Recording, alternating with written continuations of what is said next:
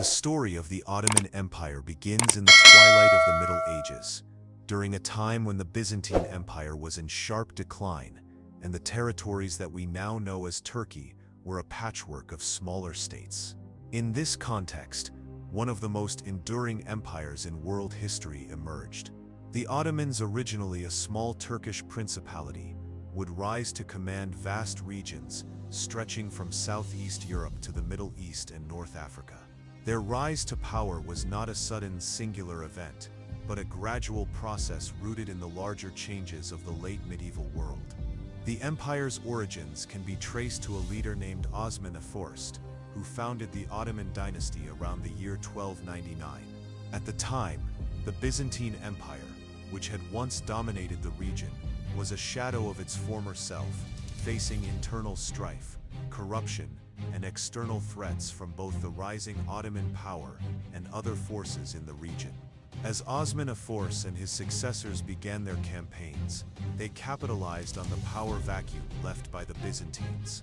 Through a combination of military skill, strategic alliances, and the ability to attract followers, the Ottomans carved out a piece of land in what is now northwestern Turkey. Their initial successes were largely based on their ability to use mobility and light cavalry effectively, utilizing the terrain to their advantage and employing tactical strategies that allowed them to defeat much larger and more established armies. Over time, this small principality grew, as they seized neighboring territories from the Byzantine Empire and other Turkish principalities, slowly building a state with ambitions of grandeur. But the rise of the Ottomans was not just about military victories. It was equally a story of governance, culture, and religion. Osman IV's successors were not merely conquerors, but statesmen, tasked with organizing and administering the lands they acquired. Under the leadership of Osman's son Orhan, the Ottomans began to transition from a nomadic Turkish principality into a more structured, centralized state.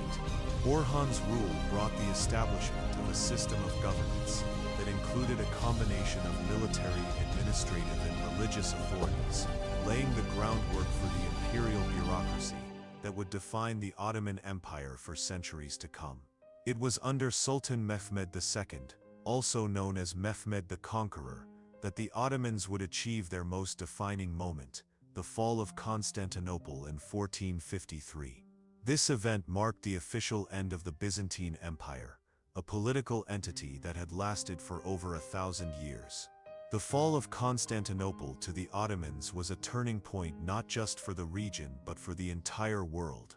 It was a symbol of the Ottomans' military and strategic prowess, as they successfully besieged one of the most fortified cities in Europe and established their capital in what would now be called Istanbul. For centuries, Constantinople had been the center of Eastern Christianity and the Byzantine Empire, a city of immense symbolic and strategic value. By conquering it, Mehmed II transformed the Ottomans into the preeminent power in the Eastern Mediterranean. The strategic importance of Constantinople, soon to be renamed Istanbul, cannot be overstated. It was a crossroads of trade between the East and the West, and its capture allowed the Ottomans to control key routes between Europe and Asia. This not only boosted the empire's economy, but also made it a central player in the global trade networks that were rapidly expanding at the time. The Ottomans also took control of critical ports and key trade routes, which facilitated their access to the wealth of the Silk Road and the spice trade, making Istanbul one of the wealthiest and most cosmopolitan cities in the world. Under Mehmed II's leadership, the Ottomans also turned their attention to the Balkans, where they would establish a firm foothold that would last for centuries. The Ottomans were able to integrate many of the region's diverse cultures and peoples into their growing empire, which would eventually span 3 continents: Europe, Asia, and Africa. Despite the initial challenges of governing such a vast and diverse empire, the Ottomans were able to create a system of governance that allowed for a degree of autonomy among different religious and ethnic groups. This policy of tolerance helped solidify the empire's rule over a vast expanse of territory and contributed to its stability and longevity. By the late 15th century, the Ottoman Empire had reached its zenith in both territorial size and influence. The empire stretched from the gates of Vienna in the west to the Arabian Peninsula in the east, and from North Africa to the Caucasus Mountains. The Ottomans had established themselves as one of the world's great empires, wielding influence not only over the lands they controlled, but also over the politics of Europe, Asia, and Africa. The sultans were not only political rulers but also religious leaders, recognized as the caliphs of the Muslim world. This dual role of political and religious leadership gave the Ottomans a unique position of power and authority, both within their empire and across the broader Muslim world. The governance of the empire was based on a complex system that blended Islamic law with local customs and traditions. The sultans were the ultimate authority in all matters of state, but they relied on a network of administrators, military leaders, and religious scholars to help manage the empire's vast territories. This system allowed the Ottomans to govern a diverse population, encompassing not only Muslims but also large Christian and Jewish communities, each with their own customs and religious practices. The millet system, which granted religious communities a degree of autonomy, played a key role in maintaining order and stability in the empire. This system allowed different religious groups to govern their own affairs in matters such as education, marriage, and religious practice, while still being subject to the authority of the Sultan in matters of state. Despite the successes of the Ottoman Empire in its early centuries, the empire's foundation was built on a delicate balance of power. The sultans were adept at managing this balance, but over time internal and external pressures began to erode the empire's strength. The conquest of Constantinople was a crowning achievement, but it also marked the beginning of the empire's expansion into areas that were difficult to govern and maintain control over. The Ottomans faced challenges in managing their vast territories, dealing with internal dissent, and maintaining their military superiority in the face of rising European powers.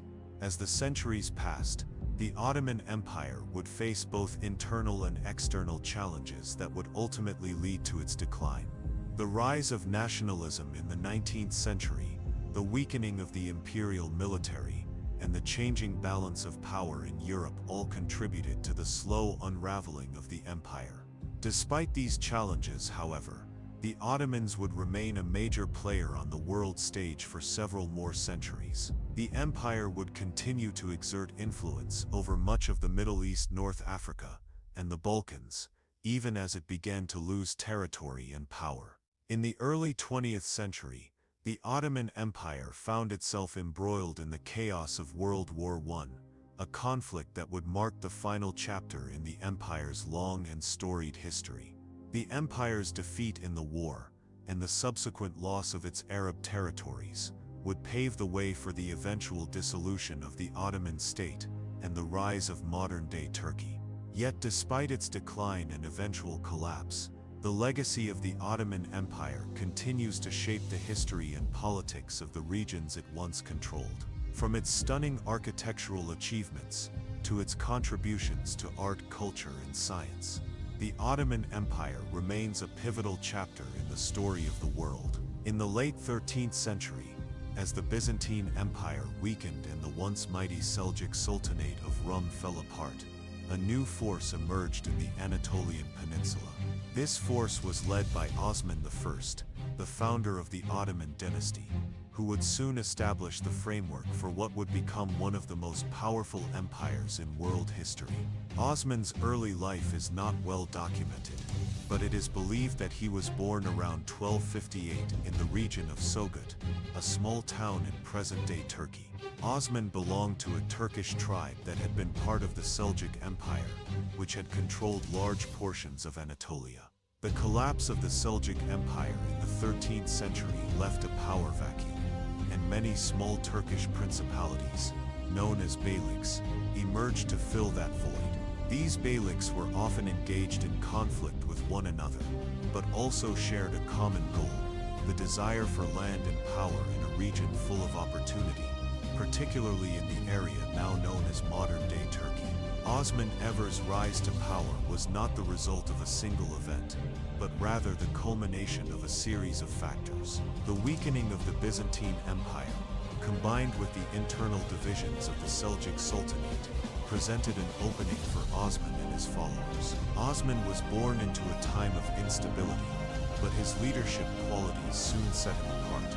His military prowess, his ability to forge alliances, and his capacity for inspiring loyalty in his followers allowed him to secure his position as the leader of a small principality within the larger geopolitical landscape of Anatolia. However, it wasn't simply military success that allowed Osman to expand his power. It was also his strategic approach to governance and diplomacy. One of the most important factors in Osman's success was his ability to capitalize on the instability of the Byzantine Empire, which was at the time deeply embroiled in political turmoil and religious strife. Osman's territory, located in the westernmost part of Anatolia, was strategically positioned between the crumbling Byzantine Empire and the rising Turkish states. Osman used this advantageous position to wage both military campaigns and diplomatic efforts, steadily expanding his territory. He took advantage of the Byzantine Empire's inability to defend its borderlands, launching raids and capturing fortresses and towns that had once been part of Byzantine territory. In addition to military conquests, Osman also understood the importance of diplomacy in consolidating power. He formed alliances with neighboring Turkish beyliks, and even forged a strategic relationship with the Mongols, who were in the midst of their own expansionist campaigns. Osman's ability to navigate these complex political dynamics helped to secure his position and allowed him to expand his principality. He also adopted a policy of religious tolerance, offering protection to both Muslim and Christian communities within his territories, which helped to further solidify his rule over a diverse population. Osman's rule was characterized by a mix of pragmatism and vision. He recognized the need to balance military conquest with the establishment of a stable and effective government. One of his first major actions as ruler was to establish a system of governance based on Islamic principles, which would later become a hallmark of the Ottoman Empire. He established a council of advisors and appointed local governors, or beys, to oversee the various regions under his control. This decentralized approach to governance allowed Osman to focus on larger strategic goals, while ensuring that local affairs were managed by competent leaders. The legacy of this early system of governance would be carried forward by Osman's successors, who would continue to refine and expand the administrative structure of the Ottoman Empire. Osman was also a visionary leader in terms of his military strategy. His forces, made up of highly skilled light cavalry and soldiers known as the Ghazis, were able to defeat much larger and more established armies. The Ghazis were a group of warrior bands that saw themselves as holy fighters for Islam. They were heavily motivated by religious zeal, and were known for their exceptional mobility and ability to raid and conquer swiftly. This light cavalry, combined with the strategic use of siege warfare, allowed Osman to expand his territory rapidly, capturing key cities and fortresses along the Byzantine frontier. The key moment in Osman's expansion came with his conquest of the Byzantine town of Bursa in 1326. Bursa, located in northwest Anatolia, was one of the most important cities in the region, both strategically and economically. Its capture marked a significant turning point in the Ottoman campaign. Not only did it provide the Ottomans with a valuable base of operations, but it also symbolized the triumph of Osman's forces over one of the last remnants of Byzantine power in Anatolia. This victory helped to solidify Osman's status as a legitimate ruler and gave him the resources he needed to continue expanding his territory. Osman's success also laid the foundation for the future expansion of the Ottoman Empire. By the time of his death in 1326, Osman had managed to establish a stable and expanding principality. He had set in motion a series of events that would lead to the creation of an empire that would last for over 600 years. His legacy was carried forward by his son Orhan, who would continue his father's expansionist policies and transform the Ottoman state into a more organized and centralized empire. Osman's reign, though relatively short, had far-reaching consequences for the future of the Ottoman Empire, laying the groundwork for the vast and multi-ethnic empire that would dominate much of the Middle East, Southeast Europe, and North Africa for centuries to come. The importance of Osman's reign lies not only in his military victories and territorial expansions, but also in his ability to establish the social, religious, and political foundations of the Ottoman Empire. He recognized the importance of both military and administrative power, and he understood the significance of securing loyalty from his people, whether through military conquest, religious unity, or political alliances. His leadership was instrumental in transforming a small Turkish principality into a formidable power that would go on to shape the history of the region for centuries to come. Osman's vision, determination, and pragmatism laid the foundation for an empire that would eventually become one of the largest and most influential in world history, a legacy that continues to be felt to this day. The rise of the Ottoman Empire, from its humble beginnings in the late 13th century to its ascendancy as one of the world's most powerful empires in the 15th century, is a tale of military brilliance, strategic alliances, and political savvy. By the time of Osman's death, the foundation of the empire was set, but it was under his son Orhan, and later sultans, that the empire truly began to expand and cement its position as a dominant force in the Mediterranean and beyond. Orhan's reign, which began in the early 14th century, marked the beginning of the transformation of the Ottoman Principality into a growing empire. Orhan, Osman's son, inherited a well-established state and was responsible for further consolidating Ottoman power. His most significant achievement was the conquest of the city of Bursa in 1326. This was a major victory that not only provided the Ottomans with a significant economic and military base, but also served as a symbol of Ottoman strength in the region. Bursa became the first major Ottoman capital, and it marked the beginning of the Ottomans' transition from a small principality into an empire. Under Orhan, the Ottomans also began to take steps toward institutionalizing their military, administrative, and legal structures, laying the groundwork for the more elaborate systems that would later characterize the empire. But the real turning point in Ottoman history came in the mid-15th century with the rise of Mehmed II, known as Mehmed the Conqueror. Mehmed II would forever change the course of history with his conquest of Constantinople in 1453. This momentous event was not only a military victory, but also a symbolic triumph that marked the end of the Byzantine Empire and the rise of the Ottomans as the dominant power in the Eastern Mediterranean. The fall of Constantinople had profound consequences for Europe, the Middle East, and the world at large, signaling the dawn of a new era.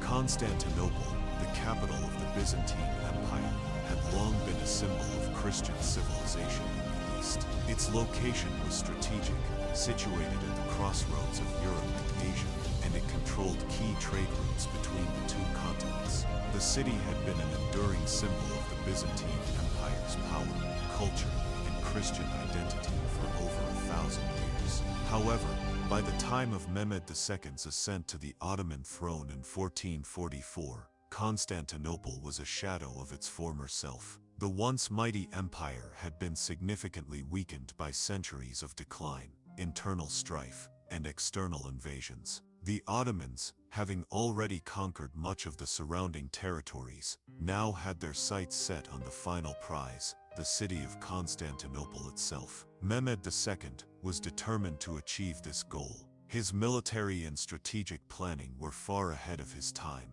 He recognized the importance of Constantinople, not only as a political and economic prize, but also as a symbol of Ottoman power. The city's fall would give the Ottomans control over key trade routes and provide them with the resources to further expand their empire. Mehmed's determination to conquer the city was not solely based on military conquest, but also on his vision for a new imperial capital that would rival the great cities of the world. The siege of Constantinople began in April 1453, with the Ottoman forces surrounding the city from land and sea. The Byzantine defenders, led by Emperor Constantine Palaeologus, were vastly outnumbered and outmatched by the Ottoman army. Mehmed II's forces, numbering in the tens of thousands, employed a combination of traditional siege tactics and new innovative military technologies, including massive cannons capable of breaching the city's formidable walls.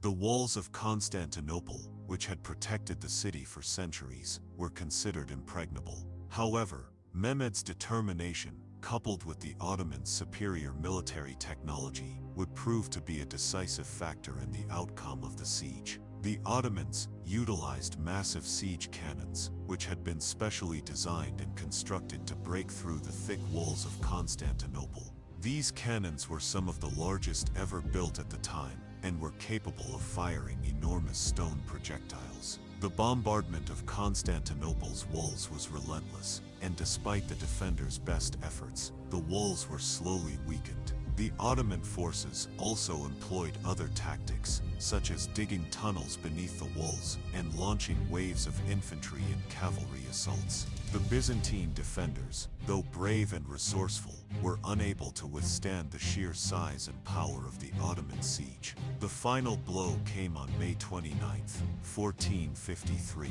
when the Ottomans breached the walls and stormed the city.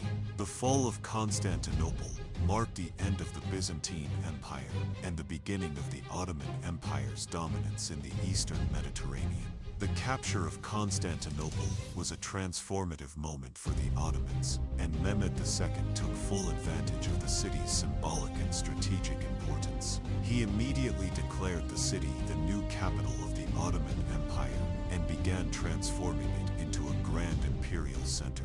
The city was renamed Istanbul, and over the following years, Mehmed II and his successors would embark on a grand program of rebuilding and expansion, turning Istanbul into one of the most magnificent cities in the world. The capture of Constantinople had far-reaching consequences for the rest of Europe.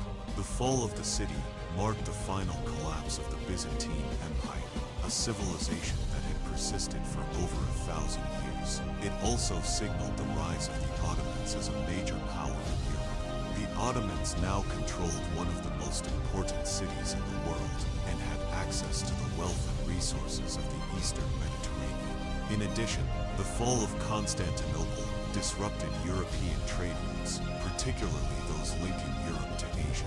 This forced European powers to seek new routes to the east, leading to the Age of Exploration and the eventual discovery of the Americas. The conquest of Constantinople was also a pivotal moment for the Islamic world. Mehmed II, as the new ruler of Constantinople, assumed the title of Khaisar-i-Rum, which linked him to the legacy of the Roman and Byzantine emperors. This move was a deliberate attempt to position the Ottomans as the rightful heirs to the Byzantine Empire and the leaders of the Christian and Muslim worlds. The conquest of Constantinople thus symbolized the victory of Islam over Christianity in the region, and Mehmed II's subsequent rule was characterized by a policy of religious tolerance and coexistence, which allowed both Christian and Muslim communities to thrive within the empire. Under Mehmed II's leadership, the Ottoman Empire rapidly expanded, incorporating large parts of the Balkans,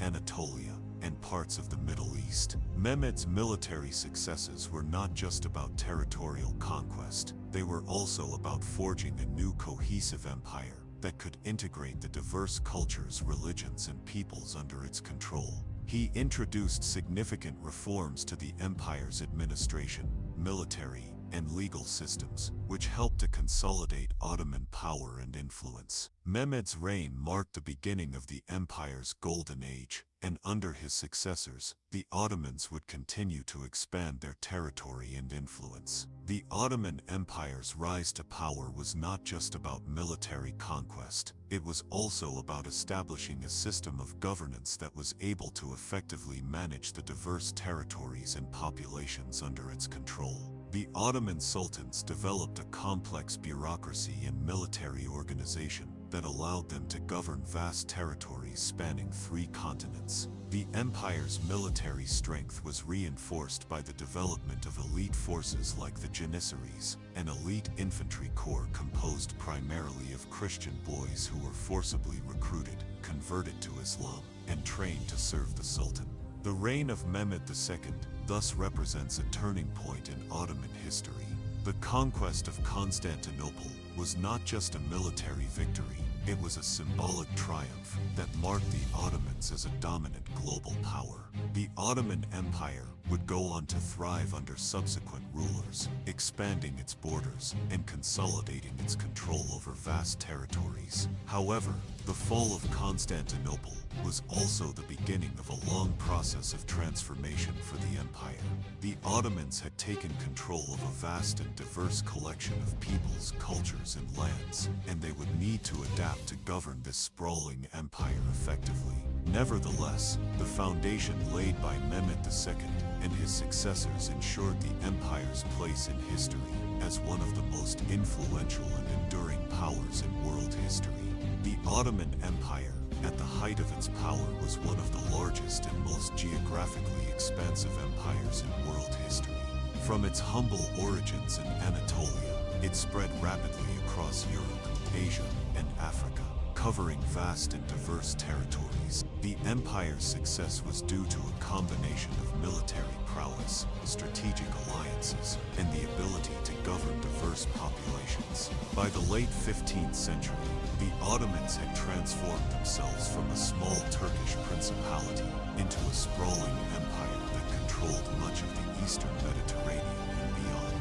This expansion was driven by a combination of military campaigns, diplomacy, and the empire's unique ability to integrate diverse cultures and peoples into a cohesive state. One of the first regions to fall under Ottoman control was the Balkans. The Ottomans began their conquest of the Balkans in the late 14th century, following the victory of Sultan Orhan at the Battle of Kosovo in 1389. The conquest of the Balkans was not only a military campaign but also a gradual process of incorporating diverse peoples into the Ottoman system.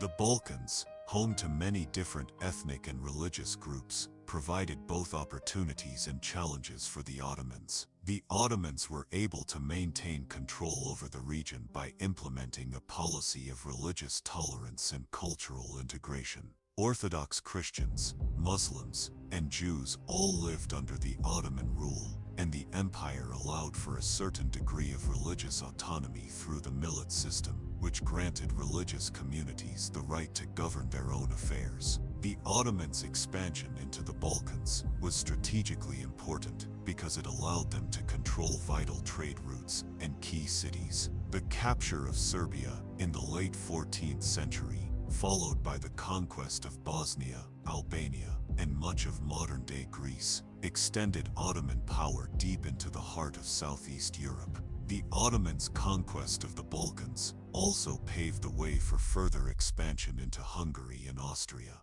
The empire's influence in the region grew steadily, and by the mid-16th century, the Ottomans controlled much of the eastern and central Balkans. The city of Belgrade, located at the confluence of the Danube and Sava rivers, became an important Ottoman stronghold, and the Ottomans launched multiple military campaigns into the heart of Hungary and Central Europe. One of the most significant events in the Ottoman conquest of the Balkans was the Siege of Constantinople in 1453, which marked the final fall of the Byzantine Empire. Following the conquest of the Byzantine capital, the Ottomans turned their attention to the rest of the Balkans. With Constantinople secured as the new Ottoman capital, the Ottomans consolidated their hold over the surrounding regions. The Ottomans were able to use their superior military technology, such as large cannons and siege weaponry, to break through the defenses of key cities in the Balkans,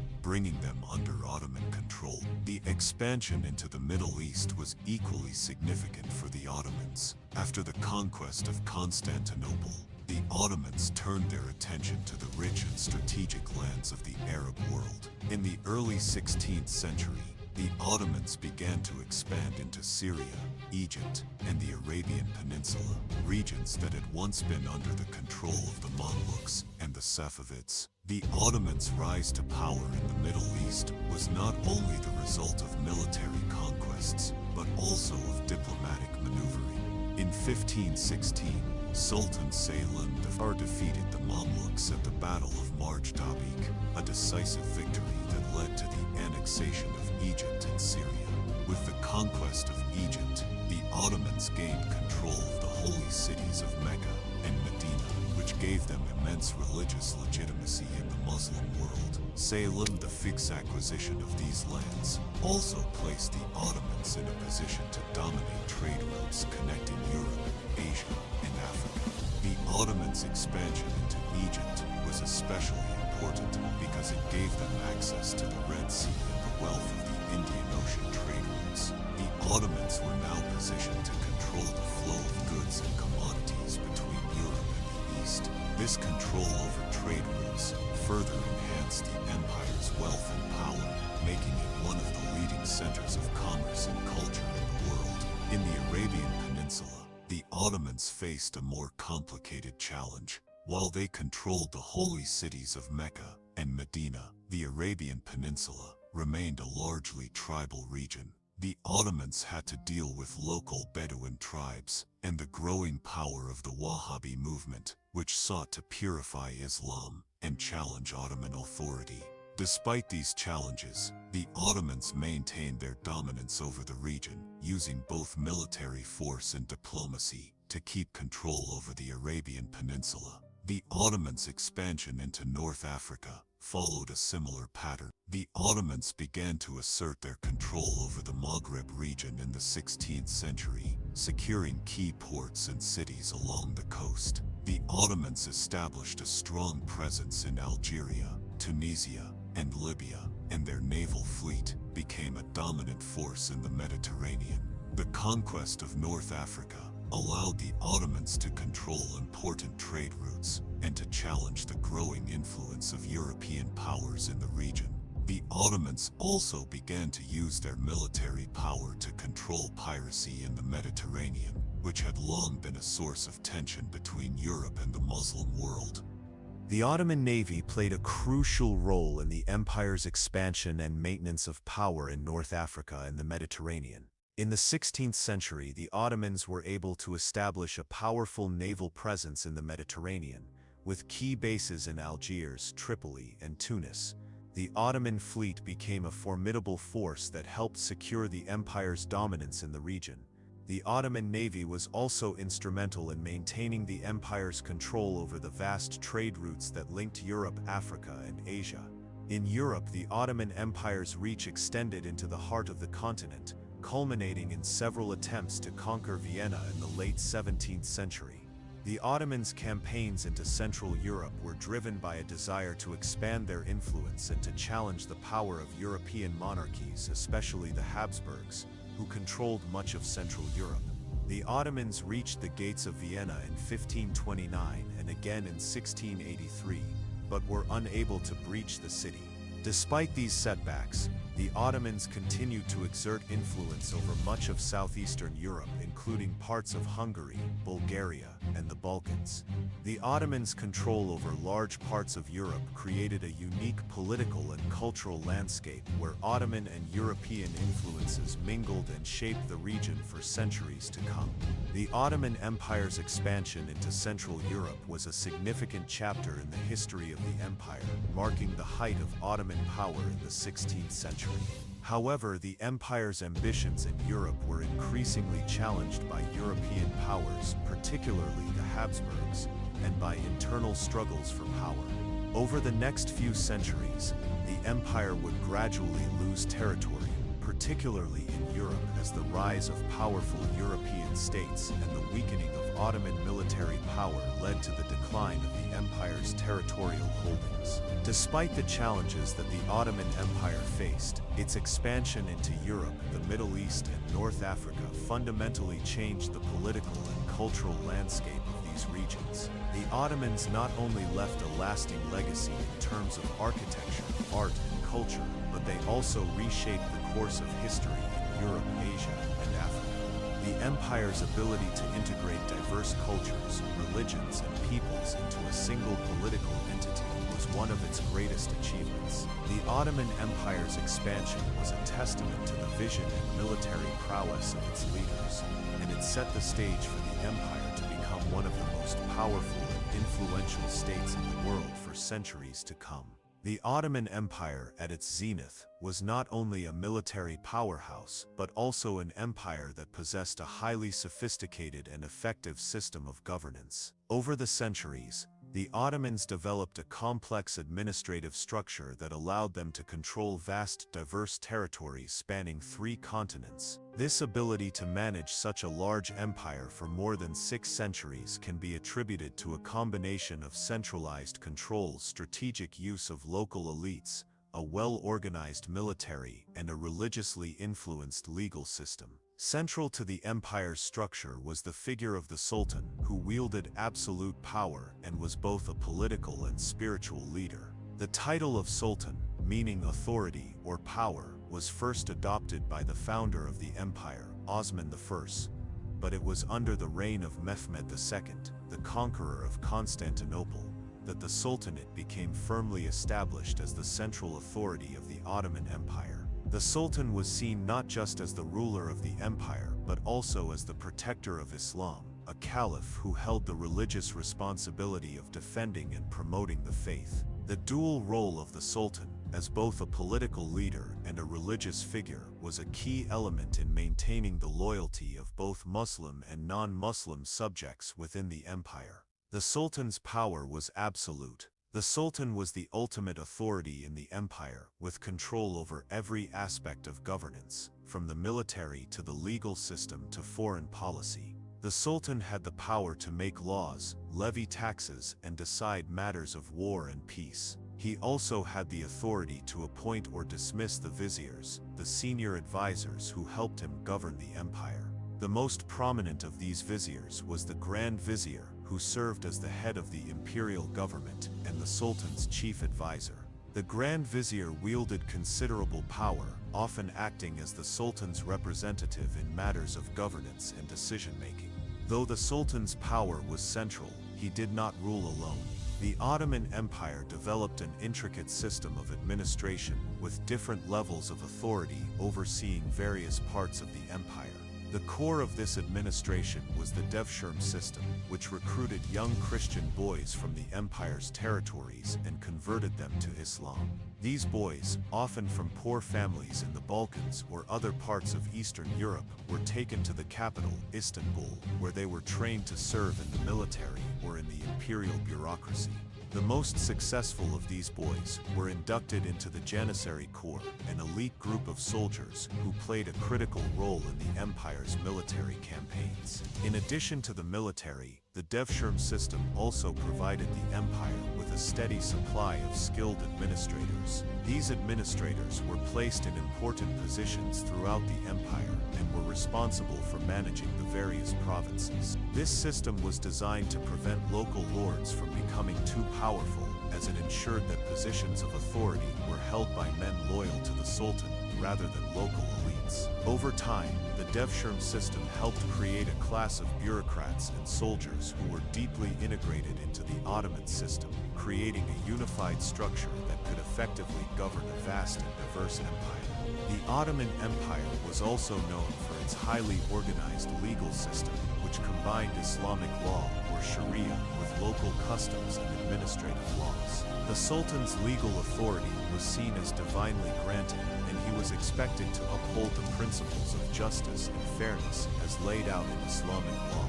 However, the sultans were also pragmatic, and they recognized the need to adapt Islamic law to the diverse peoples and cultures within the empire. As a result, the legal system was flexible, with different regions having the ability to apply their own laws as long as they did not conflict with the sultan's authority or Islamic law. At the heart of the Ottoman legal system were the qadis, religious judges who were responsible for interpreting and applying Islamic law. The qadis had wide-ranging powers, presiding over both criminal and civil cases within the empire. In addition to their legal roles, the Qadis also acted as religious leaders, ensuring that Islamic teachings were followed and that religious practices were respected. In many ways, the Qadis were the local representatives of the Sultan's authority, ensuring that his laws and policies were enforced in every corner of the empire. The empire was divided into a number of administrative regions, known as eyalets provinces, each of which was governed by a beylerbey, or provincial governor. These governors were appointed by the Sultan, and were responsible for collecting taxes, maintaining order, and overseeing the administration of justice within their territories. While the beylerbeys had significant autonomy within their regions, they were always ultimately accountable to the Sultan, ensuring the empire's centralized control over its provinces. The Ottomans also utilized the millet system, which allowed religious communities to govern themselves according to their own laws and customs. The millet system was one of the most important aspects of Ottoman governance, as it allowed for the peaceful coexistence of a wide variety of religious and ethnic groups within the empire. Under the millet system, religious leaders were responsible for administering the affairs of their respective communities, including education, marriage, and property rights. This system was particularly important in the Ottoman Empire, where Muslims, Christians, and Jews lived side by side in many regions. The millet system allowed these communities to maintain their own cultural identities and traditions, while still being subject to the overarching authority of the Sultan. The Ottoman military was another key pillar of the empire's success. The military was highly organized and played a critical role in maintaining the empire's control over its vast territories. The Janissaries, elite soldiers recruited through the Devshirme system, were the backbone of the Ottoman army. They were well-trained, disciplined, and fiercely loyal to the Sultan. The Janissaries played a major role in the empire's military campaigns, including the conquest of Constantinople and later expansions into Europe, Asia, and Africa.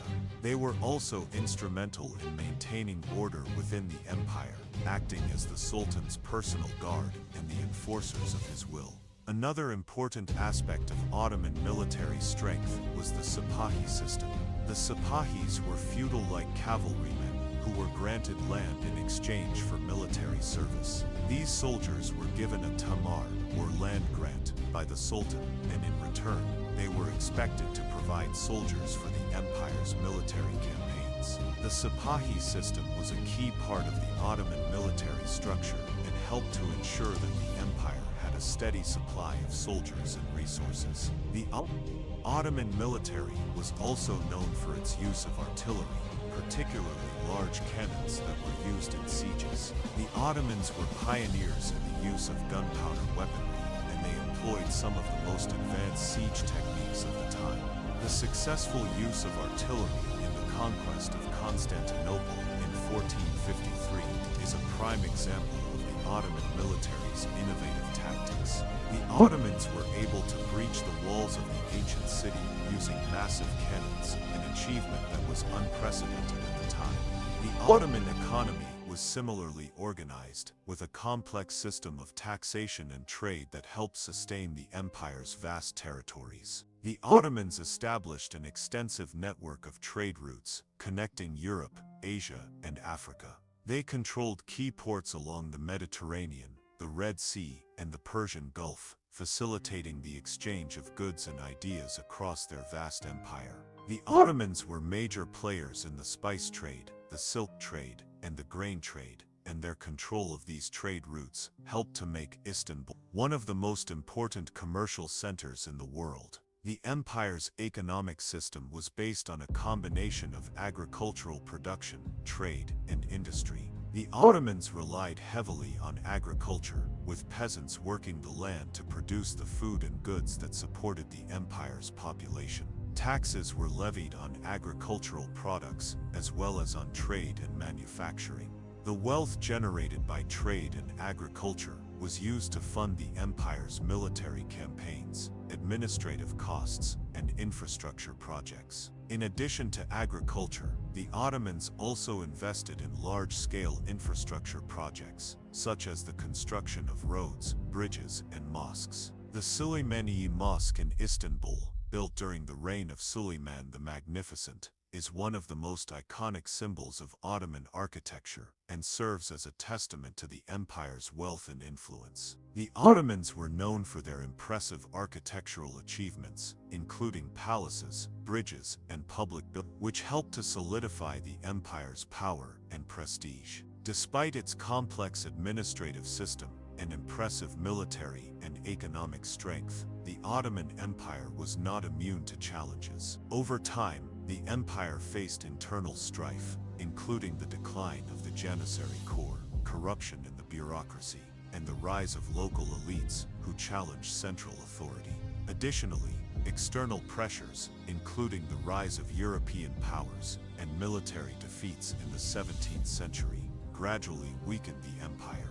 Nonetheless, the Ottoman system of governance, with its centralized control, religious legitimacy, and pragmatic approach to administration, allowed the empire to maintain its dominance for centuries. The early expansion of the Ottoman Empire was driven by a combination of strategic military campaigns, favorable geopolitical conditions, and the leadership of Osman I's successors. The Ottomans began as a small principality within the broader context of the fractured and contested Anatolian landscape of the 13th century. By the early 14th century, the Ottomans had managed to carve out a stable and growing state in northwestern Anatolia, benefiting from the weakening of the Seljuk Sultanate of Rum and the decline of the Byzantine Empire. As Osman I, the foundations of the Ottoman dynasty in the late 13th century, the Principality of the Ottomans was still one of many small Turkish states, or beyliks, competing for dominance in the region. The region of Anatolia was in flux during this time. After the fall of the Seljuk Sultanate in 1243, the region was divided into numerous competing smaller states, each vying for control over the territory and its lucrative trade routes. This situation created a power vacuum that would allow the Ottomans to expand. Osman's descendants, notably Orhan and Murad I, would take advantage of these shifting dynamics to grow the Ottoman state into one of the most formidable powers in the region. Orhan Osman's son and successor continued the work of his father by consolidating Ottoman power and expanding the territory.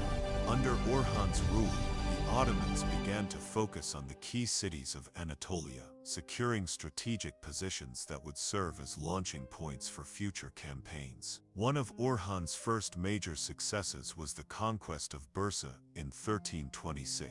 Bursa, located near the Sea of Marmara, was an important city in the region, and one of the main centers of commerce and trade. The conquest of Bursa was a turning point for the Ottomans, as it not only provided them with a valuable economic base, but also marked the first significant step in their expansion outside of their original heartland. By establishing Bursa as the first Ottoman capital, Orhan set the stage for the future development of the empire. Orhan's conquest of Bursa also allowed the Ottomans to further consolidate their power in the region by establishing control over key trade routes. The city became an important economic center for the Ottomans and facilitated their access to the trade networks connecting the Middle East, Europe, and Central Asia.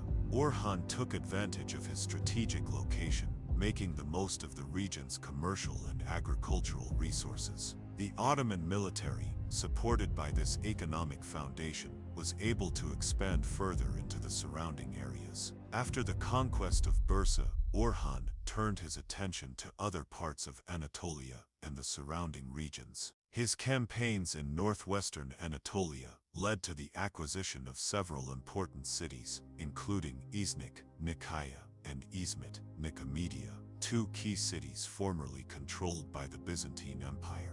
These cities were of immense strategic importance, not just for their proximity to Constantinople, but also for their access to maritime trade routes. The Ottomans now had control of both land and sea routes, which strengthened their ability to launch further military expeditions and solidify their position in the region. In the 14th century, the Ottomans began to engage in a series of campaigns against other Anatolian beyliks. As the Ottoman state began to grow, the local beyliks, weakened by internal divisions and external pressures, were unable to withstand the Ottoman military forces. The Ottomans took advantage of the instability in the region and systematically expanded their territory, absorbing smaller states and securing their dominance in Anatolia. In the process of expanding their territorial holdings, the Ottomans also capitalized on the internal divisions within the Byzantine Empire. With the Byzantine Empire in a state of decline, the Ottomans were able to take advantage of the weakened Byzantine presence in the region. This would prove crucial for their long-term success in the region. The Byzantine Empire, long a symbol of Christian authority in the East, was struggling to maintain control over its remaining territories in Anatolia and the Balkans. The Ottomans, on the other hand, presented a unified and increasingly powerful force, which made it difficult for the Byzantines to resist their advance. By the time of Orhan's death in 1362, the Ottoman state had grown considerably. Orhan's successor, Murad I, would build upon this foundation and take the Ottomans to new heights, both militarily and administratively. Murad I is often credited with transforming the Ottoman Empire from a small Turkish principality into a more centralized and organized state. His reign saw the expansion of the empire into the Balkans and the establishment of the Ottomans as a major power in both the Islamic and Christian worlds. One of Murad I's major contributions was the establishment of the Janissary Corps, which would become one of the most famous and powerful military forces in the world.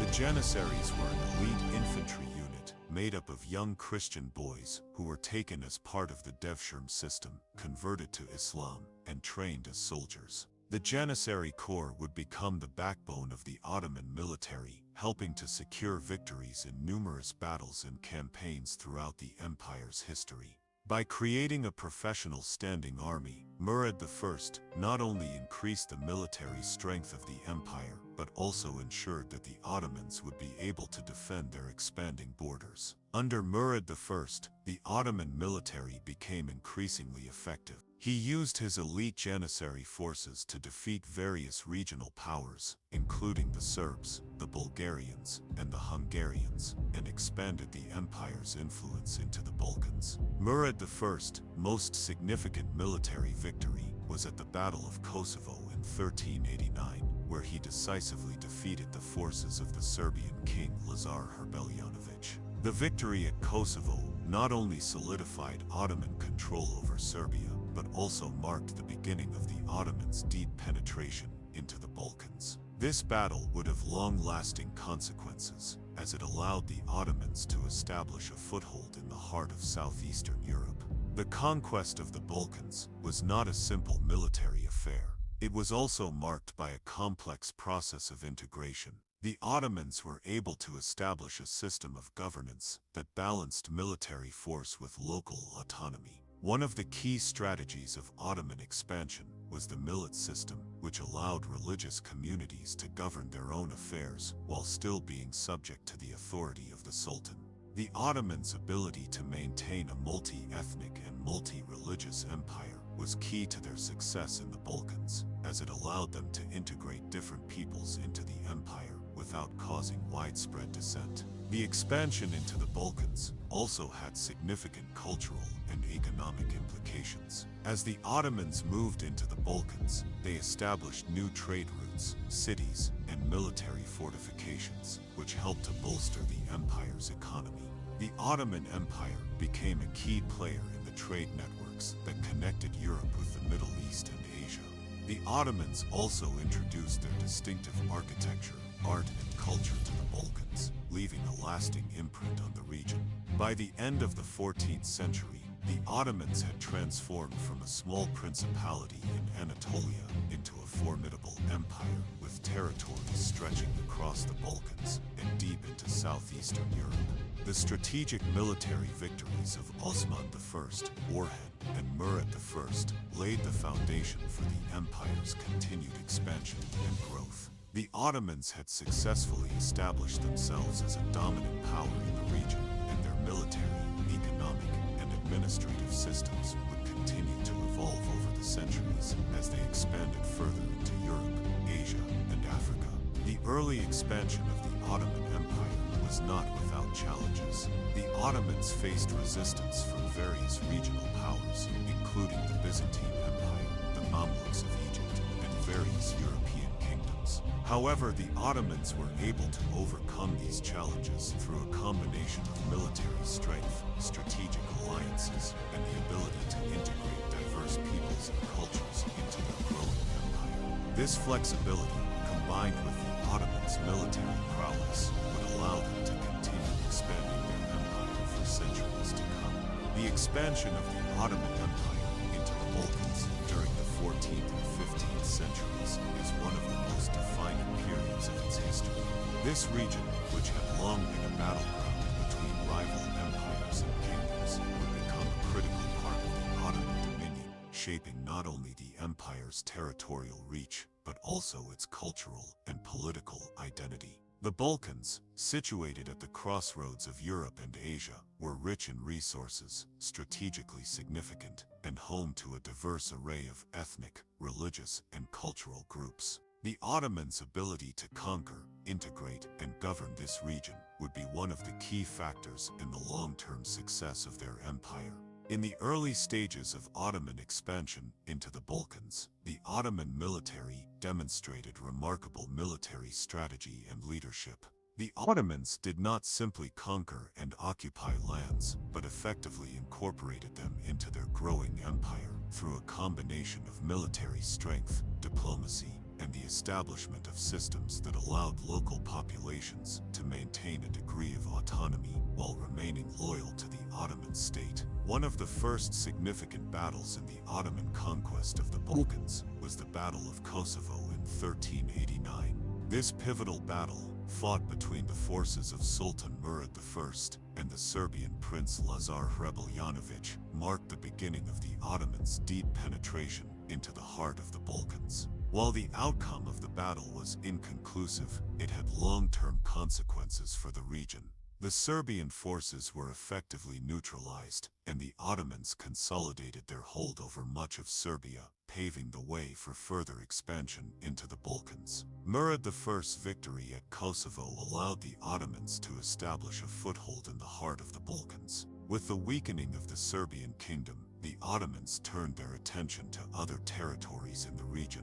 The Ottoman Empire adopted a policy of gradual expansion, moving from one region to the next, incorporating them into the empire and creating a lasting presence in the Balkans. Over the next several decades, the Ottomans expanded their holdings in Bosnia, Albania, Bulgaria, and Greece, securing their dominance over the region. In addition to military conquest, the Ottomans employed a strategy of diplomacy and alliances with local rulers. The Ottoman sultans understood the importance of maintaining good relations with the local aristocracy and the religious leaders in the regions they conquered.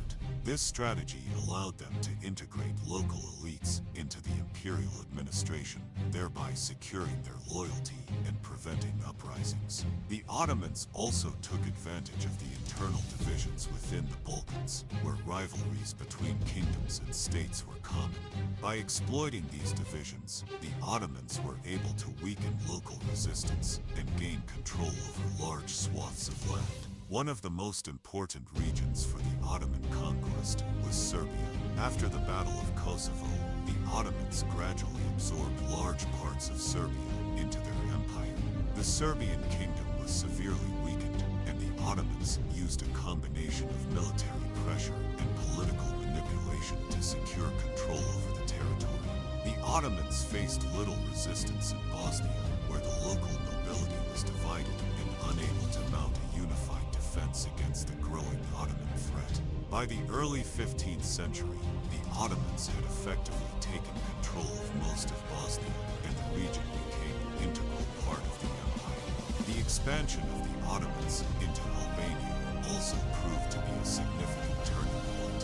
Albania had long been a contested region, with various local rulers and clans vying for control. The Ottomans began their conquest of Albania in the early 15th century and faced stiff resistance from the local population. However,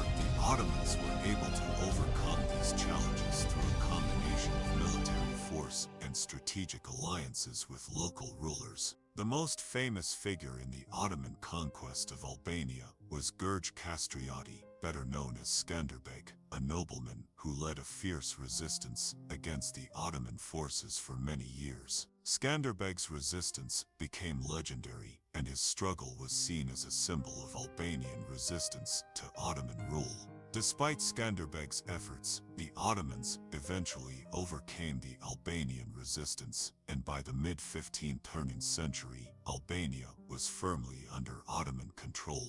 In Greece, the Ottomans also made significant inroads during this period. The conquest of Thessalonica in 1430 was a major milestone in Ottoman expansion in the region. The city had been a key center of Byzantine power and commerce for centuries, and its fall to the Ottomans marked the beginning of the end for Byzantine influence in Greece. The conquest of Thessalonica allowed the Ottomans to establish a foothold in the heart of Greece and pave the way for further expansion into the rest of the country. In addition to military conquest, the Ottomans were adept at integrating Greek Orthodox Christians into their empire. The millet system allowed religious communities to govern themselves according to their own laws and customs, and the Greek Orthodox Church was able to maintain a significant degree of autonomy under Ottoman rule. This system helped to ensure the loyalty of the Greek population and prevented widespread uprisings against Ottoman rule. Over the following centuries, Istanbul became a major center of Greek Orthodox culture and religion, and the Greeks played an important role in the administration and economy of the Ottoman Empire. As the Ottomans continued their conquest of the Balkans, they began to push further into Hungary and Central Europe. The Ottoman Empire reached its zenith in the late 16th century under the reign of Suleiman the Magnificent. Suleiman's military campaigns brought much of Hungary under Ottoman control, and the Ottomans were able to establish a foothold in Central Europe. However, their expansion into the heart of Europe was met with fierce resistance from European powers, particularly the Habsburg monarchy. The Ottomans were unable to break the Habsburg defenses at the Siege of Vienna in 1529, which marked the high water mark of Ottoman expansion in Europe. Despite this setback, the Ottomans continued to maintain their grip on much of the Balkans for several centuries. The empire's control over the region allowed it to dominate trade routes between Europe, Asia, and Africa, and the Ottomans were able to establish a prosperous economy based on trade, agriculture, and military power. The Ottoman military was a crucial element in maintaining control over the Balkans, and the Janissaries, the elite infantry corps, played a vital role in the empire's ability to project power in the region.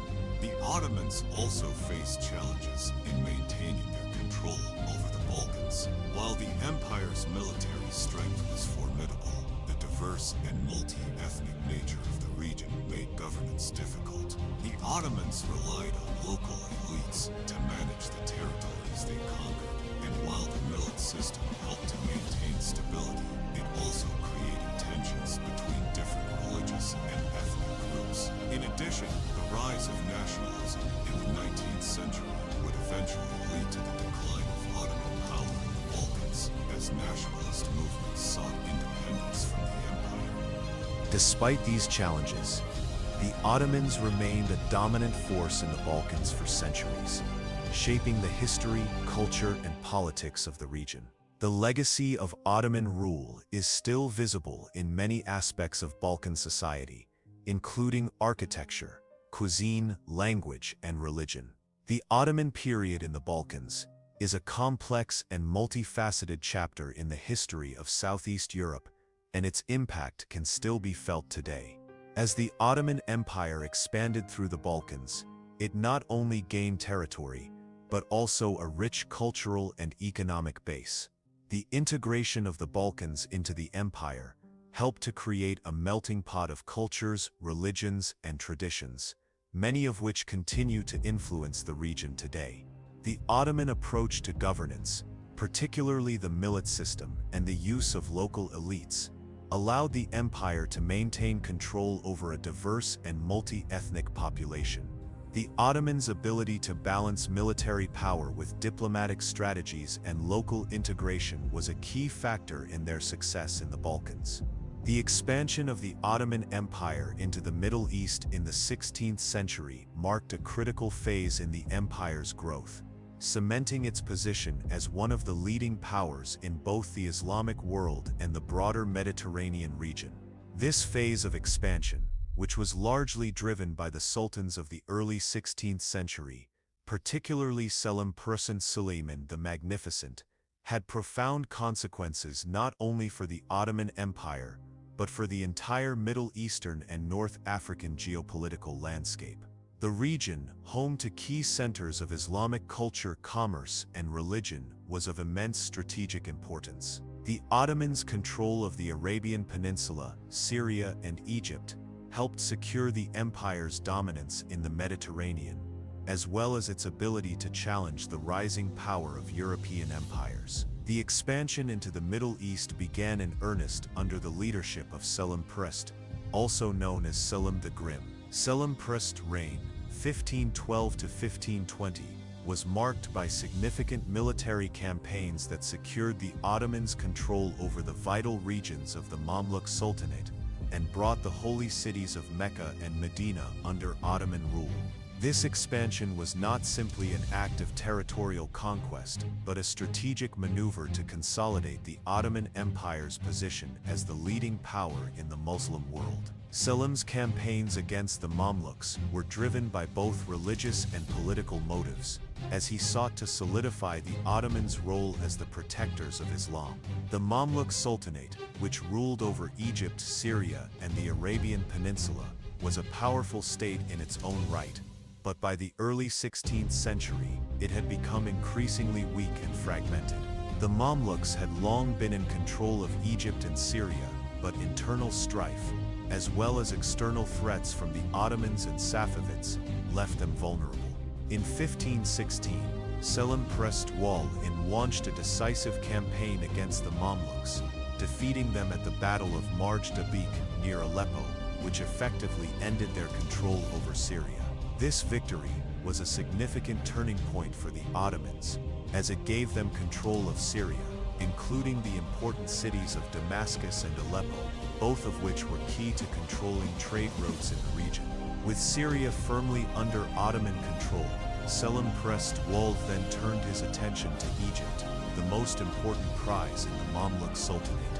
The conquest of Egypt would not only solidify Ottoman control over the Middle East, but would also provide the Ottomans with control over the most significant pilgrimage sites in Islam, Mecca and Medina.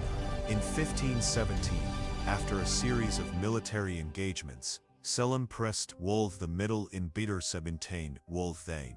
Upon his victory, Selim Prest was recognized as the legitimate Caliph of Islam, a title that placed the Ottoman Sultan at the forefront of the Muslim world. This victory also had important economic and strategic implications, as Egypt was the gateway to the Nile River and controlled vital trade routes connecting Africa, the Middle East and the Mediterranean.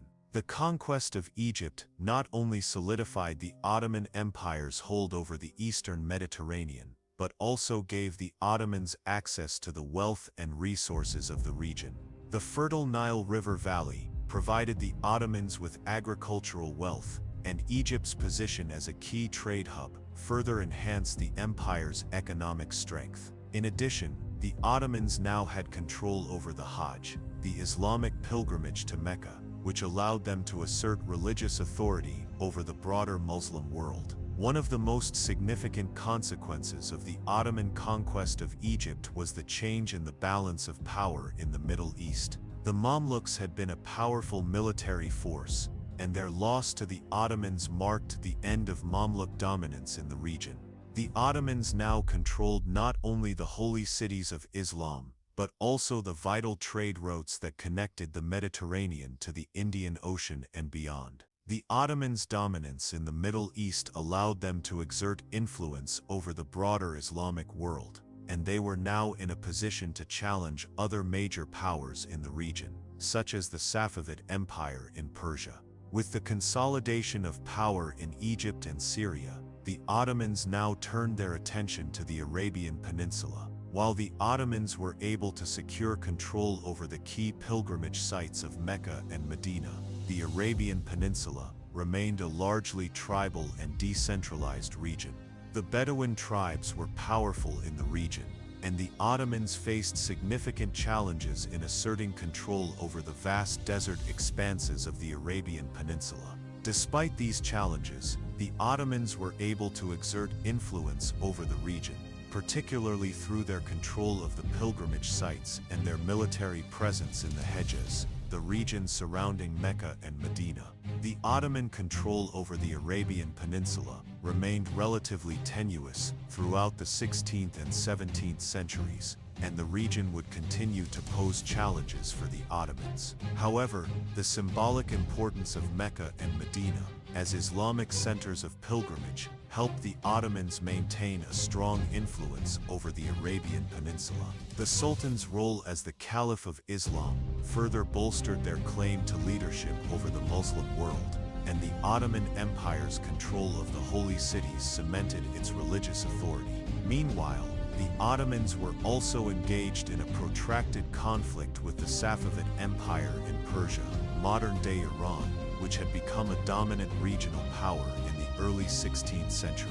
The Safavids, led by Shah Ismail, sought to spread Shiism throughout the region and were in direct opposition to the Sunni Ottoman Empire.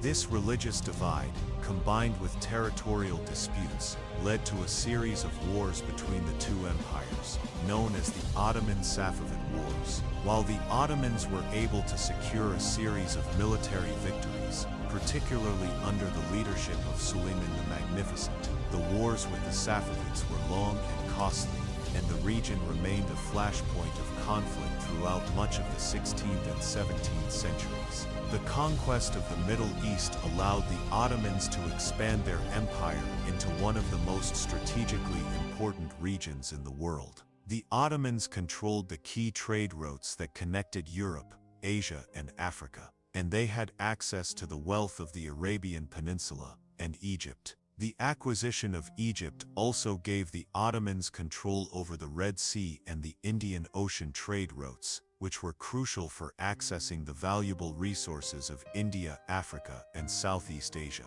The Ottomans were now positioned to challenge the growing European powers, particularly the Portuguese and Spanish, who had begun to establish their dominance in global trade in the 16th century. In addition to the economic and strategic benefits of their Middle Eastern conquests, the Ottomans also gained cultural and religious prestige. The conquest of Mecca and Medina allowed the Ottomans to assert themselves as the legitimate rulers of the Islamic world, and the Sultan's role as Caliph gave them authority over the entire Muslim community. The Ottomans established a vibrant cultural and intellectual center in Istanbul, which became one of the world's most cosmopolitan cities. The Ottomans integrated many of the cultural practices and traditions of the Middle East, Persia, and the Arab world into their own imperial court, leading to the flourishing of Ottoman art, architecture, and literature. While the Ottomans were able to secure their position in the Middle East and North Africa,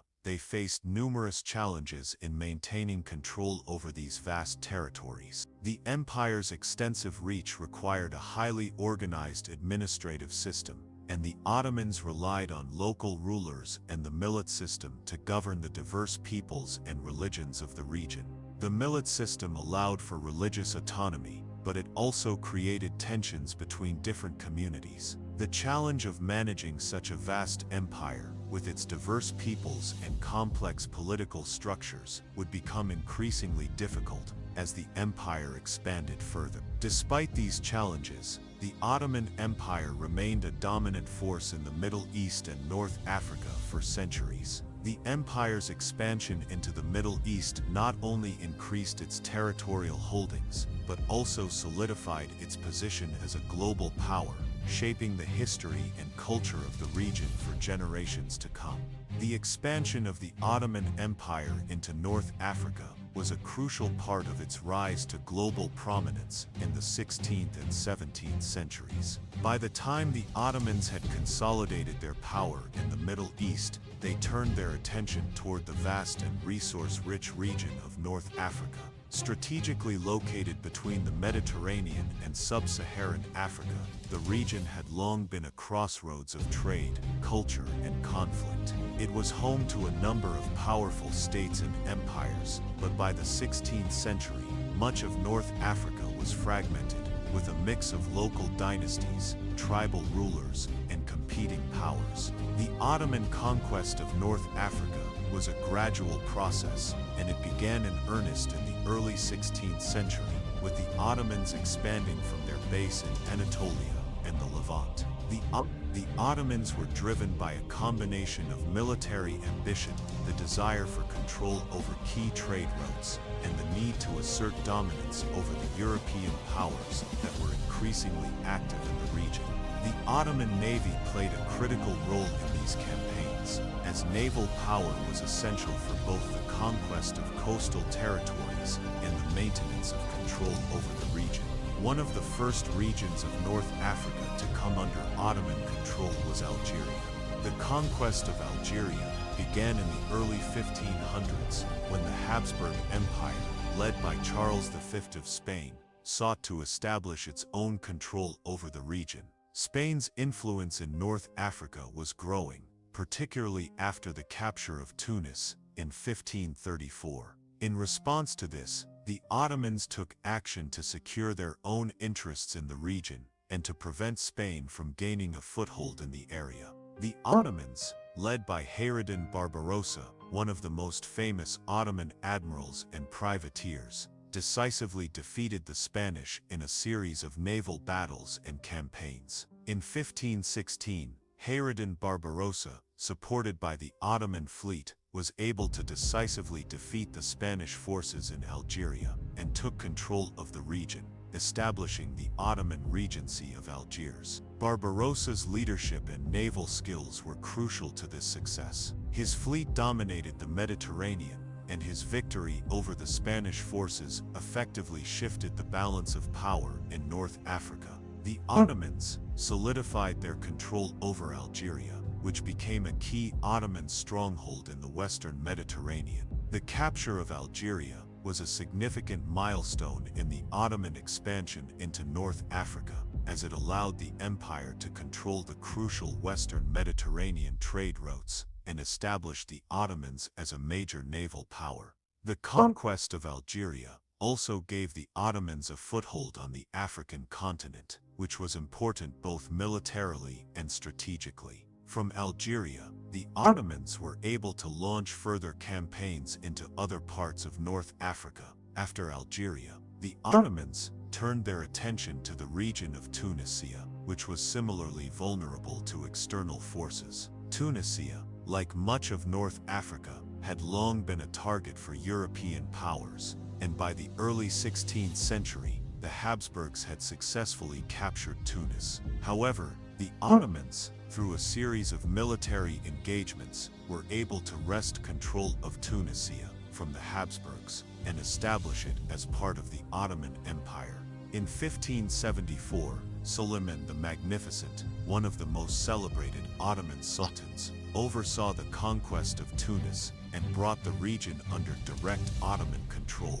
The conquest of Tunisia was not only strategically important for the Ottomans, but also symbolically significant. Tunisia was seen as a key link between the Ottoman Empire's holdings in the east and its growing influence in North Africa. The conquest allowed the Ottomans to secure the entire northwestern coast of Africa and to establish a direct Ottoman presence across the Mediterranean. Tunisia also became an important center of Ottoman power in the Western Mediterranean, contributing to the empire's growing influence over the region. The Ottoman expansion into Libya followed a similar trajectory. Tripoli, which was then part of the larger region known as Cyrenaica, was a crucial port city in North Africa, strategically located along the Mediterranean coast. The region had long been contested by various powers, including local dynasties, the Spanish and the Habsburgs. In the 16th century, the Ottomans sought to expand their influence into Libya as part of their broader efforts to control North Africa. In 1551, the Ottomans successfully captured Tripoli after defeating a local ruler who had been allied with the Habsburgs. The city was incorporated into the Ottoman Empire, and the Ottomans established Tripolitania as an Ottoman province. The Ottomans solidified their presence in the region by building a strong military garrison and increasing trade and commerce. Tripoli became an important base for Ottoman naval operations in the Mediterranean and provided the Ottomans with another key port on the African coast. With the acquisition of Algeria, Tunisia, and Libya, the Ottomans had secured control over much of North Africa.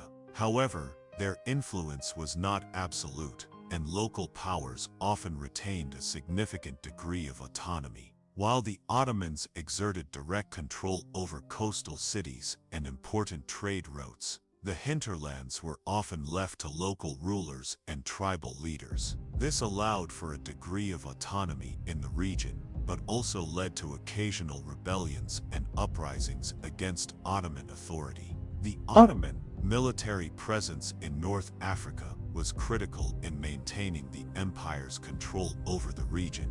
The Janissaries, the elite Ottoman infantry, were stationed in key cities along the North African coast, and Ottoman garrisons were set up to defend important ports and cities. The Ottoman navy was also crucial in maintaining control of the Mediterranean and protecting Ottoman interests in North Africa. The Ottomans' naval superiority allowed them to control important sea routes and protect the empire's coastal territories from external threats, particularly from the Spanish and Portuguese, who had their own imperial ambitions in the region. One of the most important aspects of Ottoman rule in North Africa was the millet system, which allowed for religious and cultural autonomy within the empire. This system was particularly important in North Africa, where diverse religious and ethnic groups coexisted. The millet system allowed local populations, including Arabs, Berbers, Jews, and Christians, to maintain their own religious practices, laws, and institutions. This system helped to integrate diverse populations into the Ottoman Empire, allowing for greater stability and cohesion in the region. The Berbers, in particular, played a significant role in Ottoman North Africa. The Ottomans often relied on Berber tribes and military leaders to govern parts of the empire, and many Berber soldiers became part of the Ottoman military. These tribes had their own traditions and loyalties, which sometimes led to tension with the Ottoman central government. However, the Ottomans were able to co-opt these tribal leaders and integrate them into their administration, further solidifying their control over North Africa. The Ottoman conquest of North Africa had long-lasting consequences for the region. The Ottomans brought stability to the region, which had long been a battleground for competing powers. They also fostered economic growth, particularly through the control of trade routes and the development of key port cities along the Mediterranean. The Ottomans established a cultural and intellectual center in Istanbul, and the influence of Ottoman art, architecture, and culture was felt throughout North Africa. The Ottomans also maintained their position as the dominant power in the Mediterranean, engaging in frequent naval conflicts with European powers, particularly the Spanish and the Venetians. However, the Ottoman presence in North Africa was not without its challenges. The region remained a hotbed of local resistance and uprisings, particularly from Berber tribes and local elites who resisted Ottoman control. Despite this, the Ottomans were able to maintain a significant influence in the region for centuries. They built monumental architectural structures, such as mosques, forts, and schools, which left a lasting imprint on the cultural landscape of North Africa. By the 18th century, the Ottomans' grip on North Africa began to loosen. The region's strategic importance was diminishing as European powers, particularly the French and the British, began to increase their influence. The Ottomans' inability to fully integrate the hinterlands and their failure to address the growing European challenge ultimately contributed to the weakening of their control over North Africa. Despite this, the legacy of Ottoman rule in the region is still visible today in the culture, architecture, and society of North Africa. The Ottoman Empire's expansion into Central and Eastern Europe during the 15th and 16th centuries was one of the most ambitious and consequential phases in the history of the empire. As the Ottomans conquered vast territories in the Balkans and North Africa, they turned their attention to the heart of Europe, seeking to expand their power into the territories of the Habsburg monarchy, the Kingdom of Hungary, and other European states. The Ottomans viewed the Central European region as strategically important, both for its economic wealth and its position as a buffer zone between the Ottoman Empire and the rising powers of Western Europe. The Ottoman push into Europe began with the successful campaigns of Sultan Mehmed II, who, after conquering Constantinople in 1453, sought to expand further into the heart of Europe. The Ottomans were now positioned as the dominant power in the Eastern Mediterranean, and their expansion into Europe was viewed as a natural continuation of their imperial ambitions. One of the first major targets was Hungary, a rich and strategically located kingdom that lay at the crossroads of Europe. The Ottoman Empire, with its superior military technology and well-organized army, sought to break through the defenses of Hungary and secure its place in Central Europe. The Ottomans' first major victory in Hungary came at the Battle of Mohacs in 1526. This battle, fought between the forces of the Ottoman Empire and the Kingdom of Hungary, was a pivotal moment in the history of Central Europe. The Hungarian army, led by King Louis II, was decisively defeated by the Ottoman forces under Sultan Suleiman the Magnificent. The defeat at Mohacs led to the collapse of the Hungarian kingdom, and the Ottomans were able to establish direct control over much of the country. The battle also marked the beginning of a period of Ottoman dominance in Central Europe, as the Ottomans continued their push westward. The Battle of Mohacs had significant political and military implications for Hungary and the wider region. The defeat of the Hungarian army left the kingdom politically fragmented and vulnerable to Ottoman control. Following the battle, the Ottomans annexed large parts of Hungary, including the important city of Buda, the capital of the kingdom. The Ottomans established a province in Hungary known as the Eyalet of Buda, which became an important part of the empire's Central European holdings. The fall of Hungary to the Ottomans also weakened the Habsburgs, who were one of the most powerful dynasties in Europe at the time. In addition to their military victories, the Ottomans also made significant efforts to integrate the territories they conquered into their empire.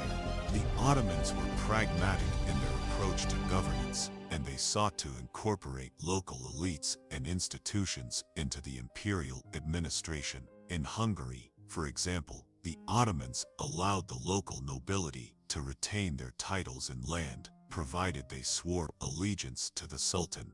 This policy of accommodation helped to ensure that the conquered regions remained stable and loyal to the empire, even as the Ottomans faced resistance from various local groups. The Ottoman conquest of Hungary was not without its challenges. Despite the Ottomans' military superiority, they faced significant resistance from the Hungarian population, as well as from neighboring European powers. The Habsburg monarchy, which had been weakened by the Ottoman advance, sought to reassert its control over Hungary and Central Europe. The Habsburgs, led by Ferdinand, launched a series of military campaigns against the Ottomans, but they were unable to retake Hungary from Ottoman control. The Ottomans also faced challenges from the Polish-Lithuanian Commonwealth, which had long been a rival to the Ottomans in the region. The Polish and Lithuanian armies sought to curb Ottoman expansion into Eastern Europe, and they frequently clashed with Ottoman forces along the borders of the empire. The Ottomans were able to defeat the Polish and Lithuanian forces in several key battles, but the rivalry between the two powers remained a constant feature of Ottoman-European relations. The Ottoman Empire's expansion into Central Europe also had significant cultural and religious implications. The Ottomans, as a Muslim empire, represented a direct challenge to the Christian powers of Europe. The Ottomans were seen by many Europeans as a threat to Christendom, and the Ottoman advance into Central Europe sparked fears of an Islamic invasion. The Ottomans, for their part, were motivated by a combination of religious and political. While they sought to spread Islam and extend their influence over Christian lands, they were also driven by the desire for economic wealth and territorial expansion. In response to the Ottoman threat, European powers began to form alliances and coalitions to halt the Ottoman advance. The most significant of these alliances was the Holy League, a coalition of European powers, including the Papal States, Spain, Venice, and the Habsburgs, which sought to counter Ottoman power in the Mediterranean and in Central Europe. The Holy League achieved a significant victory over the Ottoman navy at the Battle of Lepanto in 1571, which temporarily halted the Ottoman advance in the Mediterranean. The battle, however, did not end the Ottoman presence in Europe, and the empire continued to exert influence in the region for several more centuries. One of the most important moments in the Ottoman expansion into Central Europe came with the Siege of Vienna in 1529. This was the first of two major attempts by the Ottomans to capture the city of Vienna, the capital of the Habsburg monarchy. Led by Suleiman the Magnificent, the Ottoman army laid siege to the city in the fall of 1529, hoping to break through the defenses and establish Ottoman control over Central Europe. The siege was one of the most significant events in Ottoman European history, and it marked the high point of Ottoman expansion into Europe. Despite their military strength and the sheer size of their army, the Ottomans were unable to breach the walls of Vienna, and the siege was ultimately lifted after several months. The siege of Vienna had profound consequences for both the Ottomans and Europe. For the Ottomans, the failure to capture Vienna marked the beginning of a long period of stagnation in their expansion into Europe. While the Ottomans would continue to hold sway over much of Central and Eastern Europe, their hopes of conquering the heart of Europe were dashed. The siege also served as a rallying point for European powers, who now saw the Ottomans as a common enemy and began to form stronger alliances against them. For Europe, the failure of the Ottoman siege was seen as a victory for Christian Europe and a sign that the Ottomans could be defeated. The Siege of Vienna also had a lasting impact on European attitudes toward the Ottoman Empire. The Ottomans were no longer seen as an unstoppable force, and European powers began to focus on countering Ottoman influence through both military and diplomatic means. Despite the failure at Vienna, the Ottomans continued to exert significant influence in Central and Eastern Europe throughout the 16th and 17th centuries. The Ottoman Empire maintained control over large portions of the Balkans, including Serbia, Bosnia, and Croatia, and their presence in Hungary remained a key feature of the region's political landscape. The Ottomans also continued to engage in military and diplomatic efforts to maintain their dominance in the region, even as European powers began to push back against their influence. In the long term, the Ottoman Empire's expansion into Central Europe had a lasting impact on the region. The Ottomans left behind a legacy of cultural and architectural influence, particularly in the Balkans and Hungary. Ottoman-style mosques, forts, and other buildings still stand in many cities throughout the region. The empire also left a lasting mark on the region's religious and cultural landscape, as the Ottomans' rule brought Islam to areas that had been predominantly Christian.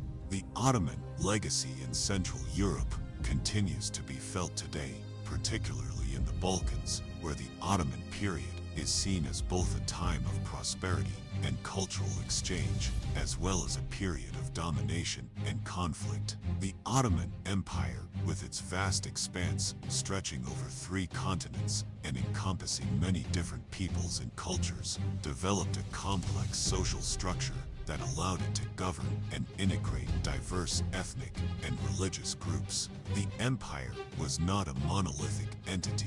Rather, it was a sprawling, multifaceted system in which a variety of social classes, religious communities, and ethnic groups coexisted. The Ottomans were able to govern such a diverse empire effectively by creating a flexible and pragmatic system that balanced local autonomy with imperial control. Understanding the social structure of the Ottoman Empire is essential to grasping how the Ottomans maintained such an enduring empire for over 6 centuries. At the top of the Ottoman social hierarchy stood the Sultan, the absolute monarch, who wielded immense power over both the state and its subjects. The Sultan was not just a political leader, but also a religious leader, acting as the Caliph of Islam, the protector of the faith, and the supreme authority in religious matters. The Sultan's authority was seen as divinely ordained, and he was the ultimate source of justice and law within the empire. The Sultan's position was often legitimized through religious and military means, and the throne was generally passed down within the Ottoman dynasty, usually to the Sultan's sons. The Sultan's family and court, including the harem, played a crucial role in the political and cultural life of the empire. The harem was not only a domestic space, but also a center of political power, with the Sultan's wives and concubines wielding influence in imperial affairs. Beneath the Sultan stood the viziers, a group of senior administrators who helped govern the empire. The Grand Vizier was the most powerful of these advisors and acted as the Sultan's right hand. The viziers were responsible for running the day-to-day affairs of the empire, including the administration of the military, the collection of taxes, and the implementation of imperial decrees. The viziers often came from a variety of backgrounds, including both Muslim and Christian communities, and they were typically appointed for their skill and loyalty, rather than their lineage. The vizier's role was central to the functioning of the empire's bureaucracy, and their decisions had a profound impact on the empire's political direction. The military was another key aspect of Ottoman society. The Janissaries, an elite corps of infantry soldiers, were perhaps the most famous of the Ottoman military units. The Janissaries were initially composed of young Christian boys who were taken through the devshirme system, a form of tribute where Christian communities in the Balkans were required to send young boys to be trained as soldiers and bureaucrats for the empire. Over time, the devshirme system became more flexible, and the Janissaries were increasingly drawn from other groups within the empire.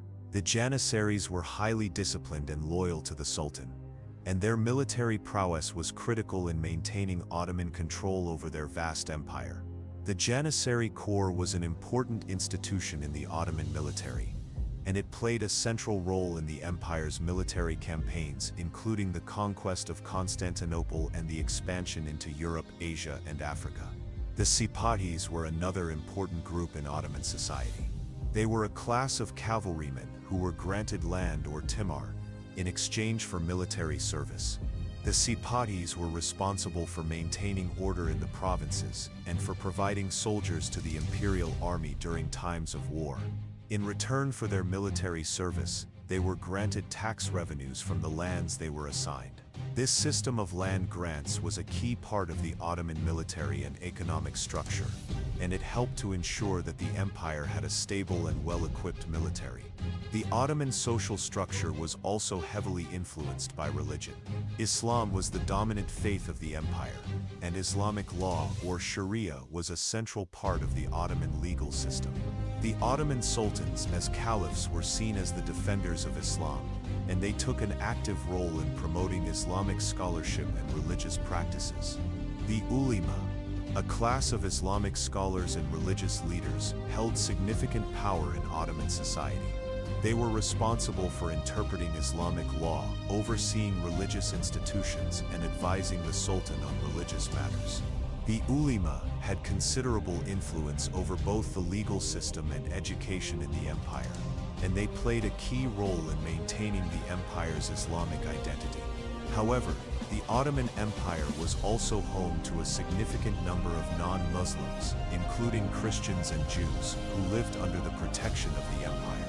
The millet system, an administrative structure that granted religious communities a degree of autonomy, allowed these communities to govern their own affairs, including matters of marriage, divorce, and inheritance.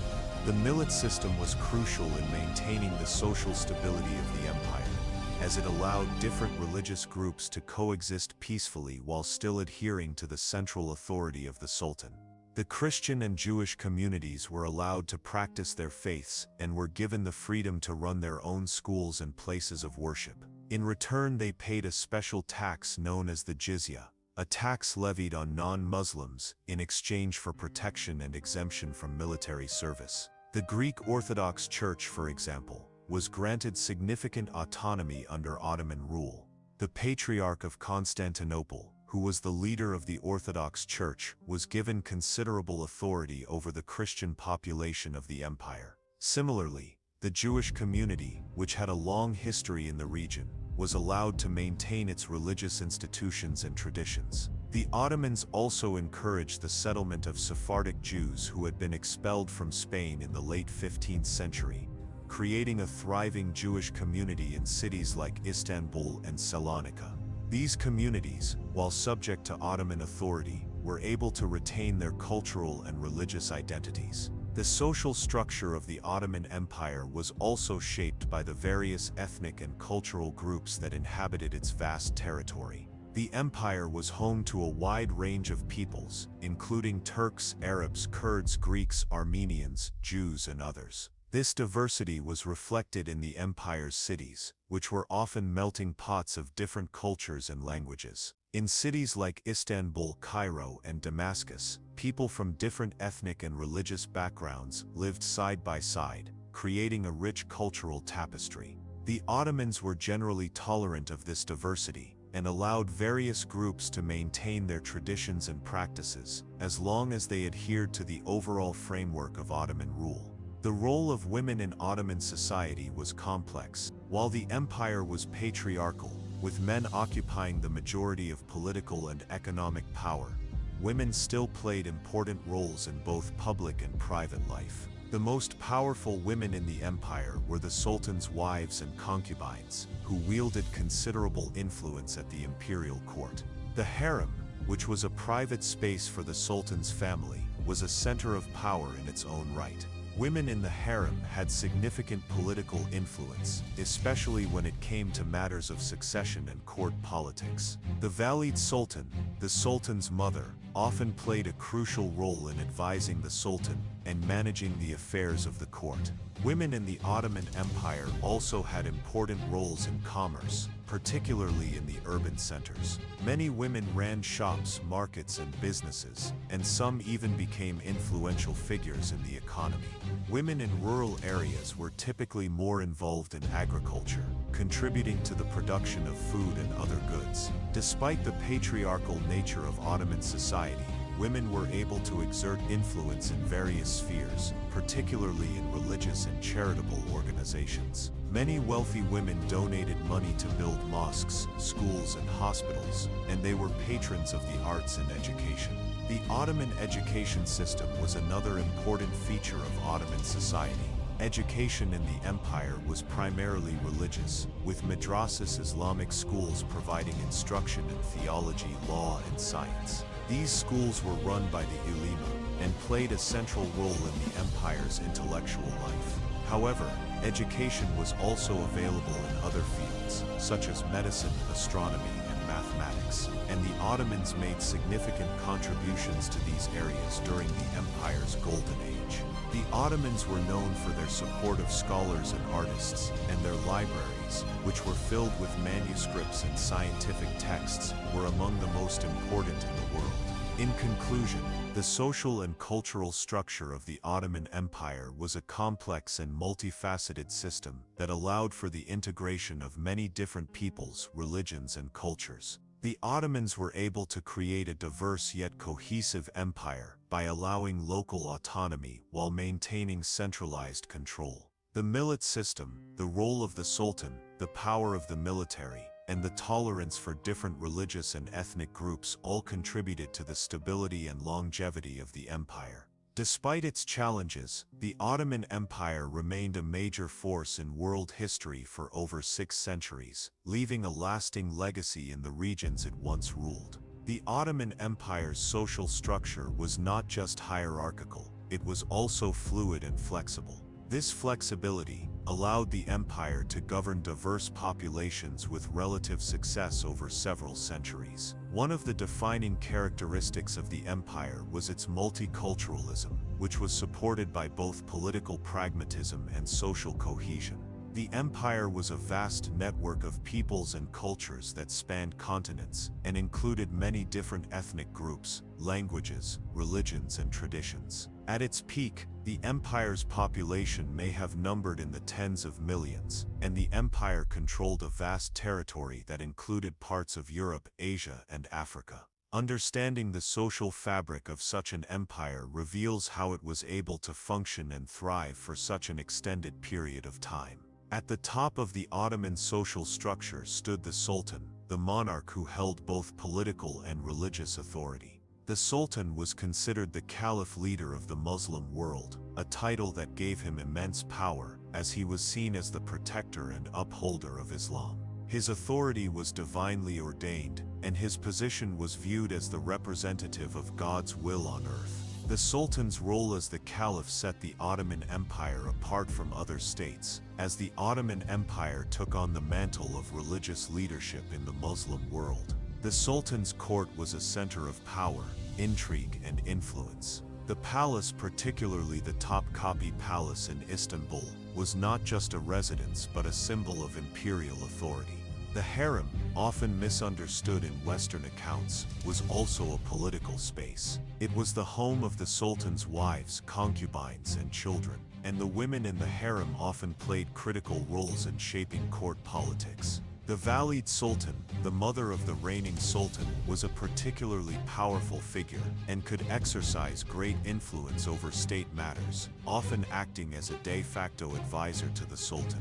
The viziers, particularly the Grand Vizier, were the Sultan's closest advisors and held immense authority in governing the empire. The Divan, a council of viziers, was responsible for making important decisions regarding the administration, military affairs, and foreign policy. The Grand Vizier was typically the most powerful figure after the Sultan and served as the head of the government. The viziers were often appointed based on merit and skill rather than family lineage, which allowed for a system of governance based on competence, though it also meant that power was sometimes contested within the elite ranks of the empire. The military was central to the Ottoman Empire's structure, and it played a significant role in both administration and social mobility. The Janissaries, the elite infantry corps, were the backbone of the Ottoman military. Initially, they were composed of Christian boys who had been taken through the Devshirme system, where Christian communities in the Balkans and other regions were required to provide young male children to serve the Sultan. These boys were converted to Islam and trained as soldiers or bureaucrats. Over time, the Janissary Corps became a significant political force within the empire, and membership in the Janissary Corps could provide social mobility, as those who rose through the ranks were rewarded with land, power, and influence. The Sipasis, or Ottoman cavalrymen, were another important military group. Unlike the Janissaries, who were primarily infantry, the Sipasis were granted land as part of the Timar system. These land grants were given in exchange for military service and provided a way for the Ottoman state to maintain a stable and loyal military force. The Timar system allowed the Ottomans to control vast swathes of land without the need for large standing armies, and it encouraged military men to maintain loyalty to the Sultan. As the Ottoman Empire expanded, its military grew increasingly diverse, with Turkish, Albanian, and Circassian soldiers joining the ranks of the army. Over time, the Ottoman military became a symbol of the empire's power, and its victories ensured that the sultans could maintain control over a diverse and geographically expansive realm. One of the most significant aspects of Ottoman governance was the millet system, which allowed for a high degree of autonomy for different religious communities within the empire. The millet system was a unique form of self-governance that permitted religious communities to oversee their own affairs, including legal matters, education, and taxation, in exchange for loyalty to the Sultan. This system allowed the Ottomans to manage their diverse empire with relative peace, as different religious communities were empowered to maintain their own laws and institutions while remaining under Ottoman control. The most prominent millets in the Ottoman Empire were the Muslim millet, led by the Ulema Islamic scholars, the Greek Orthodox millet, headed by the Patriarch of Constantinople, the Armenian millet, and the Jewish millet, which was overseen by the chief rabbi in Istanbul. Each millet had its own leaders, laws, and communal identity. The millet leaders acted as intermediaries between their communities and the Ottoman state, and they were responsible for maintaining order, collecting taxes, and resolving disputes within their communities. This system allowed for a relatively high degree of religious tolerance in the Ottoman Empire. Christians, Jews, and Muslims could practice their faiths freely, and the Ottoman sultans were known for their relative religious tolerance compared to other contemporary empires. However, there were clear social hierarchies, and Muslims were generally given preferential treatment, particularly in matters of military service and governance. Non-Muslims were required to pay a special tax called the jizya, but they were exempted from military service and were allowed to run their own institutions. In return for this exemption, non-Muslim communities had to demonstrate their loyalty to the Sultan and contribute to the empire's economic system. The millet system had a profound impact on the cultural landscape of the empire. In places like Istanbul, people from many different religious and ethnic backgrounds lived side by side. This diversity was reflected in the architecture, language, and culture of the cities. In fact, Istanbul became a melting pot, where the Byzantine, Arab, Persian, Turkish, and Jewish influences came together, creating a unique cosmopolitan atmosphere. The Ottoman Empire's tolerance of different cultures and religions allowed for a blending of traditions, resulting in a vibrant cultural tapestry that was unparalleled in the world at the time. Ottoman society was divided into several social classes, each with its own rights and obligations. The ruling elite, consisting of the Sultan, viziers, military officers, and bureaucrats, enjoyed privileges that were unavailable to the majority of the population. Below the elite were the merchants and craftsmen, who played a critical role in the economy. These individuals were generally free to engage in trade and business, and many of the Ottoman Empire's cities were bustling hubs of commerce. The artisans in particular were organized into guilds that regulated trades, set prices, and ensured the quality of goods. At the bottom of the social ladder were the peasants. The majority of the population consisted of rural farmers who worked the land. The Ottoman Empire's economy was heavily agrarian, and peasants were responsible for producing the food and goods that supported the empire. They paid taxes to the state and were subject to local landlords or timar holders, who often acted as the rulers of the rural regions. While peasants did not have much political power, they were a crucial part of the Ottoman social system, as their labor supported the empire's military and administrative functions. Women in the Ottoman Empire had complex and contradictory roles in society.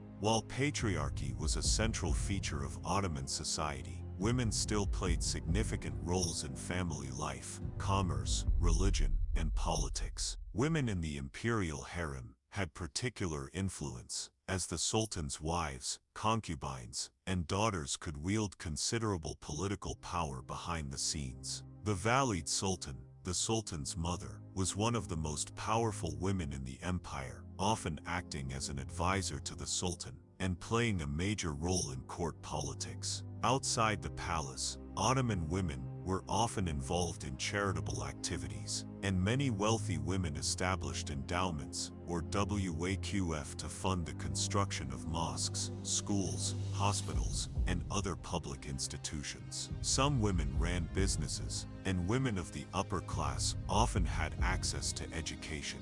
However, the lives of rural women were more constrained, as they were largely confined to domestic roles and had limited economic opportunities. Ottoman women were expected to marry, raise children, and manage household affairs, though some women, particularly in urban areas, were able to break free from these traditional roles. The Ottoman Empire's cultural legacy was vast and deeply rooted in the various regions it controlled. As the empire expanded and absorbed a wide range of cultures, religions, and ethnic groups, it developed a unique and distinctive artistic, intellectual, and architectural identity.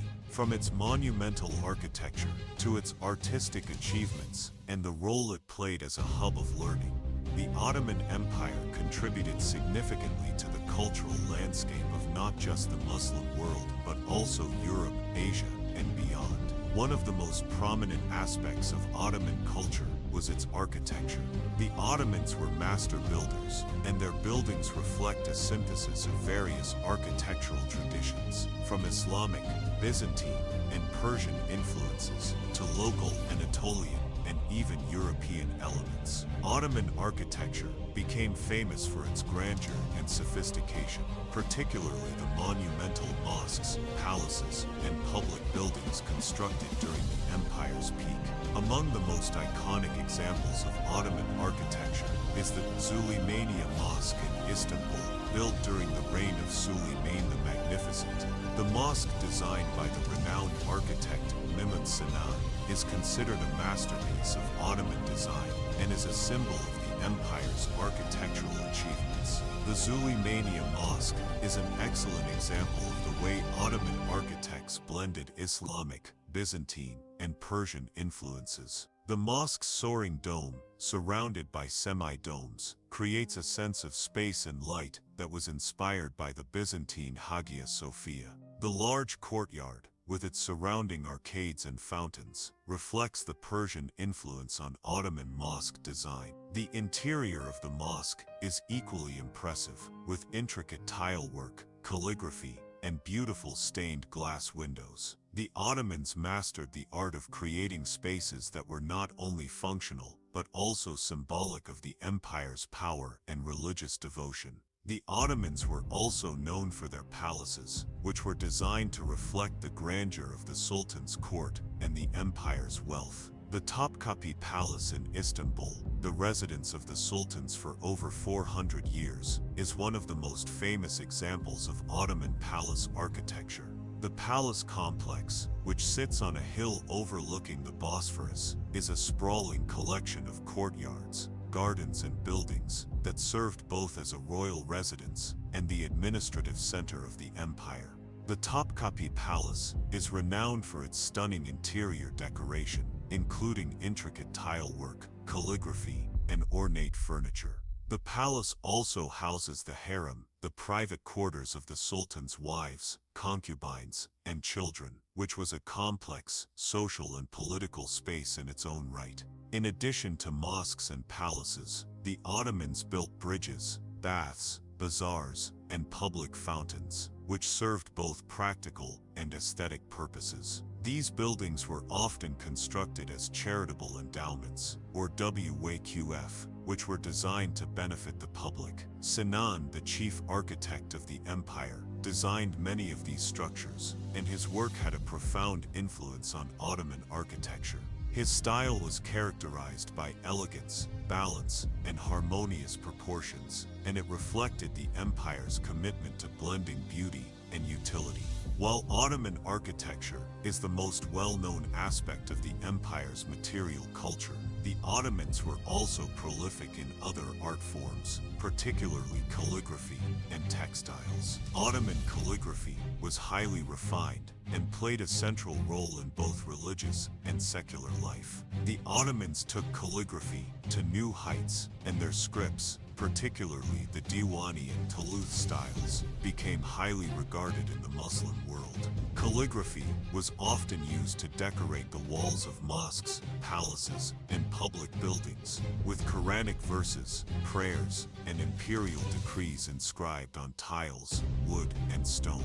The art of textile production was another area in which the Ottomans excelled. Ottoman carpets and textiles were highly prized for their intricate designs, rich colors, and luxurious materials. The Ottomans were especially famous for their silk weaving and embroidered textiles, which were produced in large quantities in workshops throughout the empire.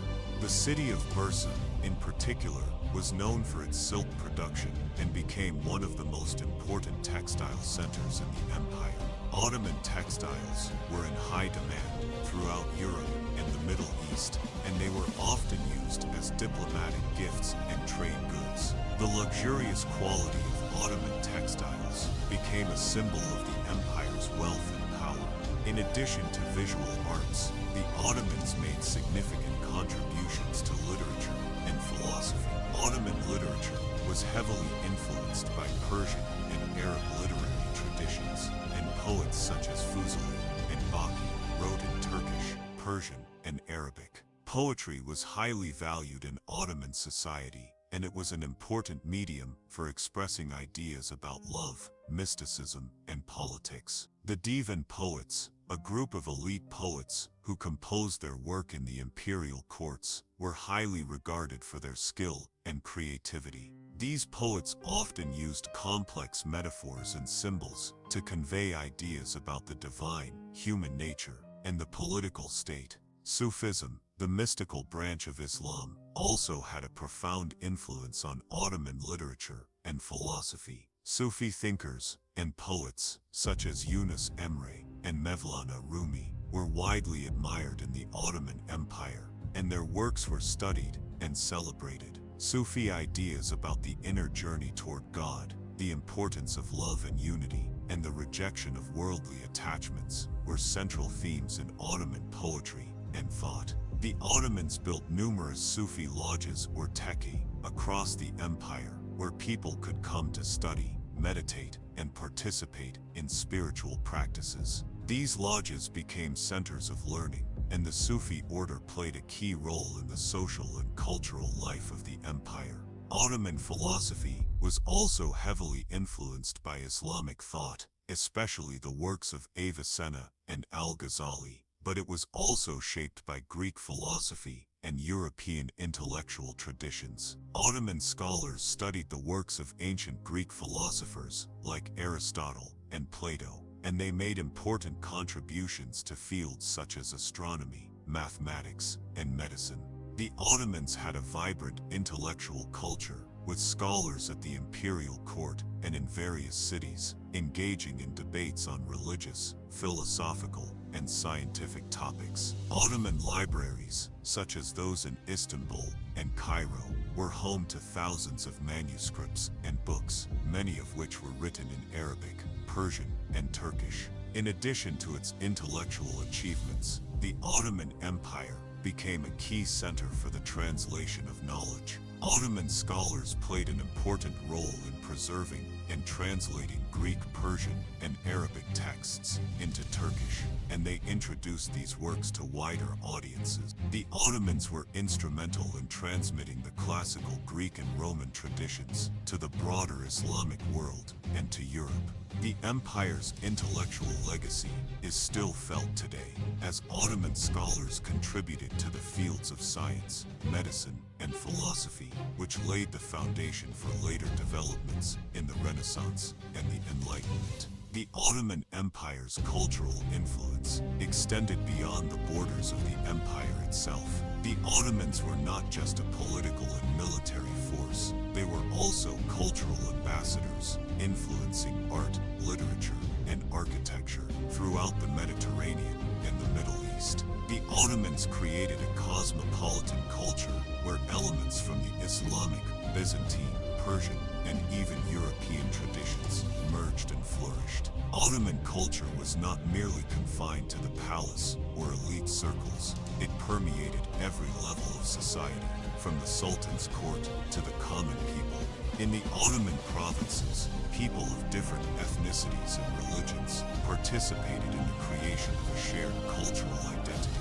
The Arab, Turk, Greek, Jewish, and Armenian populations all contributed to the empire's cultural tapestry.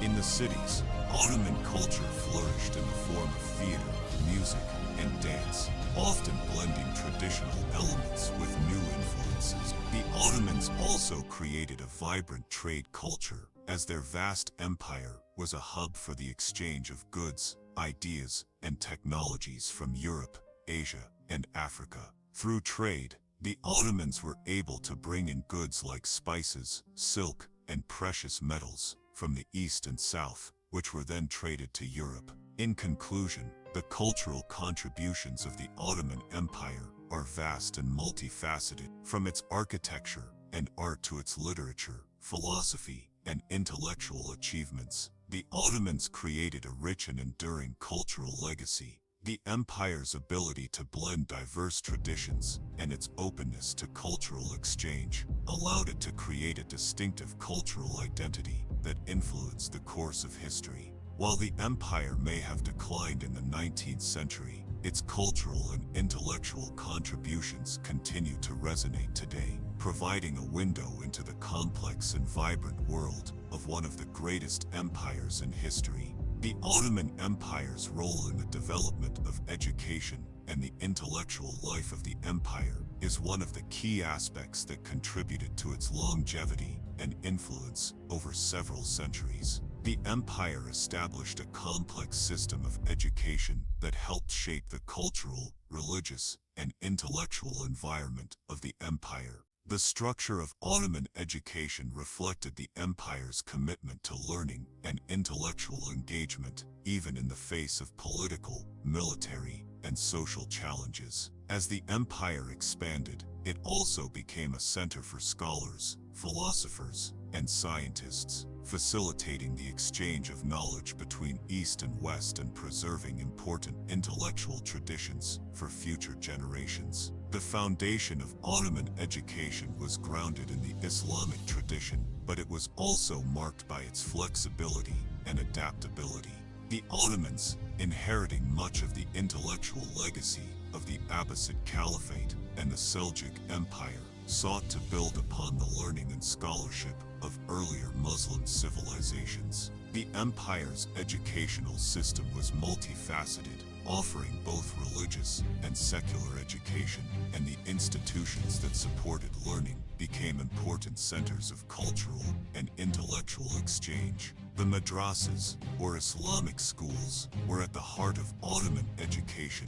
These institutions provided a comprehensive education, combining religious instruction with subjects such as mathematics, astronomy, medicine, philosophy, and law. The Ottoman madrasa system evolved over time, with the most prestigious madrasas located in cities like Istanbul, Cairo, and Damascus. The Suleiman Madrasa in Istanbul, built by Suleiman the Magnificent, is one of the most famous examples of Ottoman madrasas. Madrasas were generally attached to mosques, and their curricula were designed to produce scholars who could contribute to both the religious and intellectual life of the empire.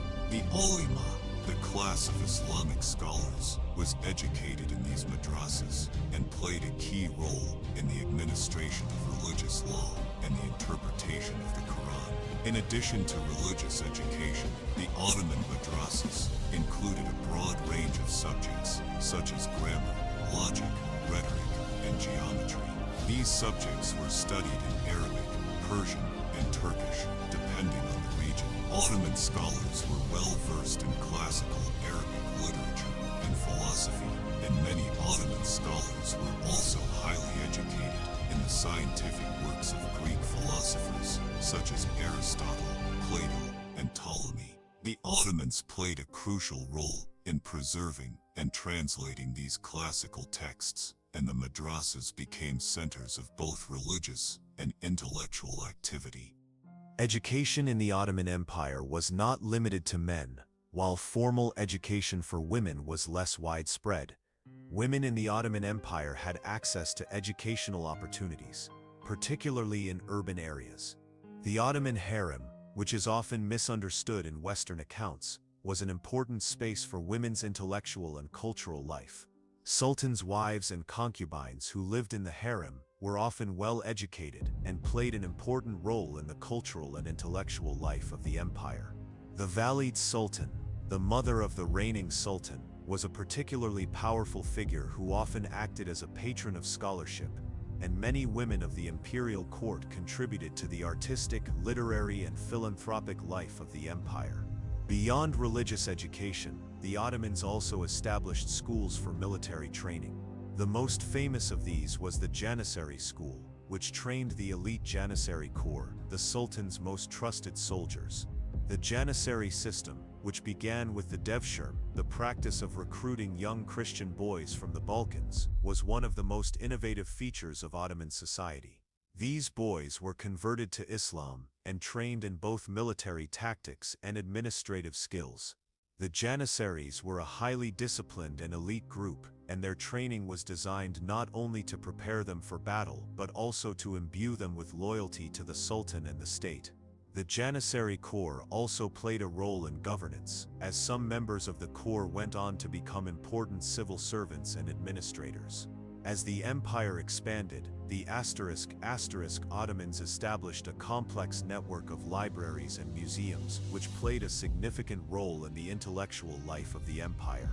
The Topkapi Palace, the imperial residence in Istanbul, housed one of the most important libraries of the Ottoman period. The library at the Suleymaniye Mosque in Istanbul, also established during the reign of Suleiman the Magnificent, became a major center for the collection and preservation of important texts. These libraries were home to thousands of manuscripts and scientific works, many of which were translated into Ottoman Turkish. The Ottomans made significant contributions to the preservation of Greek, Arabic, Persian, and Indian scientific and philosophical texts, and their libraries were among the largest and most important in the world. Ottoman intellectuals played a key role in bridging the divide between the classical Islamic world and Western Europe.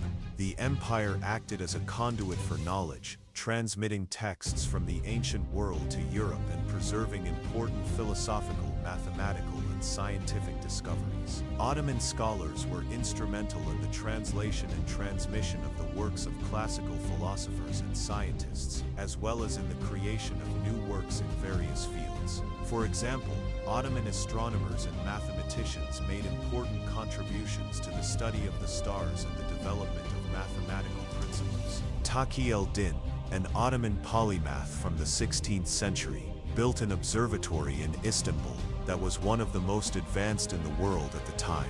He made significant advancements in the field of astronomy, and his work influenced the later development of European science. In addition to the sciences, the Ottomans made significant contributions to the arts. The imperial court in Istanbul was a center for the production of fine arts, including calligraphy, miniature painting, and poetry.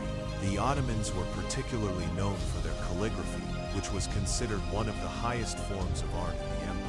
Ottoman calligraphers created beautiful and intricate works that were used to decorate mosques, palaces, and public buildings. Calligraphy was often paired with illuminated manuscripts and miniature paintings, which depicted scenes from the Quran, historical events, and the lives of the sultans. These works of art were highly prized and were often created for the sultan's court or as gifts to foreign dignitaries. The Ottomans also fostered the development of literature. Ottoman literature was primarily written in Turkish, Persian, and Arabic, with works ranging from poetry to historical narratives. One of the most significant literary figures of the Ottoman Empire was Fuzuli, a poet of the 16th century, who wrote in Turkish, Persian, and Arabic. His work, particularly his love poetry, is still celebrated in Turkish literature today. Another prominent literary figure was Baki, a poet known for his work in the divan tradition, a style of poetry that focused on themes of love, nature, and the divine.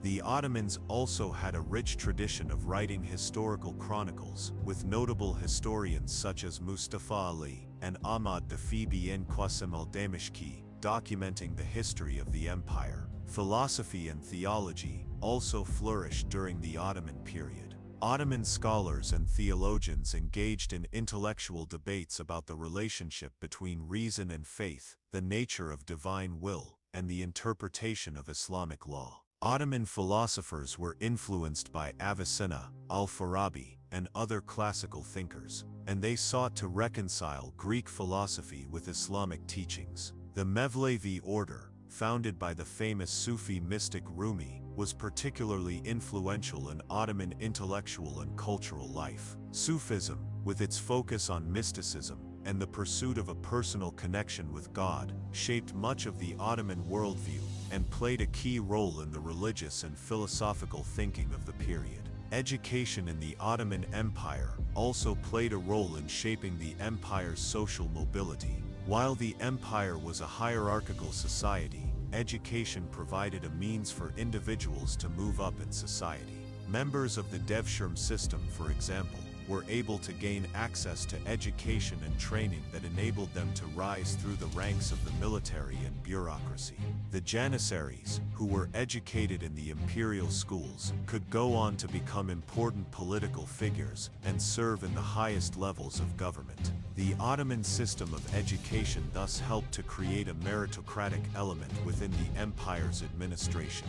Despite the achievements of the Ottoman education system, there were challenges. The system of education was sometimes fragmented, with different regions of the empire having varying access to educational opportunities. While cities like Istanbul, Cairo, and Damascus had flourishing centers of learning, more rural areas did not always have the same level of access to education. Additionally, the rise of the West during the 17th and 18th centuries posed challenges to Ottoman intellectual life.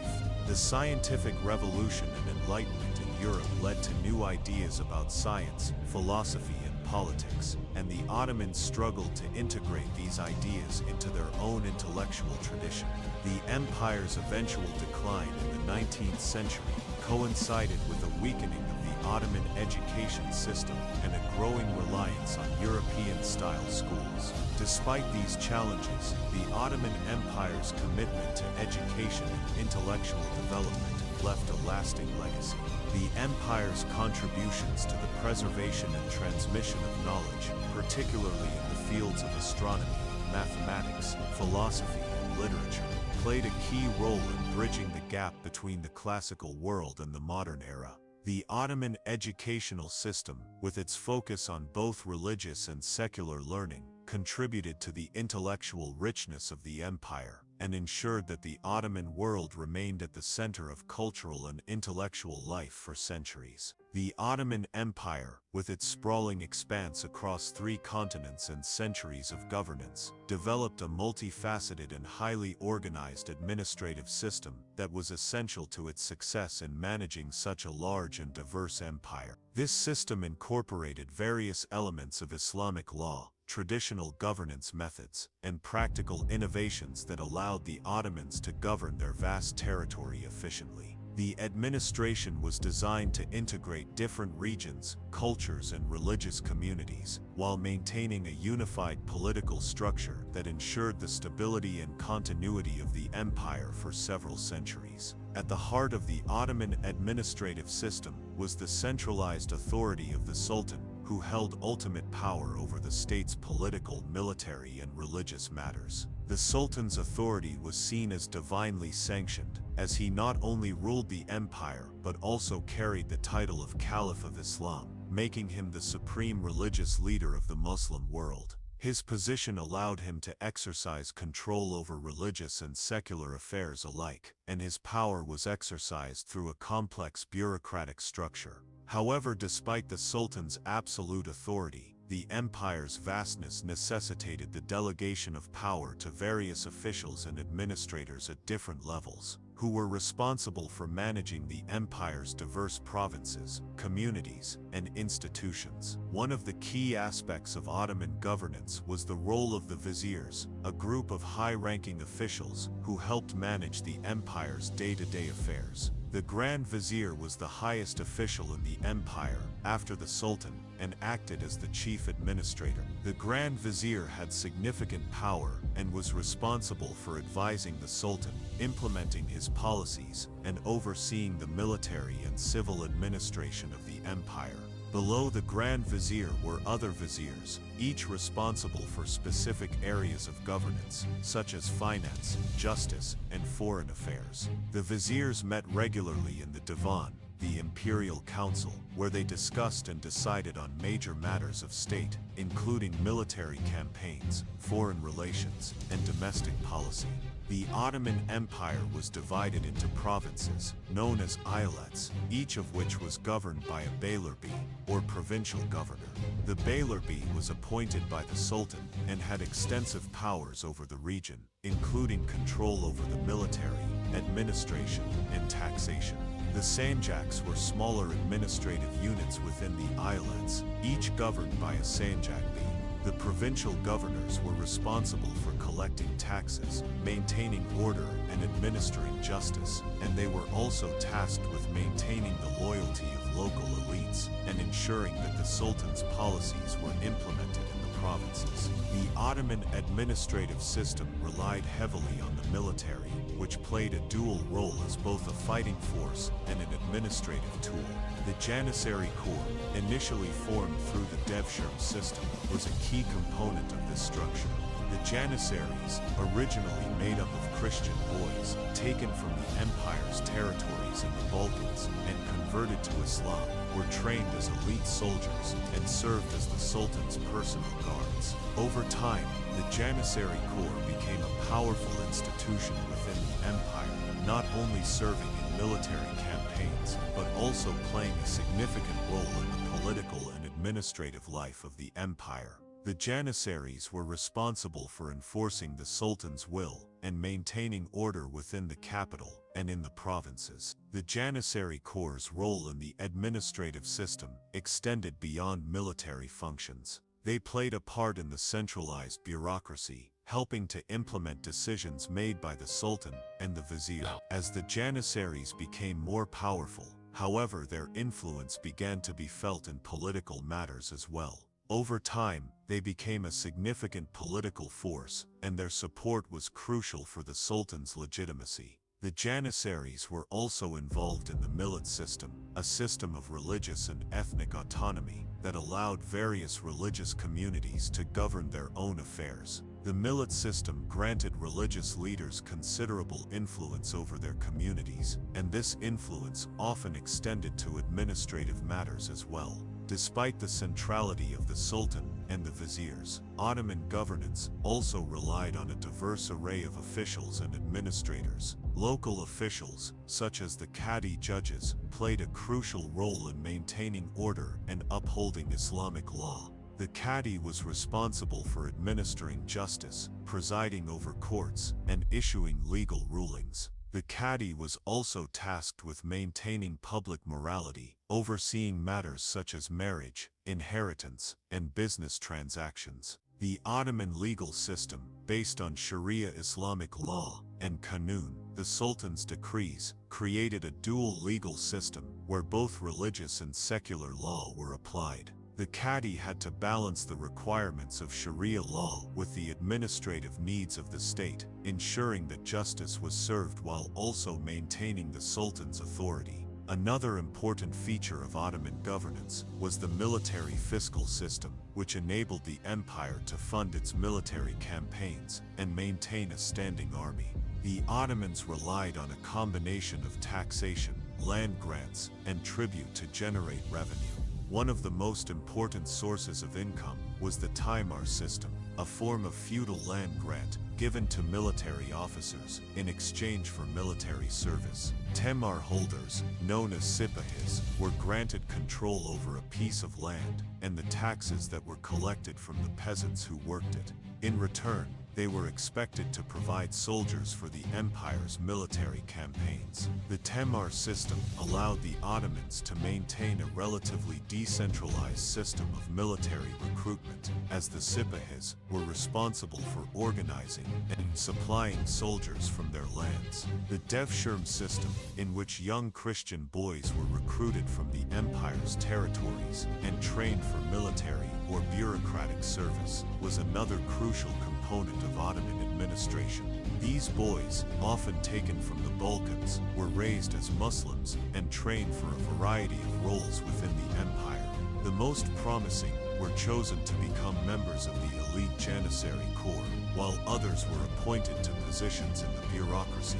The Devshirme system allowed the Ottomans to create a highly loyal and efficient administrative class, as the boys who entered the system owed their position to the Sultan rather than local elites. This system was a significant means of controlling the provinces and ensuring loyalty to the imperial center. The Ottoman legal system was another crucial component of the administrative framework. The Ottomans blended Islamic law, Sharia, with local customs and royal decrees, Kanun, which created a legal system that was both flexible and comprehensive. Sharia law, which was based on the Quran and the Hadith sayings of the Prophet Muhammad, governed matters related to personal status, family law, and religious obligations. Kanun, on the other hand, was a set of decrees issued by the Sultan that governed areas such as taxation, criminal law, and public order. These laws were enforced by the Qadi and other local officials, who were responsible for ensuring that both Sharia and Kanun were followed. The Ottomans maintained a system of taxation that was relatively complex and varied depending on the region. Local governors were responsible for collecting taxes, which included taxes on land, property, and trade. The central government relied heavily on the revenue generated by these taxes to fund the military and other administrative expenses. The jizya,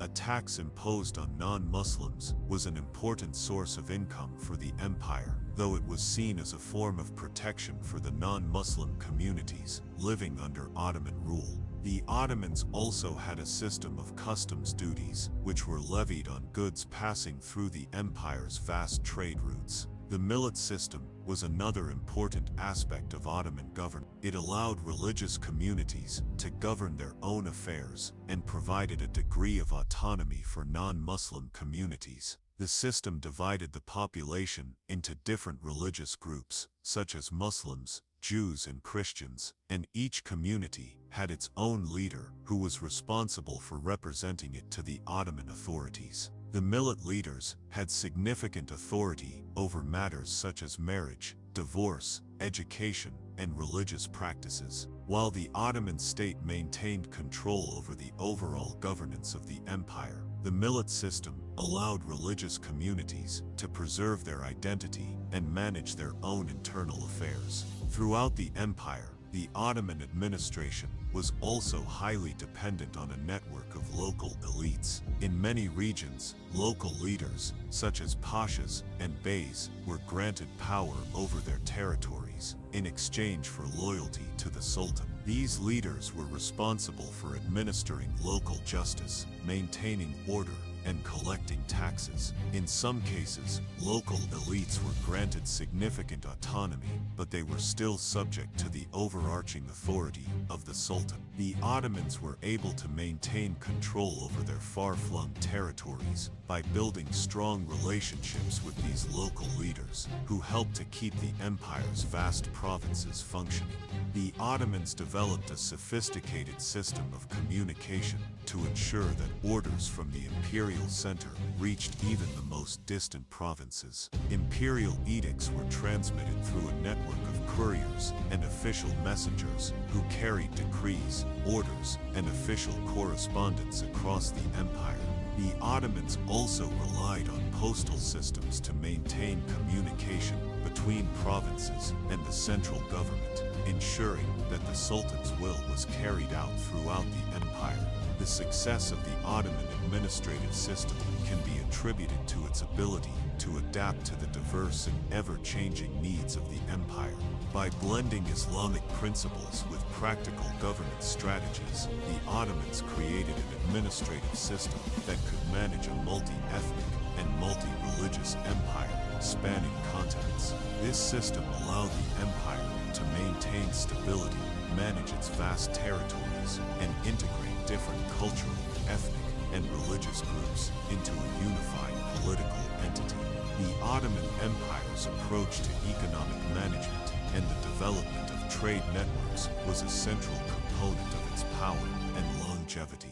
Spanning across 3 continents, the Ottomans controlled a significant portion of the trade routes that connected Europe, Asia, and Africa, allowing the empire to harness immense wealth and influence. The Ottomans not only governed a vast landmass, but also administered an economy that was deeply connected to a global network, which helped them maintain political control, fund military expeditions, and foster a flourishing urban and cultural life. One of the key aspects of the Ottoman economy was its reliance on agriculture, which served as the backbone of the empire.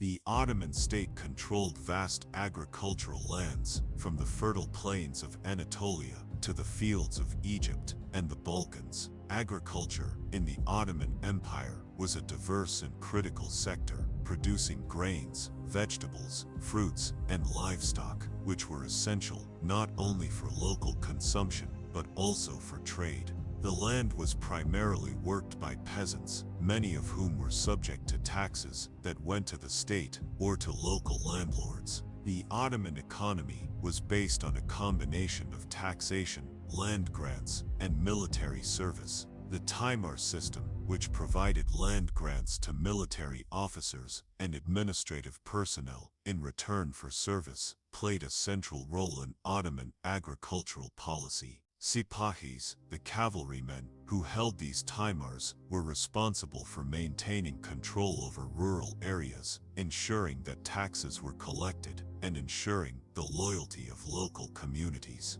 The Timar system helped to maintain a stable military presence in the provinces, while also ensuring that the Ottomans could extract wealth from their territories. Taxation in the Ottoman Empire was highly structured and varied depending on the region and the type of land being worked. Land taxes were the primary source of income for the empire, and the amount of tax paid was often determined by the quality and yield of the land. In addition to agricultural taxes, the Ottomans levied taxes on trade, property, and guilds. The collection of taxes was one of the most important administrative tasks in the empire, and local officials, known as defters, were responsible for ensuring that the state received its share of the economic output. The jizya, a tax imposed on non-Muslims, was another important part of the Ottoman fiscal system. While non-Muslims were exempt from military service, they were required to pay the jizya tax as a form of protection and in recognition of their status as subjects under Ottoman rule. The jizya system was an integral part of the millet system, which allowed religious communities to govern their own affairs while still remaining under Ottoman rule. This system allowed the empire to maintain a significant degree of religious and social harmony despite the diversity of its population. The Ottoman currency system was also an essential aspect of the empire's economy. The Ottomans introduced a standardized coinage system that allowed for easier trade within the empire and with foreign states. The akse, the silver coin, was the most common form of currency used in the empire, and it was used for both domestic trade and payment for taxes. The Ottomans also minted gold and copper coins, which were used in higher value transactions and were important for trade with neighboring regions. Trade played a significant role in the Ottoman economy, and the empire's strategic location allowed it to control key routes between Europe and Asia. The Silk Road, which connected the east to the west, passed through Ottoman territory, and the Ottomans controlled many of the key cities and caravanserais along the route. This control allowed them to profit from the flow of goods, particularly silk, spices, precious metals, and textiles. The Ottoman merchants were also engaged in long-distance trade, exporting goods such as grain, textiles, and coffee to Europe, while importing luxury goods like spices and tea from the east. The Ottomans also had a strong naval presence in the Mediterranean, which facilitated trade and expanded their economic influence. The Ottoman Navy played a crucial role in securing the empire's maritime trade routes and ensuring that the empire's ports remained accessible to traders from all over the world. The Ottoman fleet was involved in both commercial and military ventures, and it helped protect the empire's economic interests, particularly in the face of competition from European maritime powers like Spain, Portugal, and Venice. The Ottoman Navy was instrumental in securing control of the Mediterranean, as well as key ports along the coast of North Africa and the Red Sea. Despite the strategic advantage of the Ottoman location, European powers began to challenge Ottoman dominance over trade routes. In the 15th and 16th centuries, the Portuguese and Spanish navigators sought to find alternative trade routes to the east, bypassing Ottoman-controlled land routes. This marked the beginning of the Age of Exploration, and the discovery of sea routes to India and the Americas shifted the balance of global trade. However, the Ottomans were still able to maintain control over significant portions of trade in the Mediterranean, the Middle East, and North Africa, thanks to their extensive networks of cities and port towns. Urban centers, such as Istanbul, Cairo, and Damascus, became thriving hubs of economic activity. These cities served as major trading centers, attracting merchants and traders from all over the world. Istanbul, in particular, was one of the most important cities in the world during the height of the Ottoman Empire. As the capital of the empire, it was a cosmopolitan center, drawing people from across Europe, Asia, and Africa. The city's location on the Bosphorus Strait, between Europe and Asia, made it an important crossroads for trade between the East and the West. The Ottomans established marketplaces, bazaars, and caravanserais, where merchants could buy and sell goods, and these bustling commercial spaces were vital to the empire's economy. In addition to trade, the Ottomans were also heavily involved in craftsmanship and manufacturing. The empire was known for its production of fine textiles, ceramics, carpets, and metalwork, which were exported throughout the empire and beyond. Istanbul was home to many skilled artisans, and workshops in the city produced luxury goods such as silk fabrics, embroidered textiles, ceramic tiles, and jewelry. The Ottoman Empire became known for its unique artistic styles, particularly in calligraphy, miniature painting, and tile work, which were closely intertwined with the empire's cultural identity. The Ottomans also developed an advanced system of guilds, which regulated the production of goods and services. These guilds were a feature of Ottoman society and played a central role in organizing the labor force. Guilds were responsible for setting standards of quality, training apprentices, and ensuring fair wages for workers. The guild system provided a measure of protection for workers and craftsmen, ensuring that they had a livelihood and that their trades were passed down to future generations. This system helped maintain the quality of goods produced in the empire and facilitated its thriving urban economy. Agriculture, however, was the backbone of the Ottoman economy, and the empire's rural population far outnumbered the urban population. Peasants, many of whom lived on the lands granted to military officials through the Timar system, were responsible for the bulk of agricultural production. Peasants worked the land, producing grains, fruits, vegetables, and livestock, and their labor supported the empire's agricultural base. The land was taxed, and the timar holders were responsible for collecting these taxes, which were used to fund the Ottoman military and administration. The timar system helped to ensure that the empire could maintain a loyal military class, while also ensuring the stability of its agricultural base. While the Ottoman economy was based heavily on agriculture and trade, the empire also saw the development of significant financial institutions. The Ottoman banking system began to emerge in the 16th century, particularly in the capital of Istanbul. Moneylenders and bankers played a crucial role in facilitating trade and commerce, and the Ottoman government began to establish state-owned banks to manage finances. The Ottomans were also involved in the money exchange business,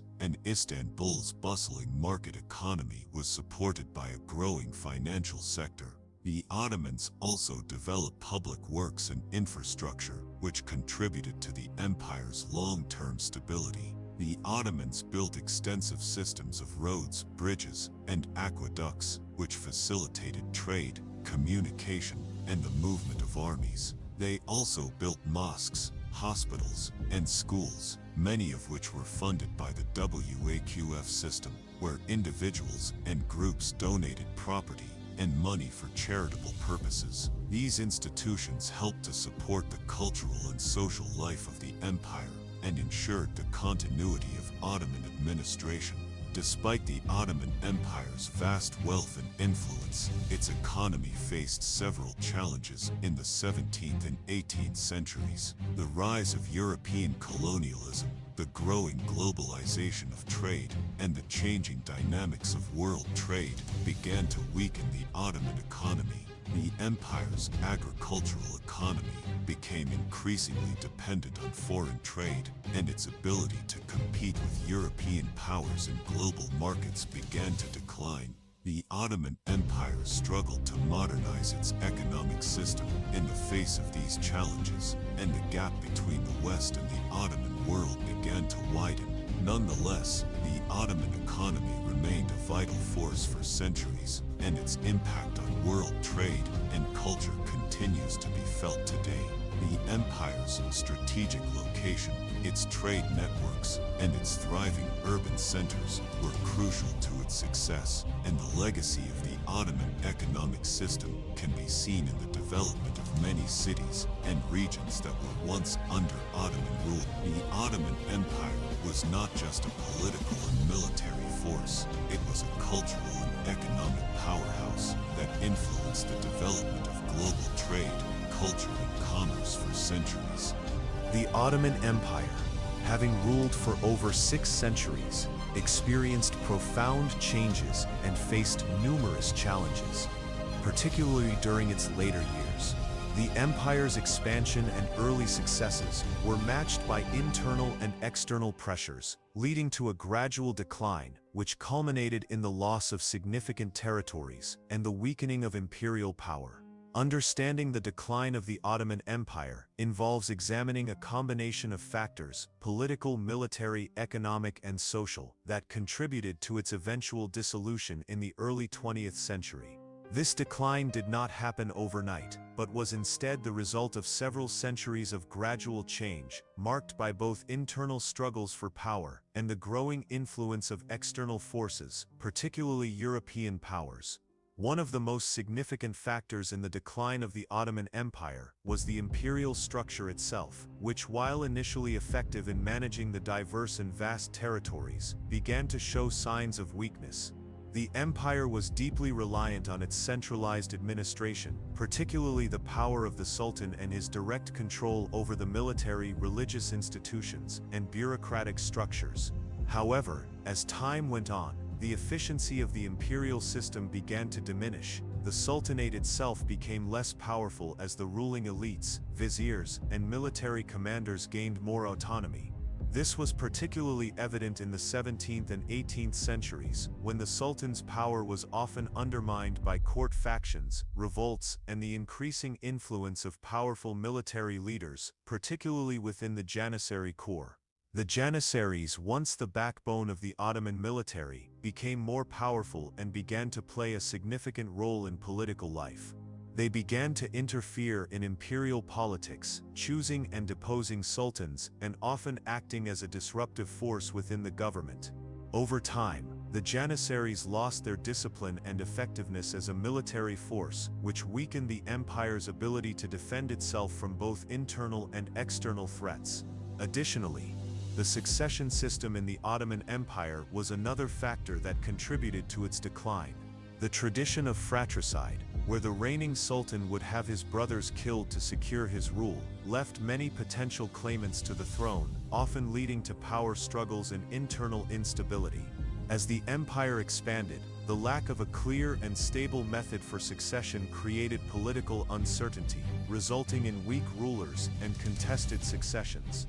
This left the empire vulnerable to internal divisions and rebellions, which in turn weakened its centralized authority. The military decline of the Ottoman Empire was another key factor in its downfall. The Ottoman military, which had once been a powerful and disciplined force, began to deteriorate. The Janissary Corps, which had been essential to the empire's success in both war and peace, gradually became more corrupt and less effective as a fighting force. The Ottomans were slow to adopt new military technologies and tactics, which made them increasingly vulnerable to more modern European armies. As European states advanced in their military capabilities, the Ottomans failed to keep up, and this led to several defeats in the 17th and 18th centuries. The Battle of Lepanto, in 1571, although a significant Ottoman defeat, was only the beginning of the empire's declining naval power. The rise of European naval power, particularly the British, French, and Dutch fleets, meant that the Ottomans lost control of critical sea routes and could no longer dominate trade in the Mediterranean. This had long-term economic consequences, as trade was an essential pillar of Ottoman prosperity. The loss of territories also played a crucial role in the empire's decline.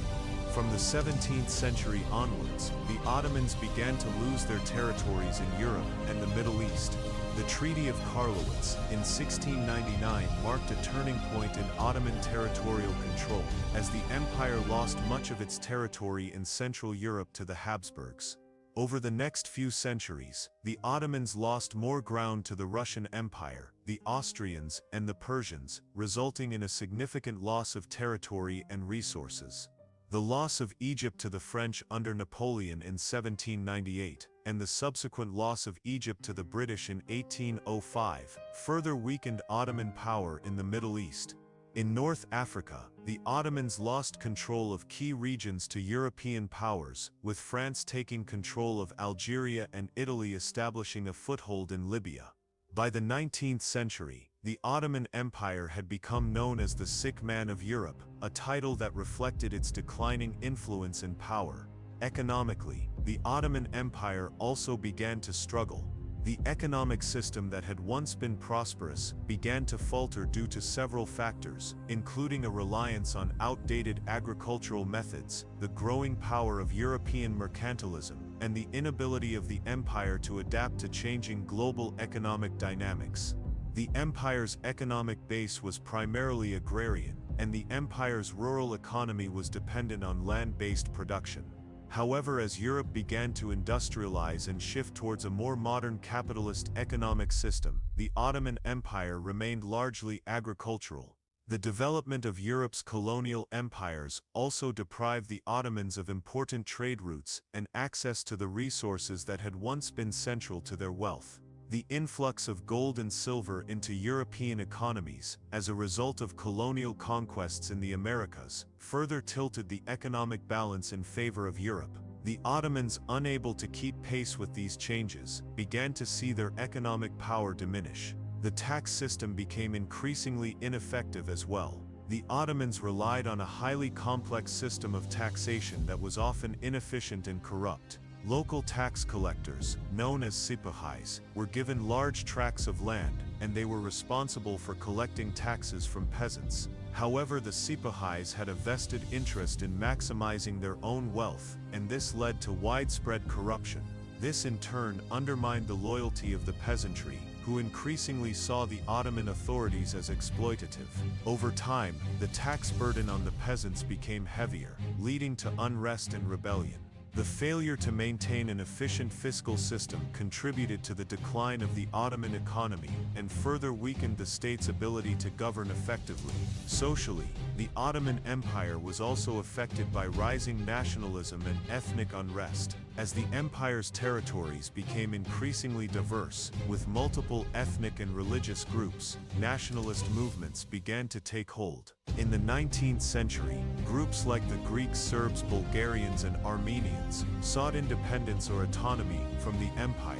The Greek War of Independence, 1821 to 1830, was a significant blow to the Ottoman Empire, leading to the loss of Greece. Nationalist movements continued to spread throughout the Balkans, and the Ottomans found it increasingly difficult to suppress these uprisings. The empire also had to deal with growing ethnic tension between the various Arab, Kurdish, and Turkish populations, which further fragmented the empire and weakened its unity. The foreign influence in Ottoman politics also played a role in the empire's decline. European powers, particularly Britain, France, and Russia, became increasingly involved in the empire's internal affairs during the 19th century. This interference was particularly evident in the realm of foreign diplomacy and military affairs. The Ottomans were forced into a series of unequal treaties, which gave European powers significant economic and political concessions. The Crimean War, 1853 to 1856, fought between the Ottoman Empire and Russia, showed the empire's increasing dependence on European powers for military support. While the Ottomans won the war with the help of Britain and France, the conflict revealed the empire's inability to defend itself without foreign intervention. Another important factor contributing to the decline of the Ottoman Empire was the lack of modernization. As Europe began to industrialize in the 18th and 19th centuries, the Ottoman Empire remained largely agrarian, failing to develop the modern infrastructure and industries necessary to compete in a changing world. The Young Turks movement, which emerged in the late 19th century, sought to reform the Ottoman system and bring the empire into the modern age. However, these efforts were often unsuccessful due to entrenched political and military elites who resisted change. Finally, the World War I 1914 to 1918 proved to be the final blow to the Ottoman Empire. The Ottomans sided with the Central Powers, including Germany and Austria-Hungary, but the empire was ultimately defeated. Following the war, the Treaty of Sèvres, 1920 and the Treaty of Lausanne, 1923 marked the formal end of the Ottoman Empire. The treaty led to the loss of almost all of the empire's remaining territories, and the Republic of Turkey, led by Mustafa Kemal Atatürk, was established in 1923, officially marking the end of the Ottoman Empire. The decline of the Ottoman Empire was a complex process influenced by many factors, including internal political instability, military failures, economic decline, and the rise of nationalism and foreign intervention.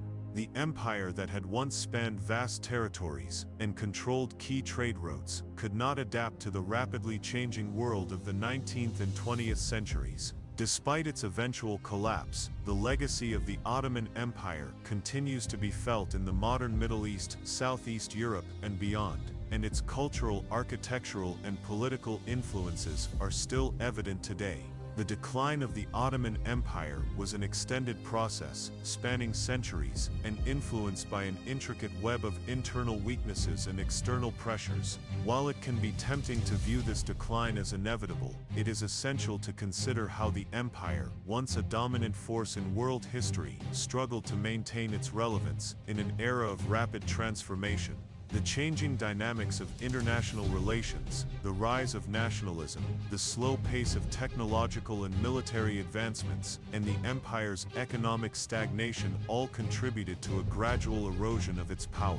Examining the causes of this decline in more detail reveals a deeper, more nuanced understanding of how a once great empire became vulnerable to collapse. One of the most significant forces contributing to the decline of the Ottoman Empire was the rise of nationalism.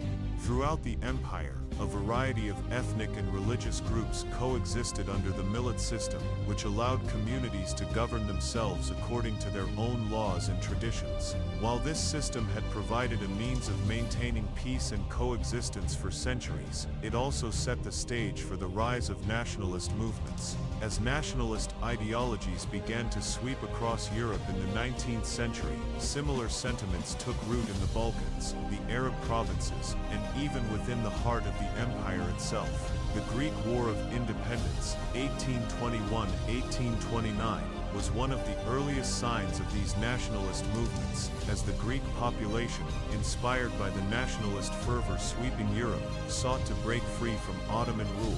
With the support of European powers, Greece gained independence, a significant blow to Ottoman authority in the Balkans. Following Greece's independence, nationalist movements spread rapidly through the Ottoman-controlled Balkans, as well as into the Arab regions of the empire. The Serbs, Bulgarians, and Albanians were among the many ethnic groups that sought independence or autonomy. The Young Turks, an important political movement that emerged in the late 19th century, aimed to modernize the empire but also sought to strengthen the central Ottoman government. The increasing rise of nationalism, however, made it more difficult for the Ottoman rulers to maintain control over their multi-ethnic empire. The nationalism of the various subject peoples created tensions, leading to uprisings and rebellions, most of which resulted in the eventual loss of Ottoman territories. Alongside the rise of nationalism, the European powers began to play a more dominant role in the Ottoman Empire's political and economic affairs.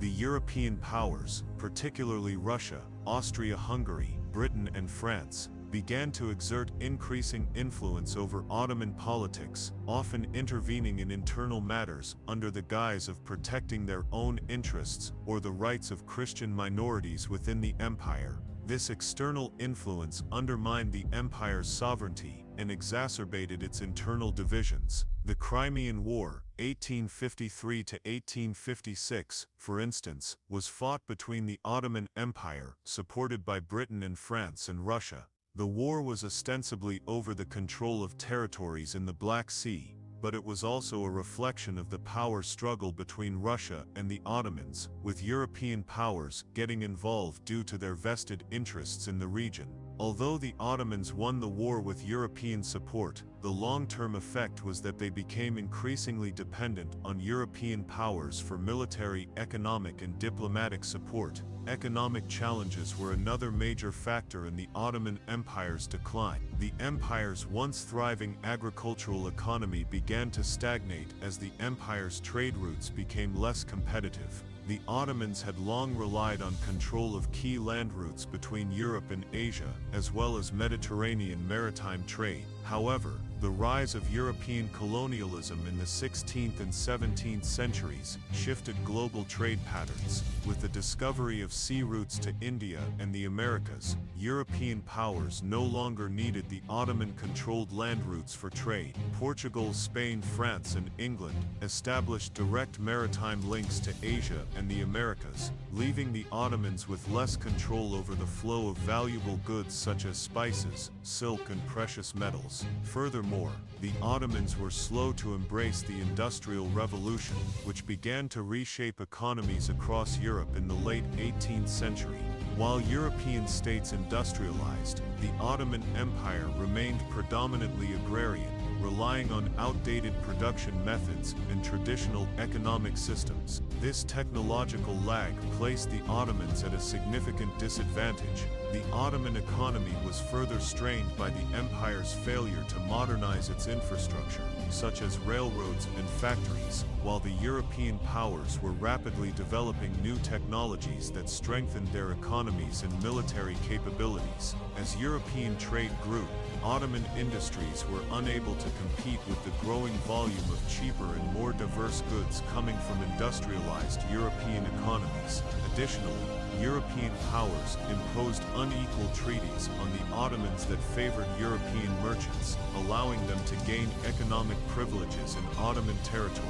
These treaties gave European traders favorable conditions for conducting business in Ottoman cities, but at the expense of local artisans and merchants. This influx of European goods undermined Ottoman industries, leading to the deindustrialization of Ottoman cities and towns, which in turn weakened the empire's economic foundation. The military decline of the Ottoman Empire was another crucial element in its downfall. The Ottomans had once been feared for their military prowess, particularly the Janissary Corps, which was initially an elite force. However, over time, the Janissaries became less disciplined and increasingly involved in politics, often acting as a destabilizing force. As the Ottoman military began to decay, European powers, particularly Russia, Austria-Hungary, and France, became more powerful. These states were able to modernize their armies and adopt new technologies, while the Ottomans struggled to keep pace. Ottoman military defeats, such as those in the Great Turkish War 1683-1699,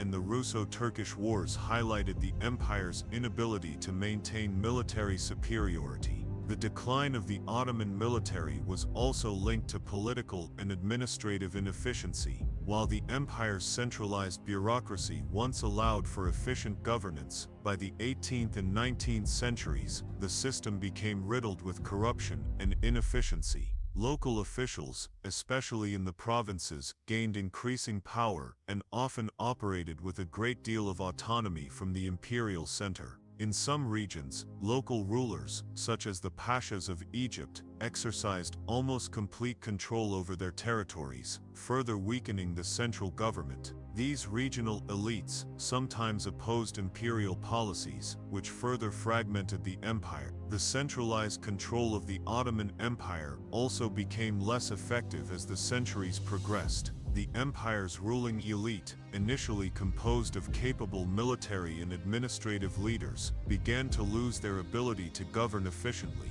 The Sultan's court, which had once been a symbol of imperial power, became increasingly embroiled in internal conflict, court intrigues, and succession disputes. As the empire expanded, the central government was forced to rely on local rulers and military commanders, many of whom had their own agendas. The Sultan, in many cases, lacked the resources and authority to control distant provinces, allowing them to slip out of Ottoman control over time.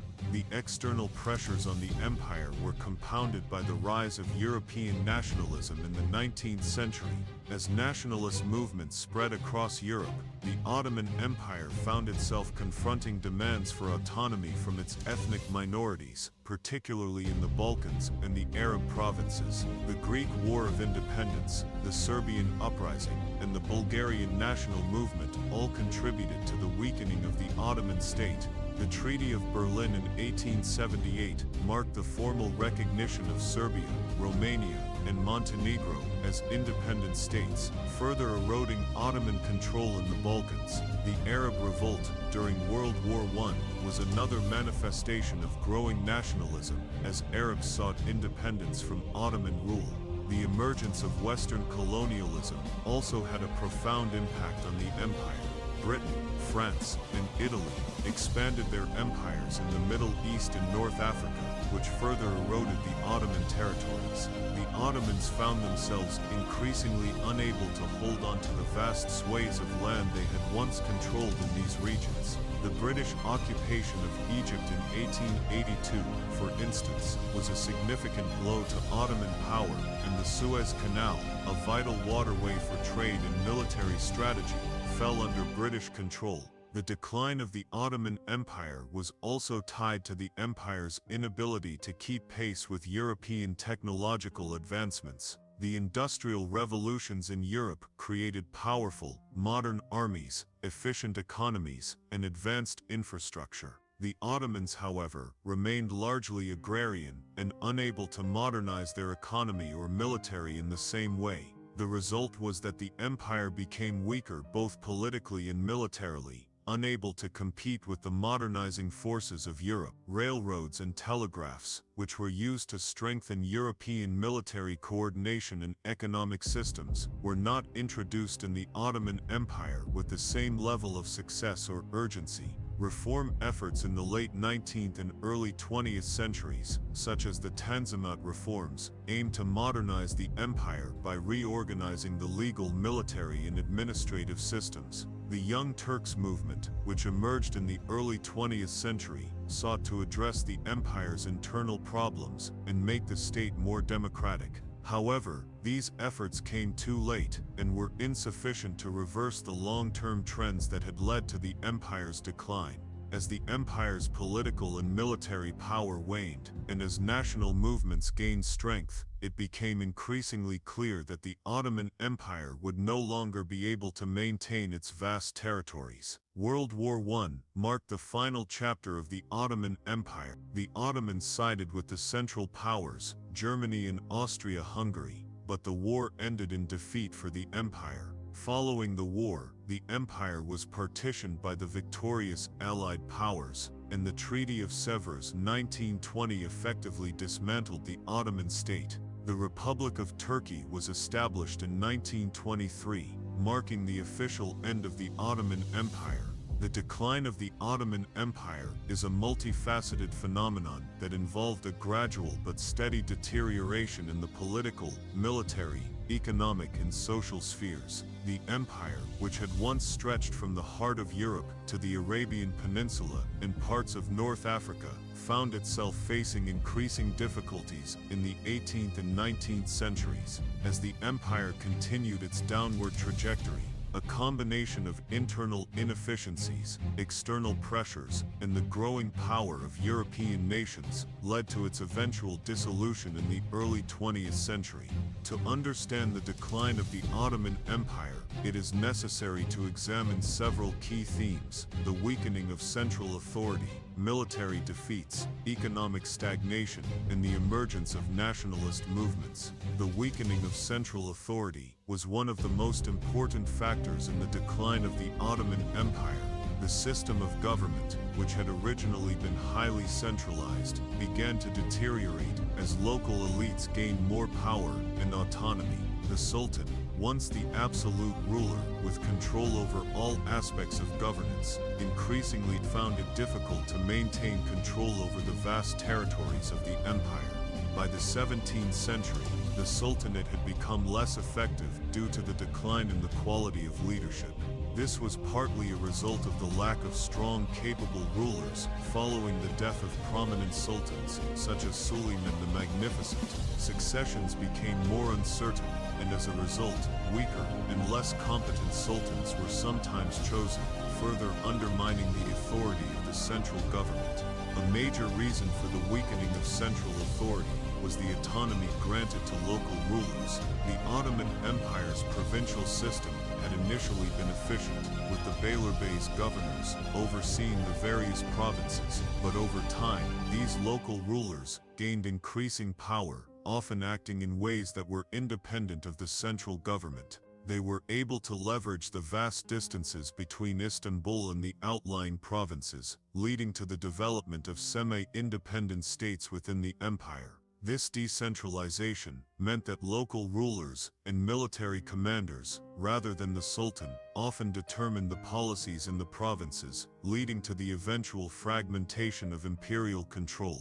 The Janissaries, the elite military corps that had been central to Ottoman power, also played a role in weakening the Sultan's authority. Over time, they became increasingly involved in politics and often exerted considerable influence in the imperial court, undermining the central government's ability to make decisions. The Janissaries, once the Sultan's most loyal soldiers, became an instrument of political unrest, actively deposing sultans and demanding political influence. The decline of the Janissary Corps can be seen as emblematic of the military deterioration of the Ottoman Empire. The Ottoman military had long been a key pillar of the empire's strength, allowing it to expand and maintain control over its vast territories. However, by the 17th century, the empire's military began to stagnate. The Janissaries, initially known for their discipline and military prowess, had become more focused on maintaining their privileges and power within the empire than on military excellence.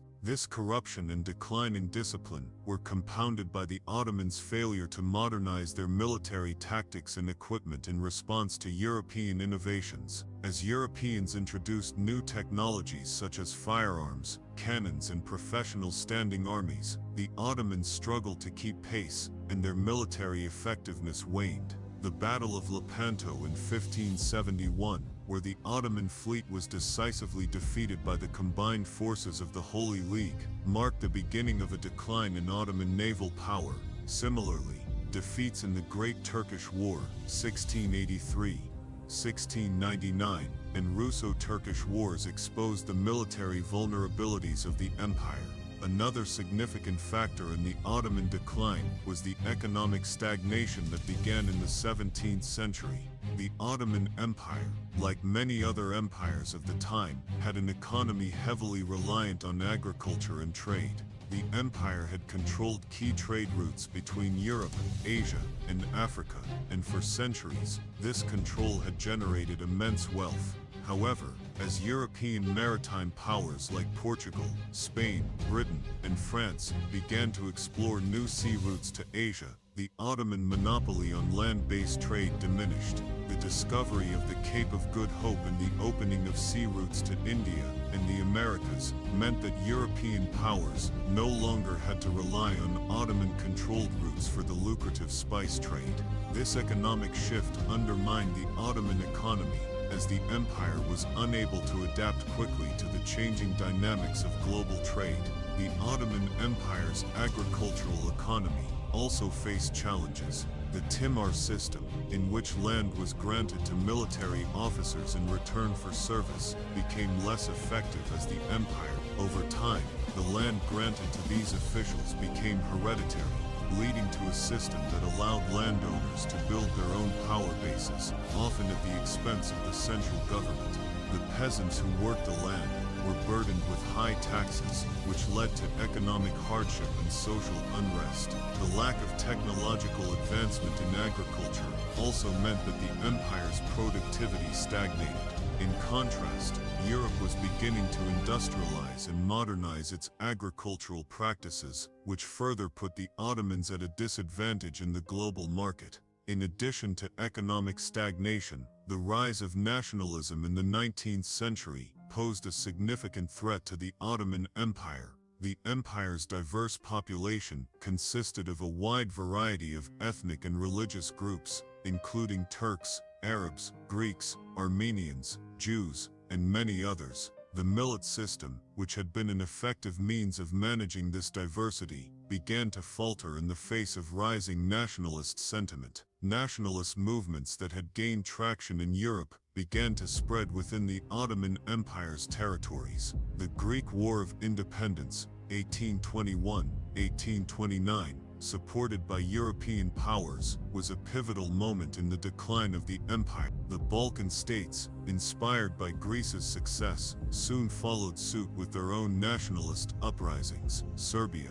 Romania, and Bulgaria all sought to break away from Ottoman rule, and by the end of the 19th century, much of the empire's Balkan territories had been lost. Arab nationalism also emerged as a threat to Ottoman control, particularly during the early 20th century. Arab nationalists, inspired by ideas of independence and self-determination, began to challenge Ottoman rule in the Arab provinces. The Arab Revolt 1916-1918, which was supported by Britain, resulted in the weakening of Ottoman authority in the Middle East and led to the eventual loss of Arab territories following World War I. The external pressures from European powers further contributed to the Ottoman Empire's decline. As the Ottoman state weakened internally, European powers began to exert more influence on Ottoman politics and economics. The British, French, and Russian empires sought to increase their control over Ottoman territories through diplomatic and military interventions. The Crimean War 1853-1856 between Russia and the Ottoman Empire with Britain and France intervening on behalf of the Ottomans was an example of the empire's increasing dependence on European powers. While the Ottomans won the war, the conflict exposed the empire's weakness and its inability to defend itself without the help of European allies. The European colonialism that flourished in the 19th century also undermined the Ottoman Empire. As European nations expanded their empires into Africa and Asia, the Ottomans found themselves unable to compete with the growing power of colonial states. The empire's strategic position at the crossroads of Europe, Asia, and Africa became less important as European powers found alternative routes and new resources to exploit. The Suez Canal, completed in 1869, was another blow to Ottoman power.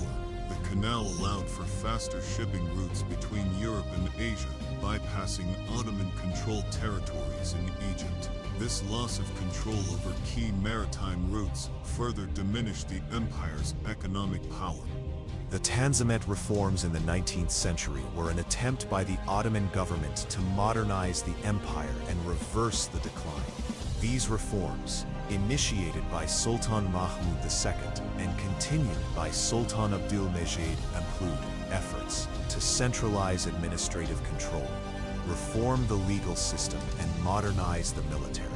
While these reforms were significant, they came too late and were often met with resistance from conservative factions within the empire. The military and religious elites, who had long benefited from the traditional systems of governance, opposed many of these reforms, fearing that they would undermine their power. The Tanzimat period, while important, did not halt the empire's decline, and by the late 19th century, the Ottomans were still struggling to maintain control over their vast territories. By the early 20th century, the Ottoman Empire was already known as the sick man of Europe, a term coined to reflect the empire's fragility and decline. The rise of Young Turk nationalism, which advocated for more secular and constitutional reforms, only served to deepen the empire's internal divisions. The Young Turk Revolution of 1908 forced Sultan Abdülhamid II to restore the constitution and grant greater power to the parliament, but this shift in governance did not prevent the empire from further unraveling. The outbreak of World War I in 1914 would prove to be the final blow to the empire. The Ottomans sided with the Central Powers during World War I, but the war ended in defeat. The empire, already weakened by decades of internal turmoil and external pressure, was dismantled after the war. The Treaty of Sèvres in 1920 and the Treaty of Lausanne in 1923 formalized the disintegration of the Ottoman Empire, leading to the creation of the Republic of Turkey under the leadership of Mustafa Kemal Atatürk. The fall of the Ottoman Empire was thus the culmination of centuries of decline, and it marked the end of one of the most significant empires in world history. The decline of the Ottoman Empire can be seen as a multifaceted process, encompassing a series of internal and external factors that weakened its once thriving power. The 19th and early 20th centuries were particularly turbulent for the Ottomans, as they struggled to maintain the empire's vast territorial holdings and manage the growing discontent within their multi-ethnic population. The transformation of European powers, rising nationalism, internal reforms, military defeats, and external intervention all played significant roles in the gradual collapse of one of history's longest-standing empires. The empire's ultimate downfall did not occur abruptly, but rather as the result of several intertwined challenges that deepened over time. One of the earliest signs of the empire's vulnerability was its military stagnation. For centuries, the Ottoman military had been one of the most formidable in the world, establishing the empire as a dominant power in both Europe and the Middle East. However, by the 18th century, the Ottomans faced increasing challenges in modernizing their military forces to keep pace with European powers. The Napoleonic Wars, for example, marked a turning point, as the French military's innovations, particularly in artillery and naval power, highlighted the Ottoman Empire's technological lag.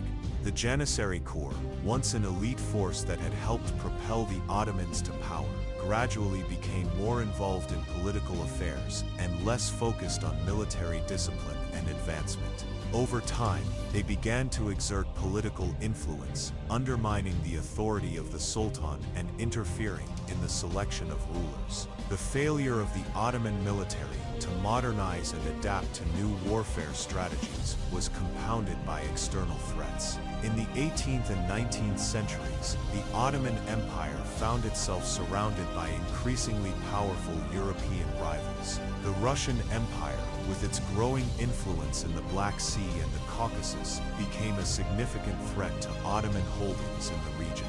The Ottomans suffered several military defeats at the hands of the Russians, which weakened their control over critical territories like the Crimean Peninsula and parts of the Black Sea coast. At the same time, the Habsburg monarchy in Central Europe continued to press Ottoman-controlled territories, particularly in the Balkans, undermining Ottoman control over key regions. The Treaty of Karlowitz in 1699 marked a significant loss for the Ottomans, as they were forced to cede large swaths of land to Austria, including parts of Hungary, Transylvania, and Slovenia.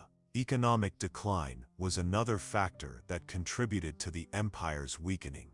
The Ottoman economy was based heavily on agriculture, with much of the empire's wealth coming from agricultural production. However, the empire's economic base was outdated and inefficient by the 19th century. The Industrial Revolution in Europe had transformed the economies of the continent, spurring technological advancements and creating more efficient production methods. The Ottomans, on the other hand, were slow to embrace these changes, and as a result, they fell behind economically. The Ottoman system of taxation, which had once been highly effective, began to lose its effectiveness as the empire grew more complex. The tax system was overly reliant on local officials, who were often corrupt and inefficient, further straining the empire's ability to generate the revenue needed to support military expenditures and governance. In addition to the economic stagnation, the Ottomans were increasingly losing their grip on the lucrative trade routes that had once been a source of immense wealth. As European powers established maritime empires and found new sea routes to Asia and the Americas, the importance of Ottoman-controlled land-based trade routes diminished. The Suez Canal, completed in 1869, marked the final blow to Ottoman control over critical maritime routes, as it provided a direct link between the Mediterranean and the Red Sea, bypassing Ottoman-controlled territories. This shift in global trade patterns left the Ottoman economy vulnerable and increasingly dependent on the whims of foreign powers. As the empire's economic and military power waned, the Ottoman political structure also began to unravel. One of the most significant causes of the empire's weakening was the growing inability of the central government to maintain control over its vast territories. The Ottoman provincial system, which had initially been effective in maintaining order, began to deteriorate in the 18th and 19th centuries. Local rulers, including pashas and beys, began to exercise more autonomy, often disregarding the authority of the central government. These provincial leaders grew wealthy and powerful, and in many cases, they created semi-independent states within the empire. The Pasha of Egypt, for example, became increasingly independent from Istanbul, eventually leading to the complete loss of Ottoman control over Egypt. The millet system, which had once been a source of stability by allowing religious and ethnic communities to govern their own affairs, began to erode as nationalist movements gained momentum. The empire's diverse population, which included Turks, Arabs, Greeks, Armenians, and Jews, had been managed relatively well through the millet system, which gave religious communities a degree of autonomy. However, the rise of nationalism in the 19th century brought a new challenge to this system. Nationalist movements in the Balkans and among the Arabs sought independence from Ottoman rule, and the empire found itself embroiled in multiple uprisings and revolts. The Greek War of Independence, 1821 to 1829, was one of the first nationalist challenges to Ottoman authority. The Greeks, supported by European powers, broke free from Ottoman control, marking the beginning of the empire's loss of territory in Europe. The spread of nationalism among the Arab populations of the Ottoman Empire also contributed to the weakening of imperial unity. Throughout the 19th and early 20th centuries, Arab nationalist movements began to call for independence from Ottoman rule. The Arab Revolt of 1916, which occurred during World War I, was a direct response to Ottoman control and was encouraged by British promises of independence for Arab territories. The revolt, led by Sharif Hussein of Mecca, ultimately led to the Ottoman loss of control over much of the Arabian Peninsula, a significant blow to the empire's territorial integrity. In addition to these nationalist uprisings, the empire faced external threats from European powers that had increasingly sought to expand their influence in Ottoman territories. The European intervention in the Ottoman Empire became more pronounced in the 19th century, with France and Britain seeking to protect their interests in the empire. The Crimean War, 1853 to 1856, is a key example of European intervention. Russia sought to expand its influence in the Black Sea region and gain control of key Ottoman territories, while Britain and France intervened to prevent Russian expansion. The war exposed the weakness of the Ottoman military and further demonstrated the empire's dependence on European powers for survival. The Ottomans were also increasingly caught up in the great game of imperial rivalry between Russia, Britain, and France. The empire's strategic location between Europe and Asia made it a key player in European geopolitics, but it also made it vulnerable to external pressures. The Berlin Conference of 1884 to 1885, which carved up Africa among European powers, had implications for the Ottomans as well. As European nations began to dominate global trade and colonization, the Ottomans found themselves unable to protect their territories from foreign influence and occupation. Internally, the Tanzimat reforms, 1839 to 1876, which were intended to modernize the empire's military, legal and administrative systems, had limited success. While the reforms introduced new laws and institutions, they were often resisted by powerful factions within the Ottoman elite, who were reluctant to cede control to a central authority. The Young Turks movement, which emerged in the late 19th century, sought to revitalize the empire through constitutional reforms. However, despite the introduction of the Constitution of 1876 and the establishment of a constitutional monarchy, the Young Turks were unable to address the deep-rooted issues facing the empire. The reforms they implemented did little to reverse the political and military decline of the empire, and their actions were often too late to make a meaningful difference. The World War I, 1914 to 1918, marked the final stage of the Ottoman Empire's decline. The empire sided with the Central Powers, Germany and Austria-Hungary, in the hope of regaining lost territories and preserving its remaining holdings. However, the war proved disastrous for the Ottomans. The empire faced defeats on multiple fronts, and the eventual Allied victory in 1918 led to the Treaty of Sèvres 1920, which partitioned much of the Ottoman territory. The Treaty of Lausanne, 1923, officially ended the Ottoman Empire, and the Republic of Turkey was founded under the leadership of Mustafa Kemal Atatürk. In the end, the Ottoman Empire's decline was the result of multiple interrelated factors. The internal weaknesses, such as the weakening of centralized authority, the rise of nationalism, and economic stagnation, were compounded by external pressures from European powers, which sought to carve up the empire's vast territories. The Ottoman rulers' failure to adapt to the rapidly changing political, military, and economic environment of the 19th and 20th centuries ultimately led to the collapse of the empire. Despite its eventual fall, the legacy of the Ottoman Empire continues to shape the modern Middle East, North Africa, and Europe, as the empire's history, culture and politics remain deeply intertwined with the regions it once ruled. The final chapter in the history of the Ottoman Empire begins with the profound and complex processes that led to its dissolution. The collapse of the Ottoman state was not a sudden or abrupt event, but the culmination of decades, even centuries, of growing weaknesses exacerbated by internal decay and external pressures. The events surrounding the fall of the Ottoman Empire were deeply intertwined with the geopolitical changes of the 19th and 20th centuries, culminating in its disintegration after World War I.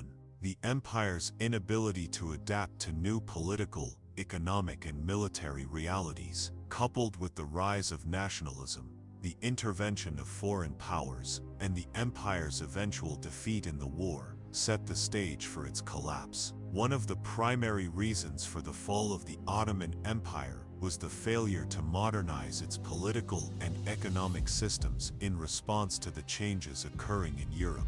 The empire had been an agricultural society, and while it had flourished under a relatively centralized system, its economy could not keep pace with the increasing industrialization of Europe. The Ottomans were slow to embrace the changes brought about by the Industrial Revolution, while European states adopted new technologies and industrial techniques that gave them economic and military superiority.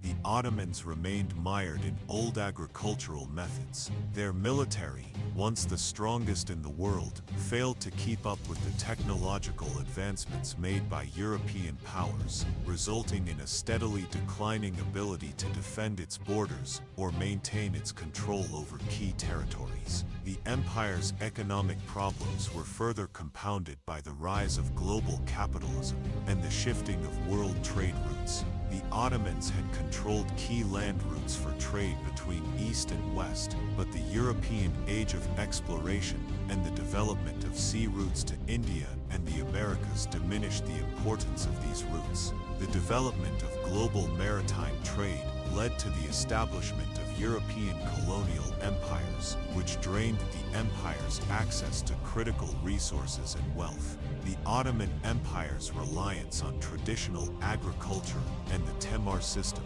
which granted land to military officers in return for service, also led to inefficiencies and stagnation.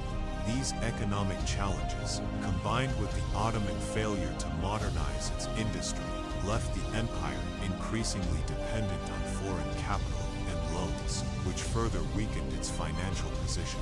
Internally, the Ottoman administrative system became increasingly ineffective as the empire expanded. The structure that had once been efficient became deeply fragmented.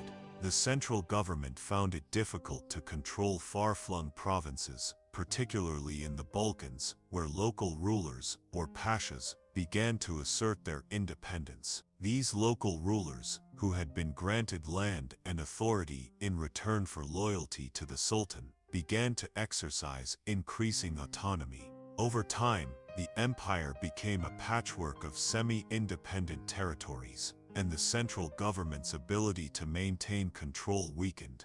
The weakening of the central government also allowed the rise of corruption, as local elites manipulated the system for their benefit, further eroding the authority of the empire. The military decline of the empire was directly related to these administrative inefficiencies. By the late 17th century, the Janissary Corps, once an elite and disciplined fighting force, had become politically entrenched and often opposed reforms. The Janissaries had gained considerable political power, even influencing the selection of the Sultan.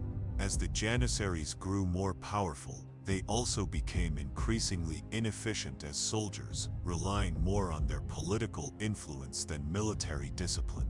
The lack of reforms within the Ottoman military, combined with the technological gap between the Ottomans and European powers, left the empire vulnerable to military defeat. Perhaps the most defining factor in the fall of the Ottoman Empire was the rise of nationalism among its various ethnic and religious groups. The millet system, which had been a successful way of managing the empire's diverse population, began to unravel as nationalist movements gained momentum. The empire, home to a range of ethnic and religious groups, found itself facing uprisings and calls for independence from its various provinces. The Greek War of Independence, 1821-1829, was a precursor to the wave of nationalism that would sweep through the empire in the 19th century.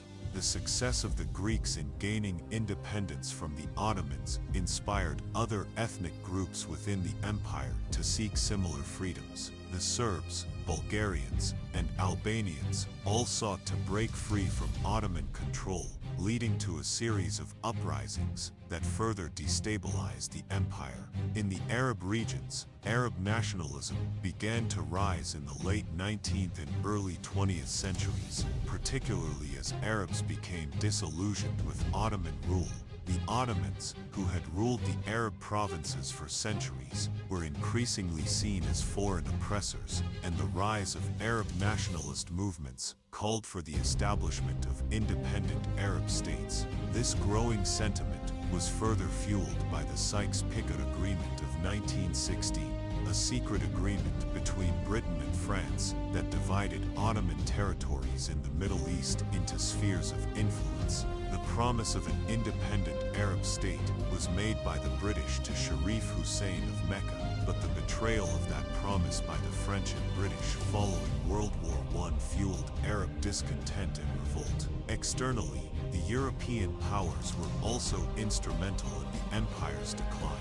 As the Ottomans' internal weaknesses became more pronounced, European states began to exert increasing influence over Ottoman territories. The empire's participation in the Crimean War,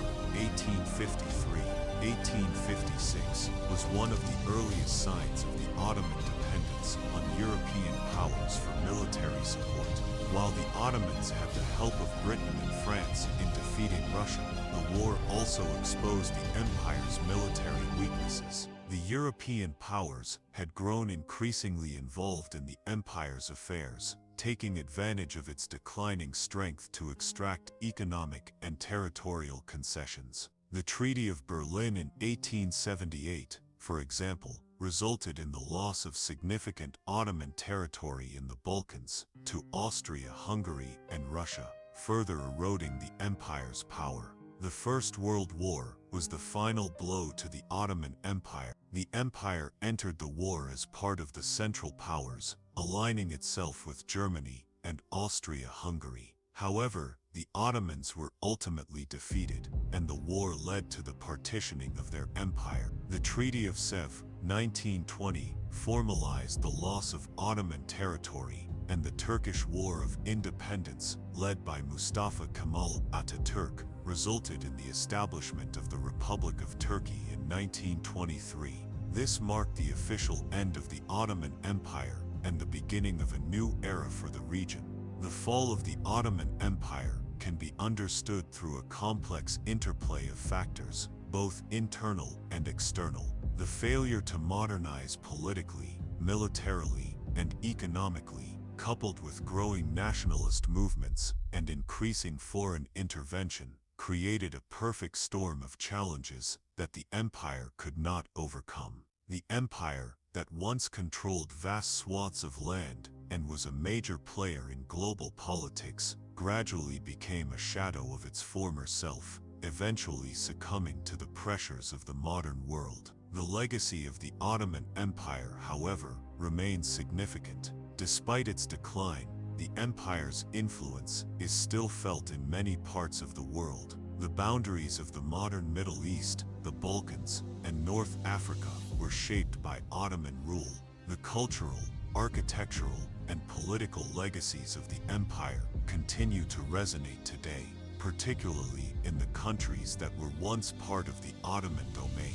The establishment of the Republic of Turkey was the culmination of a long process of reform and modernization, led by Mustafa Kemal Atatürk, who sought to build a new secular state that could compete on the global stage. The Ottoman Empire's long-lasting influence on the world is undeniable.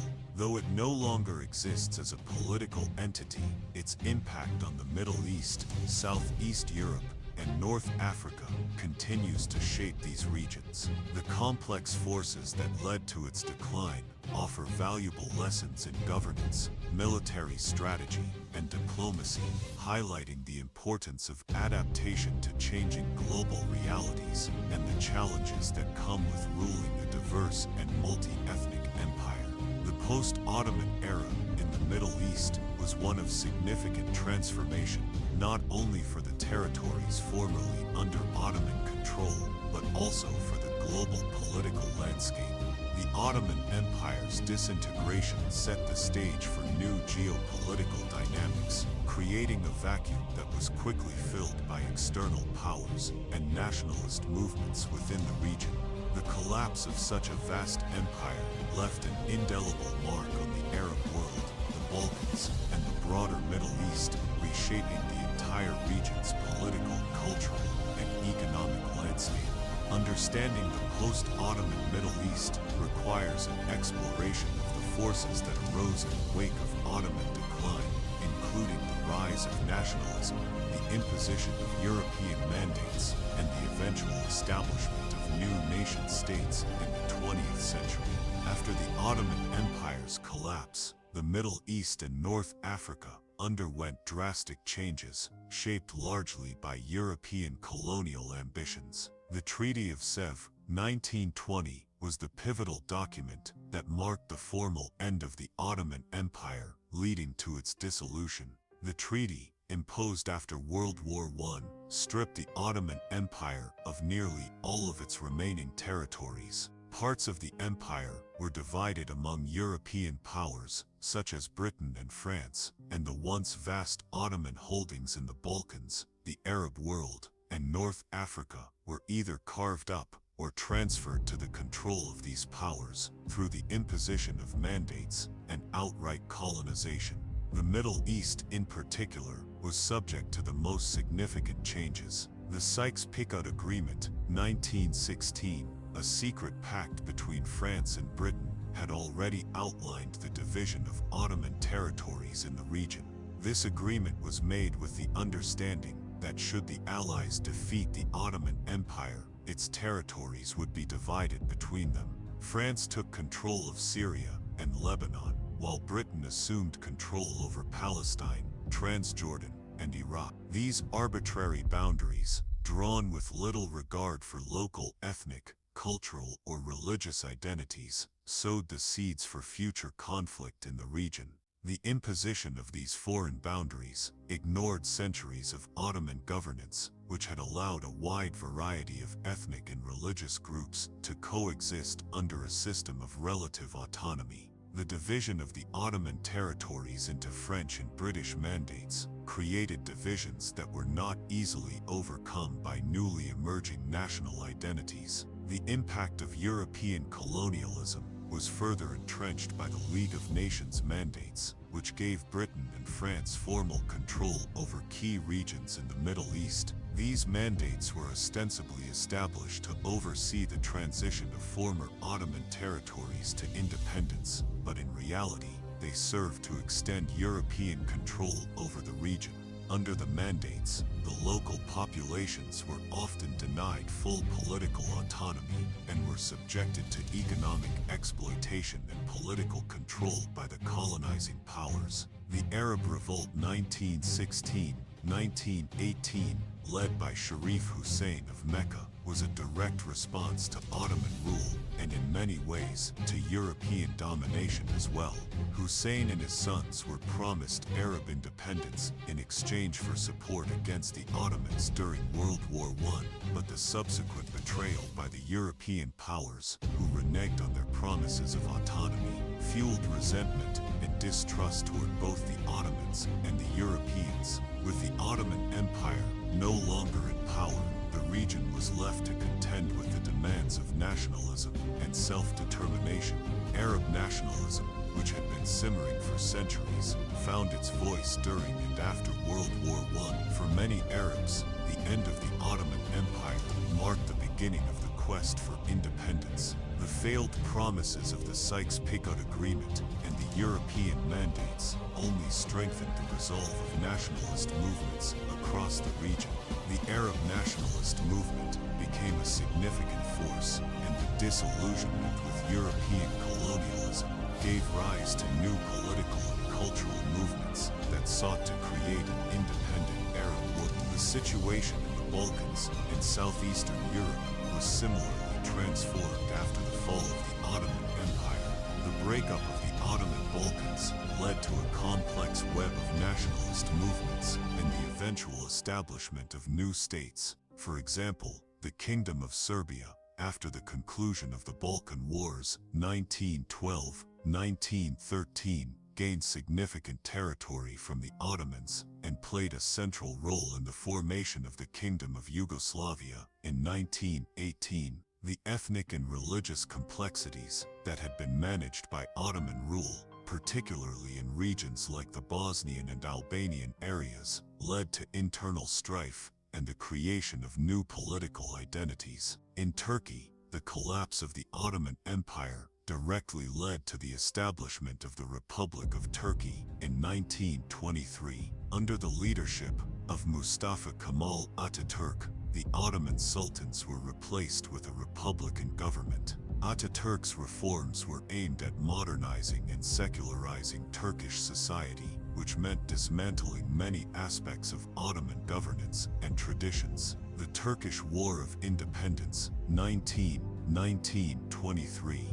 which followed the defeat of the Ottoman Empire in World War I, was crucial in establishing the new state and also shaped the future of Turkey's relations with its neighbors, particularly with the Greek and Armenian populations. Ataturk's vision was to create a modern, secular, and nationally unified state, and his policies laid the foundation for Turkey's entry into the modern era. The establishment of new nation-states in the Middle East, particularly in the Arab world, began with a mix of nationalism and colonial influence. Iraq was created as a mandate under British rule, and it was not until 1932 that Iraq formally gained independence, but it remained under British influence for many years afterward. Syria and Lebanon were also under French mandate, with Syria becoming an independent republic in 1946, and Lebanon following a similar path toward independence shortly thereafter.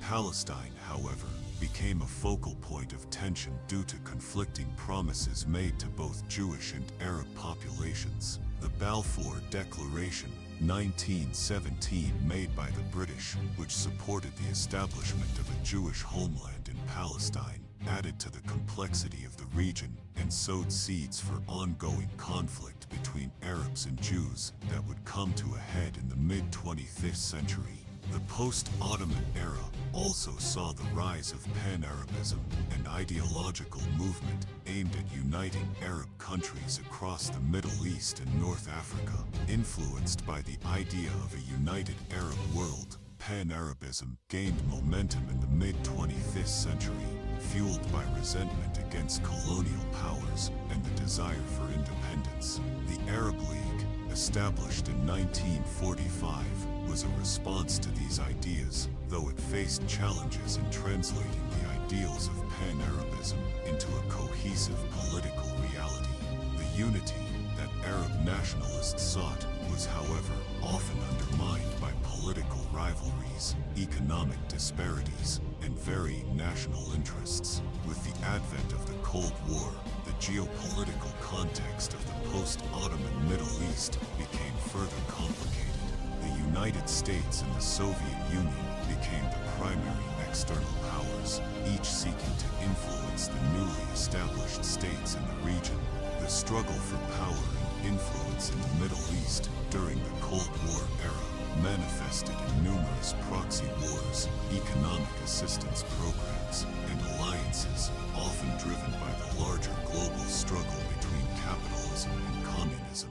The United States, for example, developed strong alliances with countries like Israel, Saudi Arabia, and Iran, while the Soviet Union sought to strengthen its influence in countries like Egypt and Syria. These Cold War dynamics would shape the political landscape of the region for decades to come.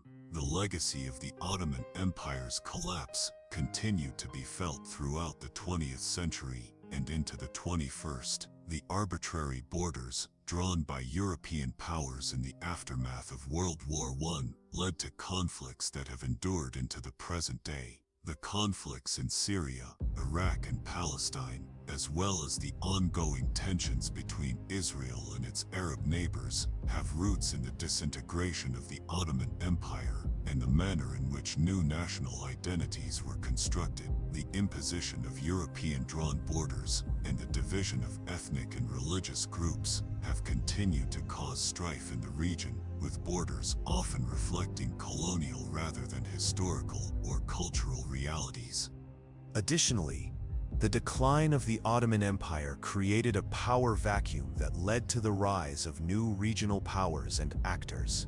In particular, Iran and Saudi Arabia have become significant players in the region's political dynamics, both historically and in contemporary geopolitics. Iran's political system, rooted in a complex blend of Shia Islam, Persian nationalism, and revolutionary ideology, has made it a major regional power. Meanwhile, Saudi Arabia, with its vast oil reserves, has used its economic clout and religious influence as the home of Mecca and Medina to project power and shape regional politics. The legacy of the Ottoman Empire's collapse is far-reaching and continues to impact the Middle East and beyond. As a once powerful empire with a rich cultural heritage, the Ottomans left behind a diverse and complex legacy that continues to influence politics, religion, and culture in the modern world. The collapse of the Ottoman Empire may have ended the era of its direct rule, but the aftershocks of its fall continue to shape the geopolitics of the Middle East today.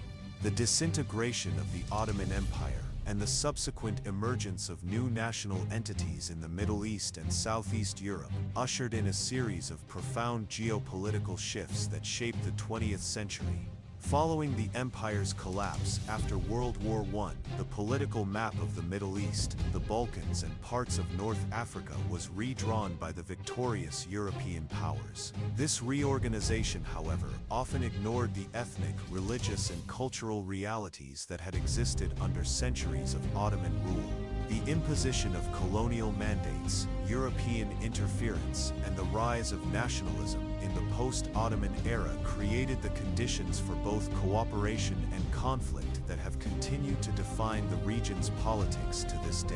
The legacy of Ottoman rule left the Middle East in a state of flux after World War I. Ottoman governance had been marked by a degree of relative autonomy for various ethnic and religious groups within its diverse territories. Under the millet system, religious communities like the Greeks, Armenians, Jews, Kurds, and Arabs had a certain level of self-governance. This system allowed the Ottoman Empire to manage its diverse population relatively peacefully, but it also created a sense of distinct group identities within the empire.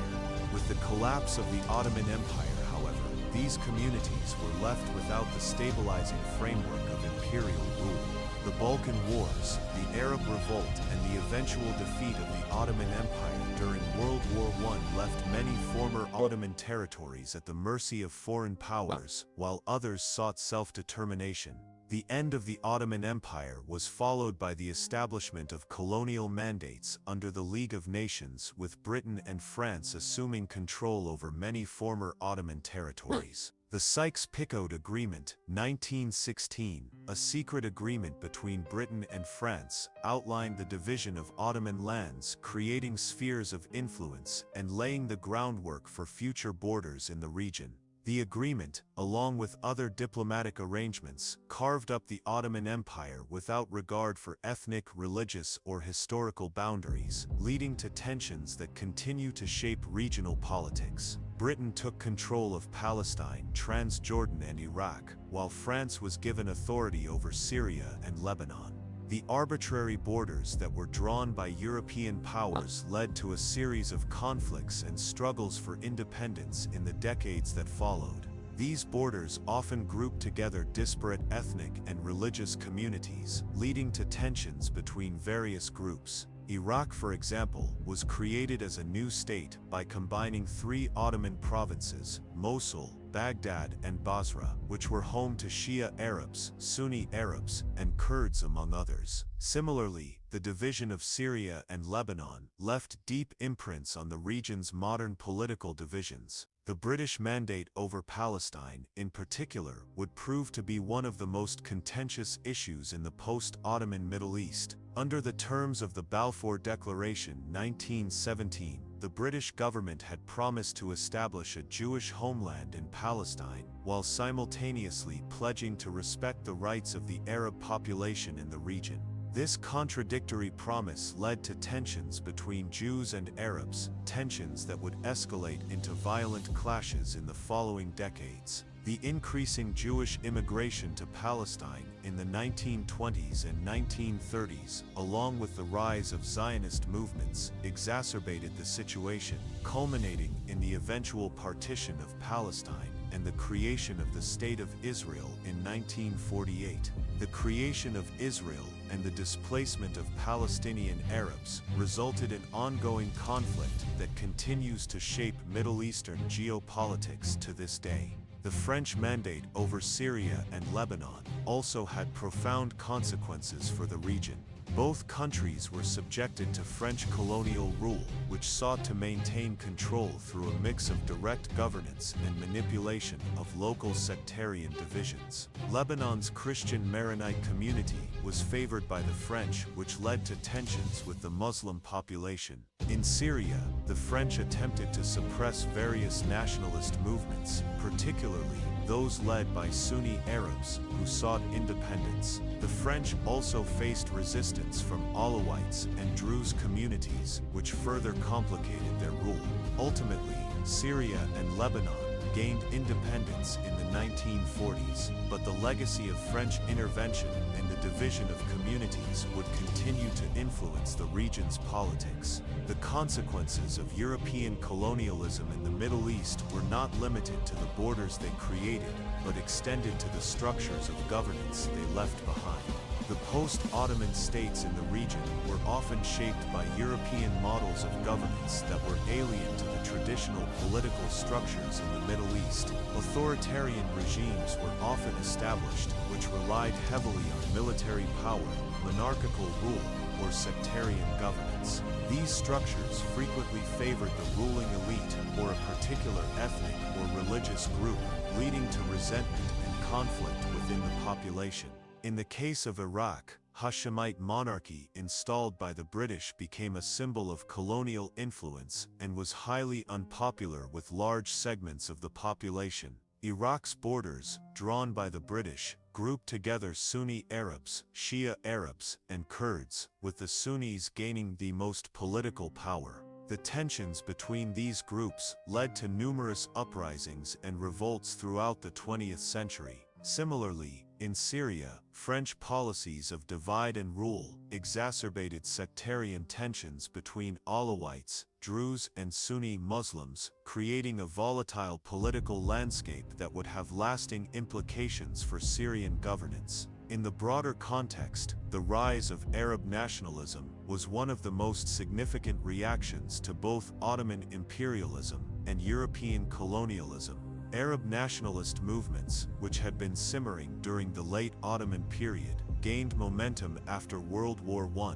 Many Arabs were disillusioned with the promises of self-determination made by the European powers, particularly after the Balfour Declaration and the imposition of the Sykes-Picot Agreement. The Arab Revolt, 1916-1918, led by Sharif Hussein of Mecca, was an early manifestation of these nationalist sentiments. Hussein, who had been promised an independent Arab state by the British in exchange for his support against the Ottomans, was ultimately betrayed by the Europeans, and the promise of independence was never fulfilled. This betrayal contributed to the rising tide of Arab nationalism, which sought to unite Arabs across the Middle East and North Africa and create independent states free from European control. The rise of Pan-Arabism became a defining feature of the post-Ottoman era.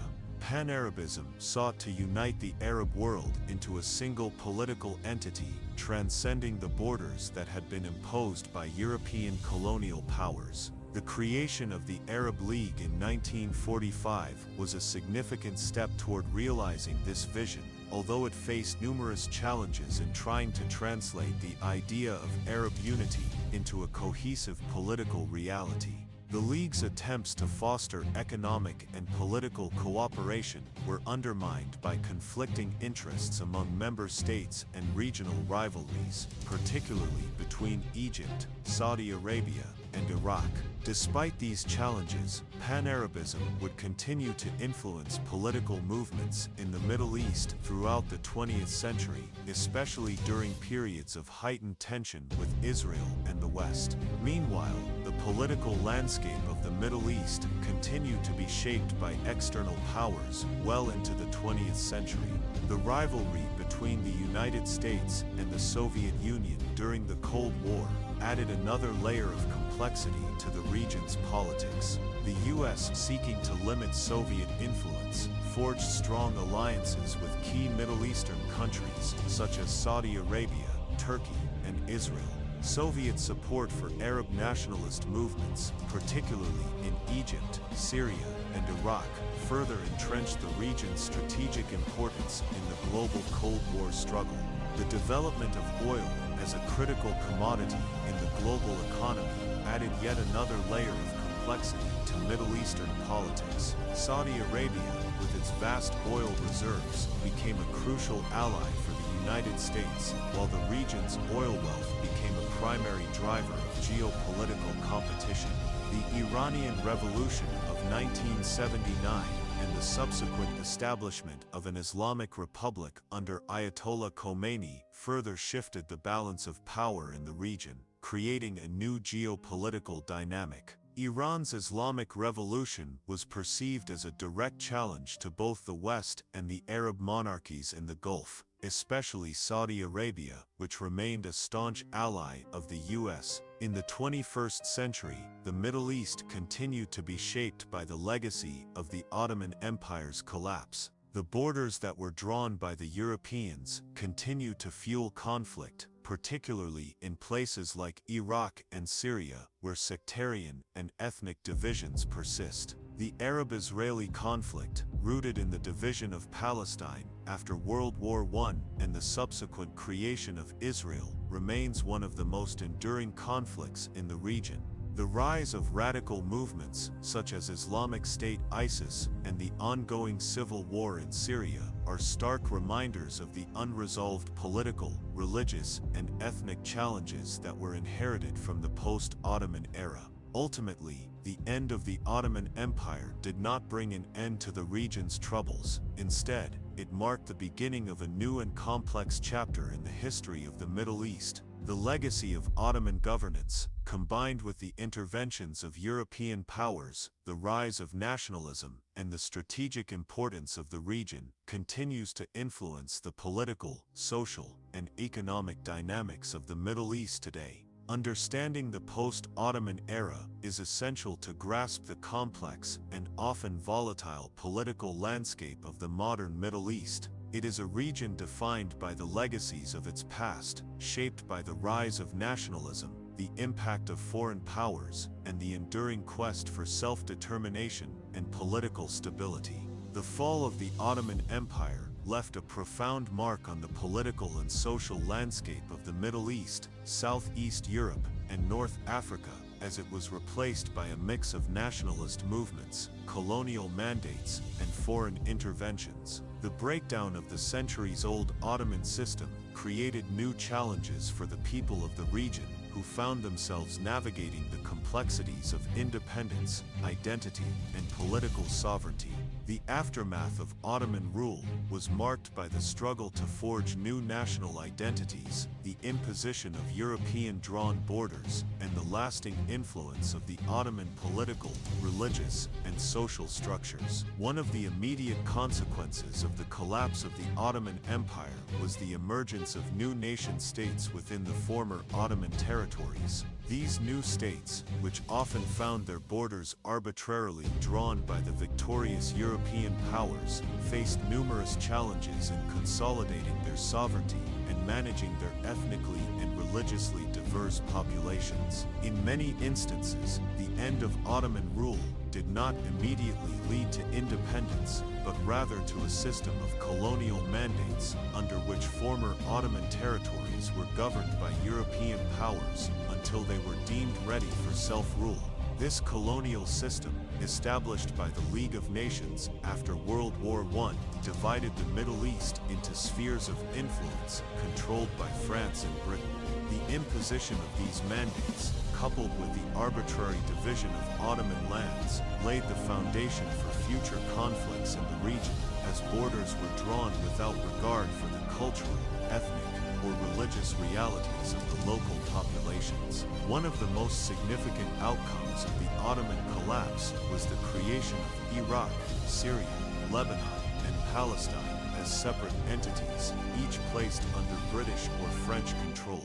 These territories had once been governed as part of the larger Ottoman framework, but the new political borders often grouped together disparate ethnic and religious groups, setting the stage for future political and social tensions. The creation of Iraq, for instance, combined the historically separate regions of Sunni Arab areas, Shia Arab territories, and the Kurdish region into one state, leading to long-standing political struggles and ethnic tensions. Similarly, the division of Syria and Lebanon, with their diverse religious and ethnic groups, laid the groundwork for future conflict between Christian, Alawite, Druze, and Sunni Muslim communities. The imposition of colonial borders was not confined to the Middle East. The breakup of the Ottoman Empire also had significant consequences for the Balkans and southeastern Europe, where the collapse of Ottoman rule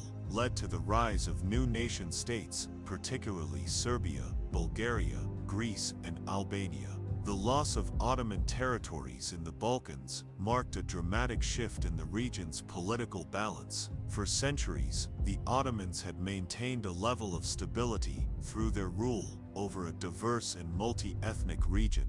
However, the sudden appearance of independent nation-states in the Balkans led to a volatile and often violent struggle for control of territories and resources. The Balkan Wars, 1912 to 1913, which followed the Ottoman loss of territory to the Balkan League, were a direct result of this new political landscape. The wars resulted in the division of Ottoman territories among the newly independent states, and the process of state-building in the Balkans was fraught with ethnic tensions, territorial disputes, and the difficult question of how to integrate diverse religious and cultural communities into new national frameworks. In the Arab world, the decline of the Ottoman Empire set the stage for the rise of Arab nationalism, as many Arabs sought independence from both Ottoman rule and European colonial domination.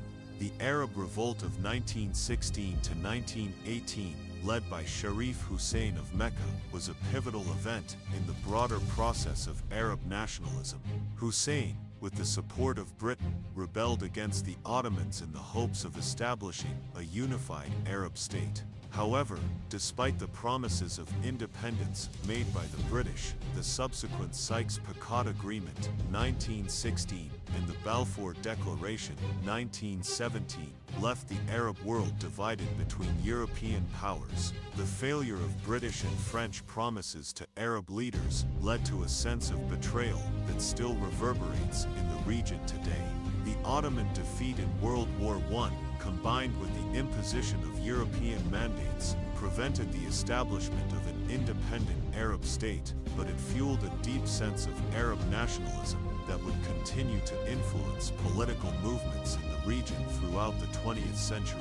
At the same time, the Ottoman collapse and the imposition of European mandates ushered in a period of Western intervention in the Middle East that lasted throughout much of the 20th century. European powers, particularly Britain and France, exerted significant control over the political and economic affairs of their respective mandates. The French, for example, not only controlled Syria and Lebanon, but also worked to strengthen Christian minorities within those regions, particularly the Maronites in Lebanon.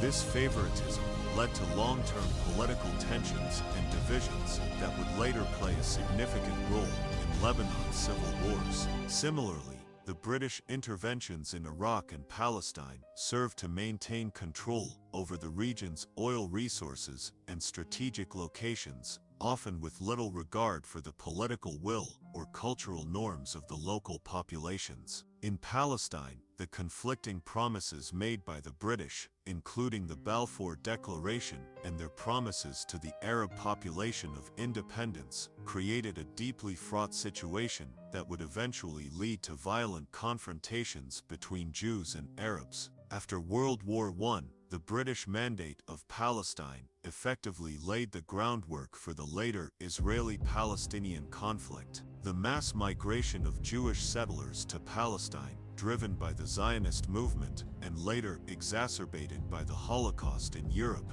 led to tensions with the local Arab-Palestinian population, who viewed the influx of Jewish settlers as a threat to their own territorial and political claims. The struggle for control over Palestine, driven by both the ambitions of Zionism and the deep-seated desires of the Arabs for independence, remains one of the most intractable conflicts in world history. The period of European rule in the Middle East and North Africa lasted until the mid-20th century, when new nationalist movements gained momentum and began to demand independence. The post-World War II era saw the decline of European colonial empires as nationalist movements in India, Algeria, Egypt, and other parts of the former Ottoman territories successfully sought independence. The Suez Crisis of 1956 marked a turning point in the decline of British and French influence in the Middle East, as Egypt,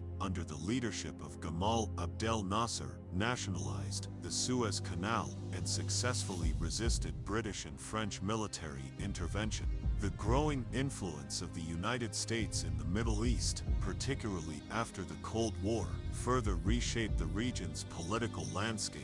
Emerged as a dominant player in the region, forging alliances with countries like Saudi Arabia, Israel, and Turkey, and shaping regional conflicts through its military and economic policies. In the wake of Ottoman rule, the nation-state system emerged as the dominant form of political organization in the Middle East, yet the borders drawn by European powers have continued to fuel regional tensions. The process of state building was particularly difficult for countries that had diverse populations and weak central governments, and conflicts over ethnic, religious, and cultural identities have persisted throughout the 20th and 21st centuries. From the ongoing Israeli-Palestinian conflict to the complex struggles in Iraq, Syria, and Lebanon, the unresolved questions of political legitimacy, national identity, and territorial control that arose after the fall of the Ottoman Empire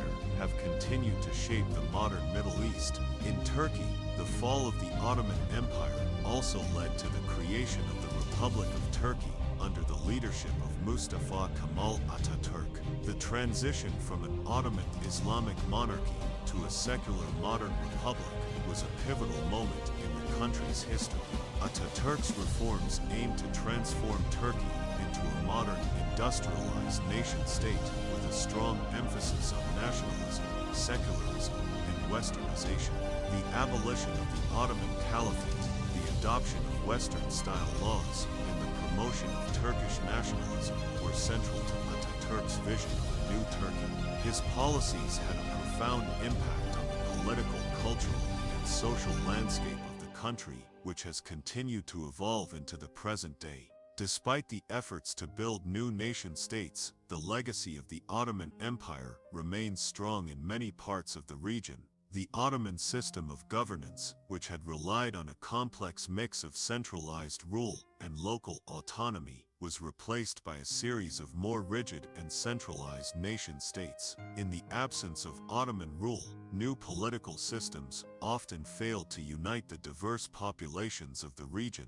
The lingering effects of colonialism, coupled with the challenges of building national identity, have led to ongoing struggles for stability and governance in many parts of the Middle East and Southeast Europe. The collapse of the Ottoman Empire, while it ended centuries of imperial rule, also marked the beginning of a new turbulent era for the Middle East and Southeast Europe. The impact of European colonialism, combined with the rise of nationalist movements, has shaped the course of the region's history and continues to influence its political, economic, and social developments. As new states continue to grapple with the legacies of the Ottoman era and the complexities of modernity, the questions of identity, governance, and territorial control that emerged after the fall of the empire remain central to the ongoing struggles of the region. The history of the Middle East, following the fall of the Ottoman Empire, is deeply intertwined with the challenges of modern state formation, foreign intervention, and the region's complex ethnic, cultural, and religious mosaic. The collapse of the Ottoman Empire in the aftermath of World War I left a vacuum that was quickly filled by colonial powers such as Britain and France. These powers imposed their own systems of governance, creating mandates that were often arbitrary and disconnected from the historical or cultural realities of the local populations. The boundaries drawn by the European powers, with little regard for ethnic or religious divisions, set the stage for many of the conflicts that would follow in the 20th and 21st centuries. In many ways, the post-Ottoman Middle East was defined by the struggle for independence, the rise of nationalism, and the continuing influence of external actors. Nationalism in the Middle East emerged as a central force in the region's political landscape after the Ottoman Empire's dissolution. For much of the 19th century, many of the peoples of the Middle East were loyal to the Ottoman sultans and their system of governance. However, as the Ottoman Empire weakened during the 19th and early 20th centuries, nationalist movements began to form, inspired by the broader European nationalist revolutions and the promise of self-determination. The Ottoman Empire's failure to modernize and integrate its diverse populations into a coherent political structure allowed these nationalist movements to gain momentum. Among the most influential of these movements were Arab nationalism and the various ethnic nationalisms that emerged from the empire's vast and diverse territories. Arab nationalism, which had been an undercurrent during the late Ottoman period, became a dominant force in the post-Ottoman world. The Arab Revolt, 1916 to 1918, led by Sharif Hussein of Mecca, was one of the earliest manifestations of Arab nationalist sentiment. Hussein, hoping to gain independence for the Arab world from Ottoman control, led a rebellion with the promise of British support for the creation of an independent Arab state. However, the Sykes-Picot Agreement, 1916, a secret agreement between Britain and France, undermined Hussein's efforts as it divided the Arab territories into spheres of British and French influence. The Balfour Declaration, 1917, issued by Britain, further complicated the situation as it promised support for a Jewish homeland in Palestine, which was part of the territory under the British Mandate. The Arab world, which had hoped for independence, was instead subjected to the machinations of European powers. While Arab nationalism became increasingly influential in the Middle East, ethnic nationalisms also emerged as significant forces in the region. In particular, Turkish nationalism took shape with the rise of the Young Turks, a reformist group that sought to modernize the Ottoman Empire.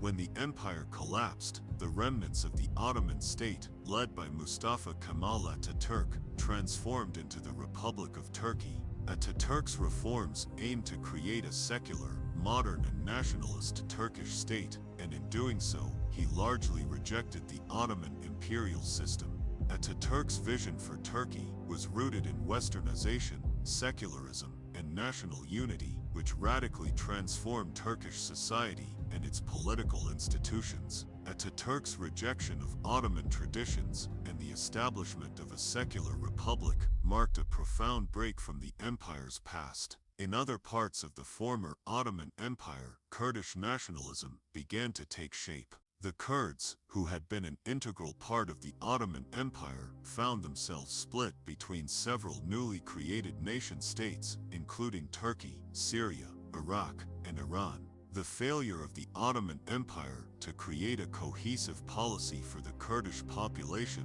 coupled with their geographic spread across multiple countries, led to a long history of marginalization and repression of Kurdish identity.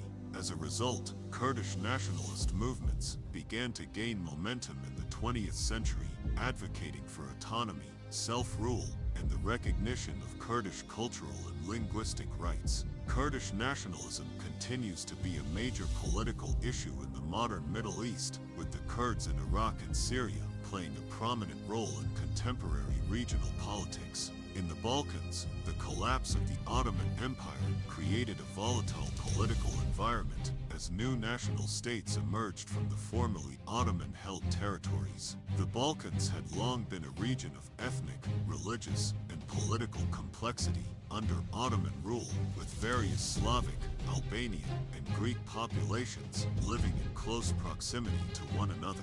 As the Ottoman Empire's grip on the region weakened, the rise of nationalism among the Serbs, Greeks, and Bulgarians led to the eventual formation of new independent states. However, the conflicts between these newly formed states over territory and ethnic identity created deep-rooted tensions that would contribute to the outbreak of the Balkan Wars 1912 to 1913. These wars, which were fought primarily between the newly independent states of the region, resulted in the further disintegration of Ottoman control of the Balkans. The aftermath of the Balkan Wars left the region in turmoil, with the Ottoman Empire losing virtually all of its European territories. This shift had significant implications for the geopolitics of the region, particularly as the newly formed states sought to assert their independence and create their own identities. The Kingdom of Serbia, for example, played a key role in the creation of the Kingdom of Yugoslavia in 1918, following the end of World War I. The kingdom was formed through the unification of several former Ottoman territories, including Serbia, Croatia, and Slovenia, along with parts of the Ottoman-controlled Bosnia and Herzegovina.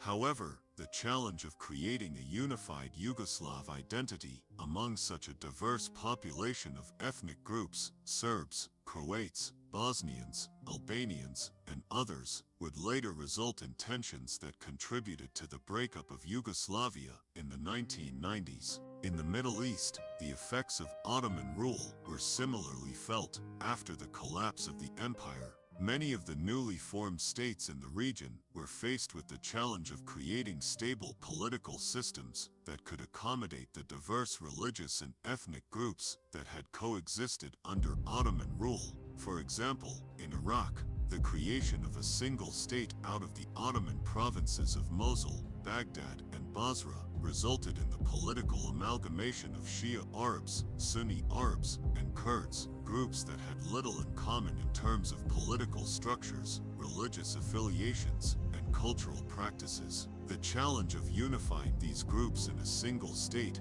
has been one of the central issues in Iraq's modern history, particularly in the aftermath of the US-led invasion of Iraq in 2003, which further exacerbated tensions between these groups. Similarly, in Syria, the French Mandate exacerbated sectarian divisions between the country's Sunni, Alawite, Christian, and Druze communities. The French used the divide-and-rule strategy, exacerbating these sectarian tensions in order to maintain control over the region.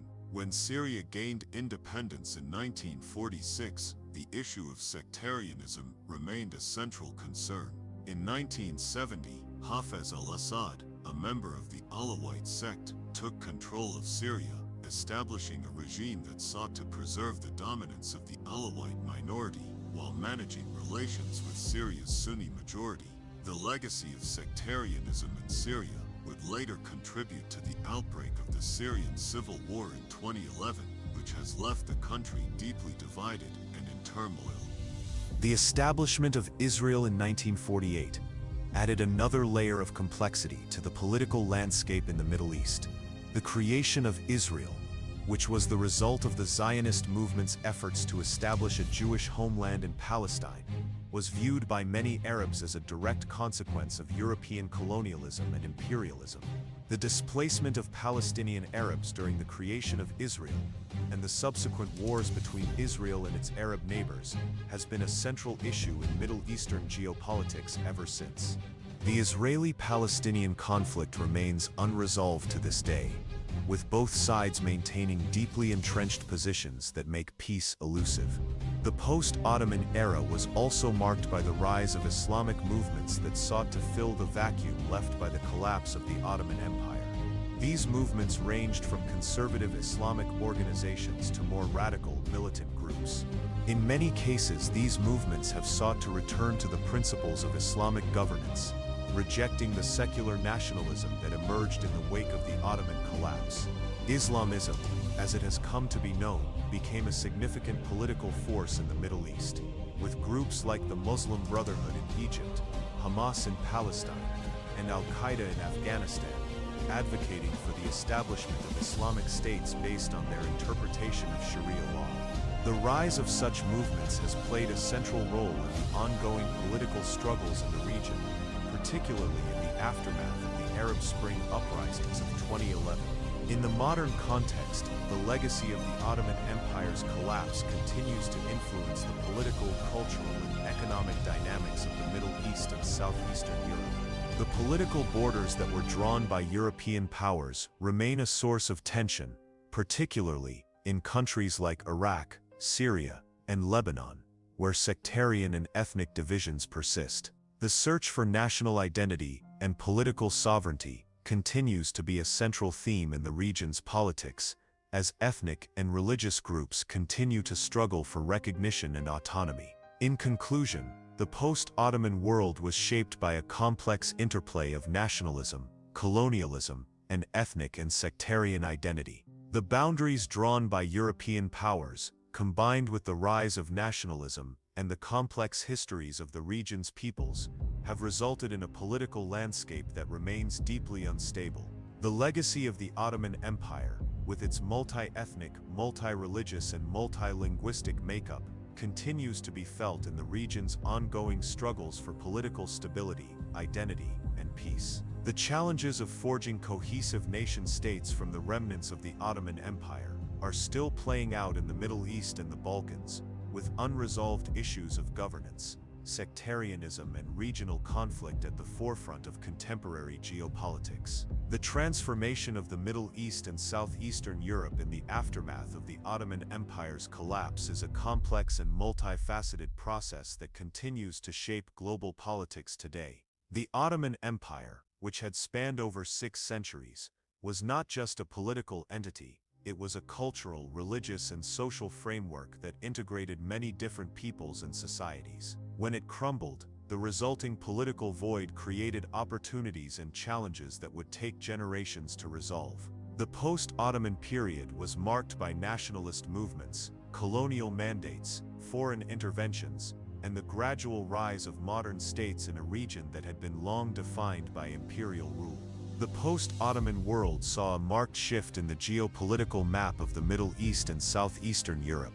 The imperial structure that had once held together a vast and multi-ethnic empire fractured into competing national and ethnic identities, leading to the formation of new states but also contributing to internal divisions, civil wars, and interstate conflicts. The collapse of the Ottoman Empire did not simply mean the end of one political system, but rather the beginning of new power struggles, both within these new entities and between them.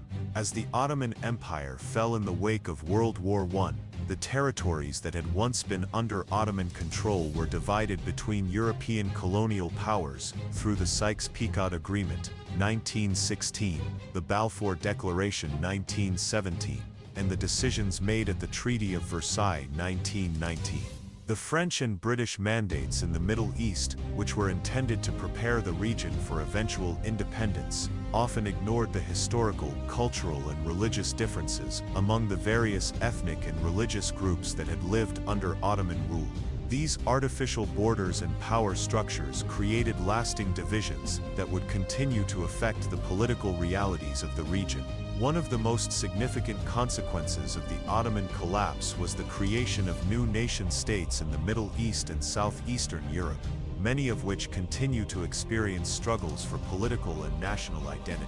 Iraq, Syria, Lebanon, and Jordan were all formed as nation-states under British and French mandates. The borders of these new states were drawn by the colonial powers with little regard for the complexities of ethnic and religious distribution within these areas. For instance, Iraq was created by combining the Ottoman provinces of Mosul, Baghdad, and Basra, which included diverse groups such as Shia Arabs, Sunni Arabs, and Kurds. This forced unification has led to decades of tension and conflict, particularly between the Kurds and the Arab population, and between Shia and Sunni Muslims. Similarly, in Syria, the French imposed a governance structure that disregarded sectarian lines, creating a state with a mix of Sunni, Alawite, Druze, and Christian communities, which later played a crucial role in the Syrian civil war that erupted in 2011. The Arab world was the epicenter of nationalist movements after the fall of the Ottoman Empire.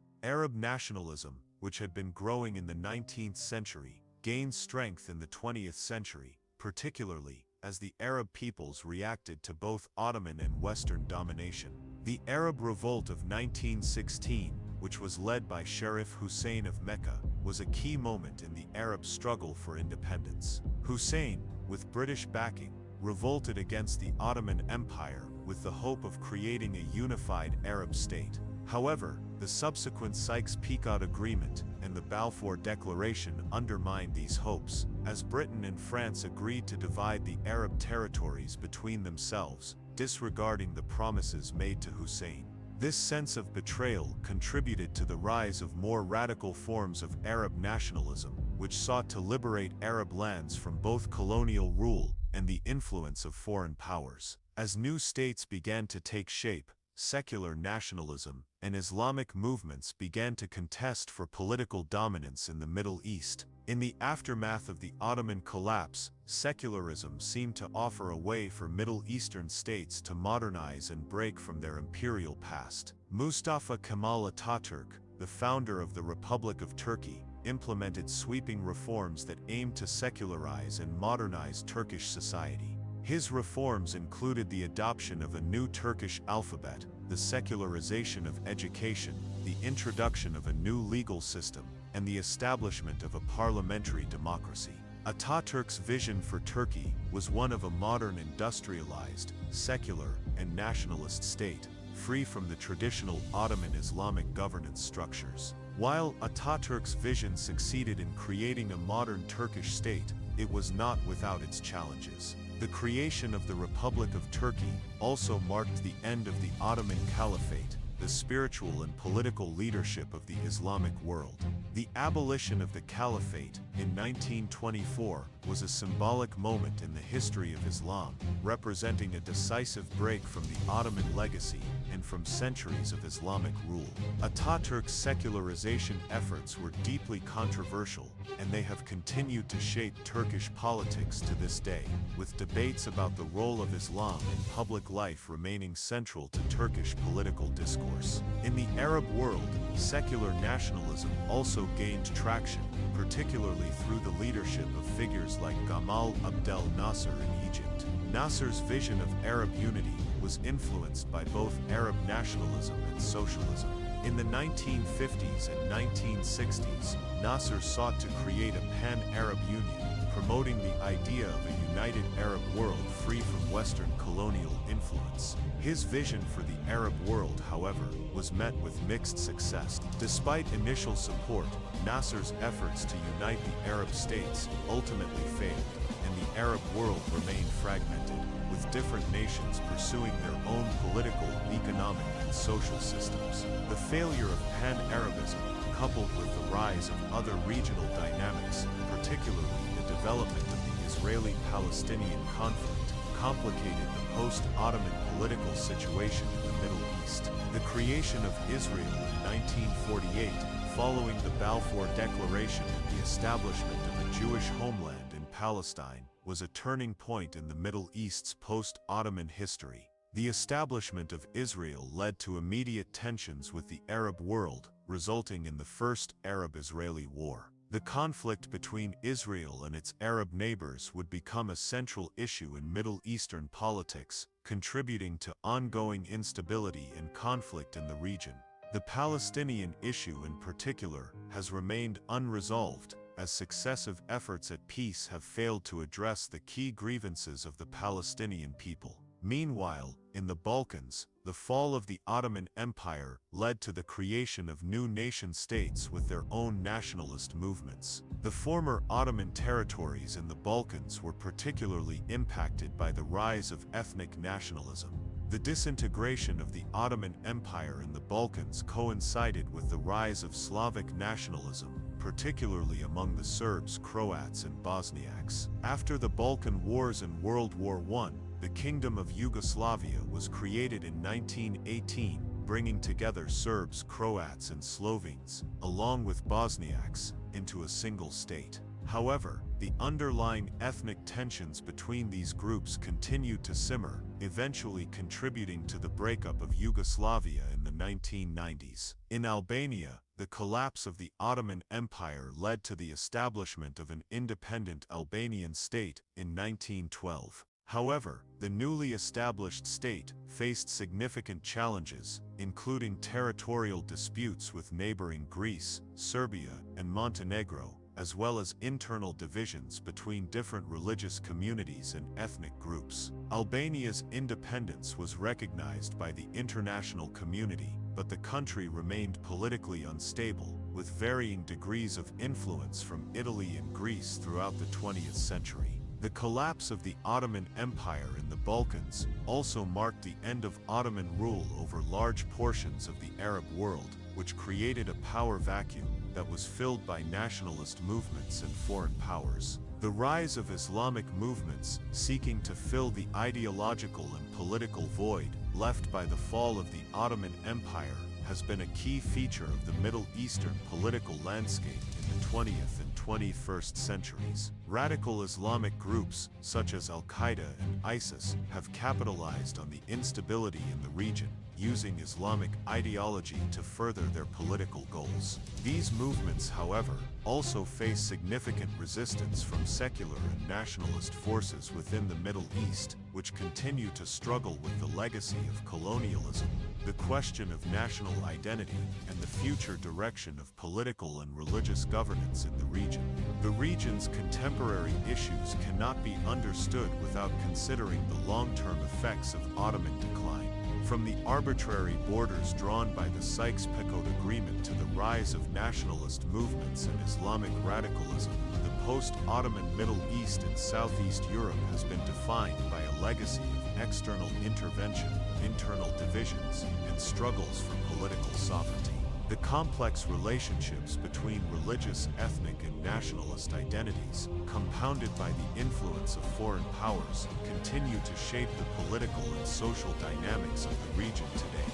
The ongoing struggles for power and influence in the Middle East and the Balkans reflect a deep-seated legacy of Ottoman rule and its aftermath. From the complex religious and ethnic makeup of countries like Iraq, Syria, and Lebanon, to the tensions between Turkey and its Kurdish population, the challenges of creating cohesive, stable states in the post-Ottoman world have been formidable. As the Middle East continues to grapple with its Ottoman past and its place in the modern world, The region remains at the center of geopolitical struggles and conflicts that will likely shape the course of global history in the coming decades. If you enjoyed this content and want to continue exploring the history of the Ottoman Empire and the transformations in the Middle East, leave a comment below sharing your thoughts or questions. I'd love to hear what you think about this fascinating topic. And don't forget to subscribe to the channel so you don't miss more videos like this. Hit the notification bell to stay updated whenever we post something new. See you next time.